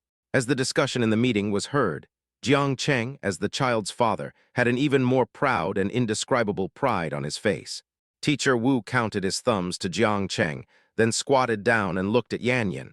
"Can you tell me what you wrote down on the paper?" Yanyan said in a grandma's voice, "Law." "Oui." Teacher Wu picked up the paper and read it carefully. The more he read, the more surprised he was. He couldn't help but smirk. Although the child didn't know what XY was, he replaced them all with numbers like 123. Substituting what he wrote into XY, it was simply a perfect set of formulas. No, it was several sets. Not to mention that these kids couldn't write out the formulas. Even she, who had won awards time and again, couldn't write out so many formulas. This is an absolute prodigy. That's amazing. Yi Qingjiu looked at Teacher Wu's expression and breathed a sigh of relief. He silently held Jiang Cheng's arm with a white hand, so Yanyan got first place. After all, the child is young and his self-esteem is easily hurt. Especially since Yanyan loves Rubik's Cube so much, if he doesn't get the first place, she is worried that his young self-esteem will be hurt. Jiang Cheng patted her soft little hands and said seriously, "Maybe even better than the first one." "Better than the first?" Yi Qingjiu was surprised. "What do you mean better than the first? He is only 3.5 years old. He is still a child." Jiang Cheng had an expression that made him look like my son. Yanyan seems to have written out the formula. Teacher Wu walked up to the stage and whispered a few words to the host before walking down. The host took the microphone and said, "Today's first place is Jiang Yanyan, the second place is Wu Shishi, and the third place." The host continued to speak, and Teacher Wu had already come in front of Jiang Cheng. "Dear parent, please wait a moment. The person in charge of our Jin Bebe would like to see you." Just now, she had contacted the person in charge. The child's performance was really unexpected. Suya knew very well what the meeting was for. It was nothing more than giving them some free courses or something. But Yanyan doesn't need these. They had previously considered enrolling Yanyan in a tutoring class or something, but Yanyan refused. He prefers to study alone at home, and even if he takes classes, Yanyan's current level is far beyond his peers. Jin Bebe is just a tutoring class for children, and it is completely useless for Yanyan. However, out of politeness, Jiang Cheng stayed. Good. At this moment, Yanyan had already walked down with the four-wheel drive car and the trophy. Niu was so excited when she saw her brother won the award. She imitated her father's usual behavior and stretched out her chubby little hands to rub Yanyan's head. Yanyan is awesome. Yi Qingjiu couldn't help laughing when she saw Niu's appearance as a little adult. She leaned over and hugged Yanyan, then took out 2 lollipops from her LV bag and handed them to Yanyan. "Yanyan is really great. You are the pride of your parents, Tilda." When the little guy saw the candy, his black eyes sparkled. "Thank you, Mom. To be honest, there are too many four-wheel drive cars and other things at home." Yi Qingjiu and Jiang Cheng are not the kind of people who are reluctant to buy toys for their children. For Yanyan, a four-wheel drive car is not even as happy as a lollipop. Now, with mother's permission, he was happily eating the lollipop. When Niu saw Yanyan had candy, she pouted and her beautiful peach blossom eyes were covered with a layer of mist. "Mom, I want it too." Yi Qingjiu already knew that if one of them had it, the other would definitely want it. She looked at Niu with a smile on her face. Then it depends on whether Yanyan wants to share it with. Of course, she knew that if one child had another, they would definitely want one too. But after all, it was a reward, and if she gave both to Yanyan, she would definitely feel it was unfair, so she deliberately gave 2 to Yanyan. The 2 babies had a very good relationship, and Yanyan would definitely give 1 to her sister. In this way, both the sister and the brother can have candy, and they can also learn to share with each other. It is definitely the best of both worlds. Jiang Cheng saw what Yi Qingjiu did. He couldn't help but admire his wife's first-class parenting skills. No wonder the 2 babies were so outstanding. "Hello, I'm the person in charge of Jin Bebe. My name is Wang Mengting." Hearing someone talking, Jiang Cheng withdrew his gaze from Yi Qingjiu's face and turned his head away. Standing in front of him was a woman with a nice figure, big wavy hair, and a good appearance. She was wearing a professional suit and was looking at him intently. "Hello." Jiang Cheng responded politely. Yi Qingjiu saw a woman talking to Jiang Cheng and couldn't help but walk over. A pair of white hands tugged at Jiang Cheng's arm. Jiang Cheng subconsciously turned around and saw that Yi Qingjiu looked unhappy. He was puzzled for a moment. How could this girl be like this? When I looked back at the woman opposite me, I suddenly had an intuition. Is this girl angry? Wang Mengting had evil thoughts after just one look at Jiang Cheng, but she was still very confident about her appearance. Although the woman in front of her was very beautiful, she still felt based on her intuition that her work must not be as good as hers. After all, she is the person in charge of Jin Bebe. She is rich and beautiful. How can that man not be moved? Little did she know that it was just her blind self-confidence. She was indeed good, but if she compared her looks, aura, and work with Yi Qingjiu, there was no comparison at all. Is there something wrong? Jiang Cheng asked in a light tone. Wang Mengting glanced at Yi Qingjiu and saw that she was dragging two children behind her. She smiled slightly and gently stroked her hair. Sir, can we talk for a moment and talk about the children? She felt that no man would reject her, and no male parent had ever rejected her. I have to say that she is indeed very attractive, but unfortunately in Jiang Cheng's opinion, she is really not attractive at all. After all, he has a wife who is as beautiful as a fairy, right? Seeing that Wang Mengting actually wanted to talk to Jiang Cheng alone, Yi Qingjiu became a little anxious. Women's sixth sense is naturally very accurate. Her intuition told her that this woman had bad intentions. Let's talk about the kids, or you can talk to me. Jiang Cheng found his wife's jealous look so adorable. He pulled the two little darlings aside, looking like he was watching the fun. The sense of accomplishment is simply amazing. Wang Mengting didn't expect Jiang Cheng to just walk away like that. She felt a little embarrassed and asked, "Excuse me, who are you?" Yi Qingjiu's bright eyes dimmed for a moment. "I am the child's mother and Jiang Cheng's lover. Just tell me if you have anything to say." Wow, he is indeed a big boss. His aura is amazing. Jiang Cheng happily replied, "Yes, she is my wife." Wang Mengting's expression became even uglier, but she soon put on a professional smile again. "It's like this. Considering that your child is so smart, we hope that he can be our Jin Bebe spokesperson. In this way, he can take our Jin Bebe's courses at will without charging any fees, and there will be a very reasonable endorsement fee. You know, Jin Bebe is a nationally renowned early childhood education institution. Not only does it teach well, but it also charges very reasonable fees, and the annual endorsement fee is definitely not small. For ordinary parents, this is something that they can only encounter once in a while. She just doesn't believe that Yi Qingjiu wouldn't be tempted." After saying that, Wang Mengting looked at Yanyan, who was still eating a lollipop, and smiled gently. Children can't eat too much sugar. To be honest, Yi Qingjiu also knew this principle. If it were someone else, she would at least think about whether she was spoiling Yanyan a little bit. "But now I'm sorry. My baby just likes to eat candy, but this doesn't seem to be within your jurisdiction." Yanyan also gave her a disgusted look. The candy was given to her by her mother, and this aunt was really meddling in other people's business. Wang Mengting was stunned and looked a little unhappy. She immediately decided not to let this child be a spokesperson. But this is the idea of Boss Jin Bebe after all. If he is not to be used, some reasons may have to be found. She suddenly had an idea and took out a magic gold lock from her pocket. After all, she was working in early childhood education, so it was normal for her to have these educational toys in her pocket. In order to make the kids happy, she also took one, but it was very difficult. It got stuck after she played with it for a few times, and she couldn't untie it for several days. She believed that it would be impossible to open it with this child. He waved the magic gold lock in front of Yanyan and said, "Little boy, can you help me untie it? I got stuck at the second buckle." This lock is no less difficult than a fifth-order Rubik's Cube, and it is of a different type. As long as the child can't solve it, she has every reason to say that the child is not suitable to be Jin Bebe's spokesperson. And by the way, she can also criticize this aggressive woman. Jiang Cheng was very curious about Yanyan's potential. He lowered his head and touched Yanyan's head. "Yanyan, do you want to try it?" Hearing this, Yanyan nodded and took the magic gold lock from Wang Mengting's hand. Somewhat heavy, he held a lollipop in his mouth and fiddled with it with his chubby little hands. After a while, with a crash, the magic gold lock was opened. He glanced at Wang Mengting and said, "Auntie, this is actually very simple. You were wrong in the second part. Look at it like this." A 3.5-year-old child skillfully opened the magic gold lock, and he is still teaching himself, which is really not very harmful but extremely insulting. Damn it, now she has no excuse. This child is definitely a prodigy. Her wish has been dashed. "Little friend, would you like to consider becoming our Jin Bebe spokesperson?" Yanyan is still young. Although this child has a talent for logic, he is not as good as Nuanyu in communication and social skills. He looked at Yi Qingjiu in panic. "Mom, I don't want to." The meaning is very clear. "Mom, I'm afraid of this aunt. Please come and help me." Yi Qingjiu immediately spoke up. "Forget it, my child is not suitable, and he is still young, so being an endorsement is not a good thing for him." Yi Qingjiu has seen too many children who were exposed to the public at an early stage, but none of them were happy.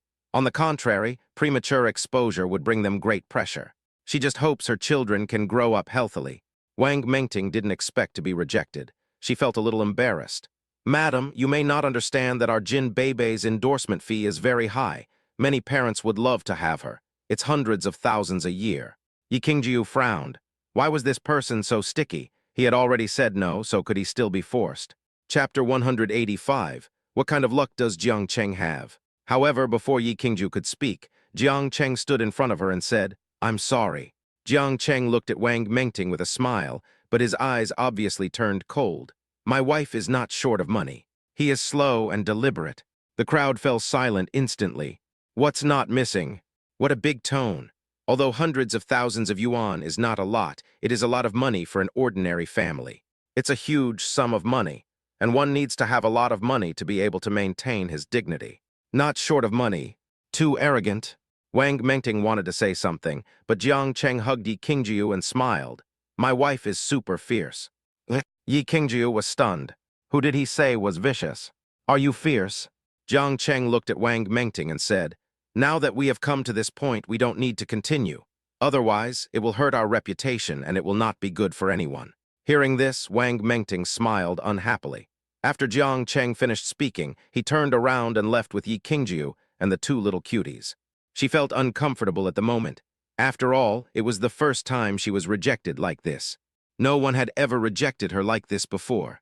Wait, why does this person look so familiar? Someone in the crowd asked curiously, and then he opened his phone and searched for a photo. It was a photo of the king's listing. A woman wearing a black evening gown stood gracefully in front of the poster, and her every frown and smile seemed to reveal her elegance and grace. Oh my God, is this Yi Qingwine? At this moment, someone came over curiously and took a closer look.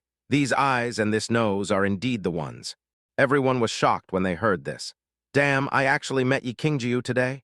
She is so beautiful. She is indeed a beautiful CEO, so beautiful. In the bustling crowd, Wang Mengting's face was uglier than a ghost. That woman is actually Yi Qingjiu. No wonder she is said to have no shortage of money. She really does have no shortage of money. Tencing's market value is now several hundred billion. Who cares about a few 100,000? No, don't you all watch Douyin videos? That man, isn't he the image ambassador of our Sichuan province? Did you forget to catch LSB on the bus? After the girl said this, everyone became upset. So this is the case. This talented man and beautiful woman are really a perfect match. What? The family of four got in the car. Yi Qingjiu drooped her eyelashes and looked unhappy. Jiang Cheng coaxed with a smile, are you angry? Who is fierce? Have you ever been mean to him? Yi Qingjiu glanced at him and said, no, who is angry? Aren't you angry yet? At this moment, the girl was facing the window, looking as if she didn't want to talk to anyone. Jiang Cheng knew that he would be angry for a while. Niu and Yanyan noticed that their mother was unhappy, so they sat quietly in their seats without saying a word. Jiang Cheng first spoke, what do you want to eat tonight? It's terrible, Dad is going to cook today. Dad, I want to eat chicken wings. Daddy, Niu wants to make steamed eggs, tilde. Sure enough, when the topic of food was brought up, the two babies showed great interest. Jiang Cheng looked at Yi Qingjiu with a smile, wife, what do you want to eat? Yi Qingjiu pretended not to hear. She was fierce and would scare him. Seeing that she ignored him, Jiang Cheng didn't know what to say. After all, we have two babies here, and it's not a good idea to do anything out of line in front of them. But he has already figured out how to coax his wife. Then let's go buy some groceries. We still have to eat dinner. After saying that, Jiang Cheng drove the car to the entrance of the supermarket. The supermarket is huge and has a children's section. There are all kinds of toys in it. The two babies were very excited when they saw the pink and blue ocean balls. Children always love to play by nature. Daddy, can I go play for a while, just for a little while? Niu looked at Jiang Cheng eagerly. Daddy, Yanyan also wants to be with sister. This is absolutely great. After all, I still have to coax my wife. He quickly checked WeChat and paid the money, and the two babies happily went into the children's area. Jiang Cheng turned around, pushed the cart, and then took Yi Qingjiu to the supermarket. The little hands are soft. What are you doing? Yi Qingjiu quickly pulled his hand back when he realized that Jiang Cheng had grabbed his hand. Don't arrest me, go arrest Wang Mengting. As soon as he finished speaking, he regretted it. What kind of mouth is this? How can it be so fast? Jiang Cheng couldn't help laughing when he saw Yi Qing's drunken expression. So you're not just mad at me for calling you mean, right? Damn it, did I say something wrong? You think I knew Wang Mengting had a crush on me, but I didn't take the initiative to reject her, right? Every word Jiang Cheng said touched Yi Qingju's heart. Yi Qingju was stunned for a moment. How does he know everything? Will he feel that he is being unreasonable? After all, he didn't do anything. What should I do, Jiang Chengguo? Sorry, due to the special circumstances. Jiang Cheng has already activated his mind-reading ability. Of course, he knew what this girl was thinking. Wife, you are a bit jealous. Jiang Cheng looked at her with a smile on his face. This person, he really still disliked himself. Yi Qingju's face turned red with shame, and he turned around to leave. Jiang Cheng grabbed the man, and Yi Qingju fell into Jiang Cheng's arms. What are you doing? This is a supermarket, there are so many people watching. Yi Qingju looked at the people coming and going. Her face flushed all the way to her neck. Wife, listen to me. I am very happy that you are jealous. I am very happy. This person is sick. Yi Qingju just wanted to escape from his arms. But Jiang Cheng held her tightly and refused to let go. Wife, your jealousy means you care about me and love me, so I am really happy. Hearing this, Yi Qingju was stunned. I have to admit that Jiang Cheng really feels safe at this moment. She raised the corners of her mouth, and her bright red lips looked particularly beautiful. Behind the two of them was a huge security door. Jiang Cheng couldn't help it and pulled Yi Qingju in. The lighting in the corridor was probably not good, so the light and shadow flickered. He looked at the beautiful person in front of him and couldn't help but kiss her. Tilda. Yi Qingju's brain short-circuited instantly. He actually. Her whole body felt numb, as if she had been electrified. There was absolutely no way to resist. After a full 10 minutes, Jiang Cheng reluctantly let go of her hand. Yi Qingju looked at him with a red face. Jiang Cheng. He actually pulled himself into the safety passage in full view of everyone. The key point is he touched his own butt. This guy is so annoying. Jiang Cheng looked at her with a smile. I'm here, Tilda. If the children weren't still waiting for them, he really wouldn't be able to help it. You rascal. Yi Qingju's pretty face turned red, and her eyes were sparkling and bright, looking stunningly beautiful. Jiang Cheng pressed him against the wall. There are even more rascals, do you want to try? Yi Qing was so drunk that his heart was about to jump out. No, please stop. There was usually no one in this kind of place, but what if, she bit her lip. I was about to cry, Jiang Cheng Tilda. Jiang Cheng originally just wanted to tease her, but now seeing the pitiful look of the little girl, he couldn't help but get excited. He kissed Yi Qingju on the forehead. Okay, that's enough of your teasing, let's go out.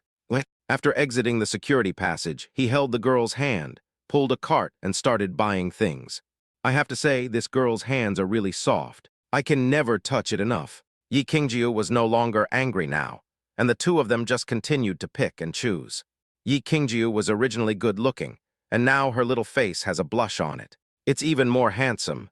Along the way, the two attracted a lot of envious glances. A girl pushing a cart said to the boy next to her, Wow, look at them, they even hold hands when walking around the supermarket. After saying this, she felt jealous. They are all men, but Jiang Cheng can push the cart while holding his girlfriend's hand, but what about her husband? All he knows how to do is play with his phone. We were still holding hands, and I didn't even know whether she was there or not. Thinking of the girl suddenly handing over the shopping cart in her hand. Zhou Tianhao, you bastard. After saying that, he reincarnated and left. The boy was watching a video, and when he looked back, his girlfriend had already flown 5 meters away. I hurried over to chase him. Hey, why did you leave so peacefully? The girl glared at him angrily. Why did you leave? Why wouldn't I leave? Just to see you and your phone give birth to a son. The girl had a loud voice, and Jiang Cheng and Yi Qingju both heard it. Yi Qingju looked at Jiang Cheng and smiled happily. Why don't you like looking at your phone? She seemed to rarely see him checking his phone. I would play for a while sometimes, but Jiang Cheng seemed to rarely look at his phone unless he was making a call. Jiang Cheng rubbed her head and said, Isn't it because I want to accompany you and the child? The phone is not as pretty as you. Yi Qingju was very satisfied with his answer. After shopping, the two returned to the children's area. When the two babies saw their parents coming, they hurried out. Pick up your shoes from the steps. Put it on myself. Mom, are we going home? Yi Qingju raised the bag in his hand, which contained some food, and said, Of course. When the family of 4 arrived home, the 2 little ones climbed onto the sofa and clamored to watch cartoons. I've been out all morning today and haven't seen any cartoons yet. Yi Qingjiu turned on the TV, and the familiar Peppa Pig was playing on it. An hour later, Jiang Cheng prepared the meal and brought it out. He put the two babies into the safety seats, then looked at Yi Qingjiu. "Wife, you eat first, I'll feed them." Hearing this, Yi Qingjiu couldn't help but feel tears in his eyes. It seemed that Su Yi had never changed in these few months. Ever since he came into this family, he always let me eat first, and he took care of the children. Jiang Cheng divided the food among the children, picked up a piece of dongpo pork with chopsticks, and put it in Yi Qingjiu's bowl. "Wife, here is your favorite, try it quickly." Yi Qingjiu lowered his head, said nothing, and took a bite very cooperatively. Delicious." Yi Qingjiu nodded seriously. Jiang Cheng's cooking is really delicious. Seeing that Yi Qingjiu was satisfied, he became happy too. "Then eat well. If it tastes good, eat a few more bites." Hearing this, Yi Qingjiu pouted and said, "I've gained 2 kilograms." She has always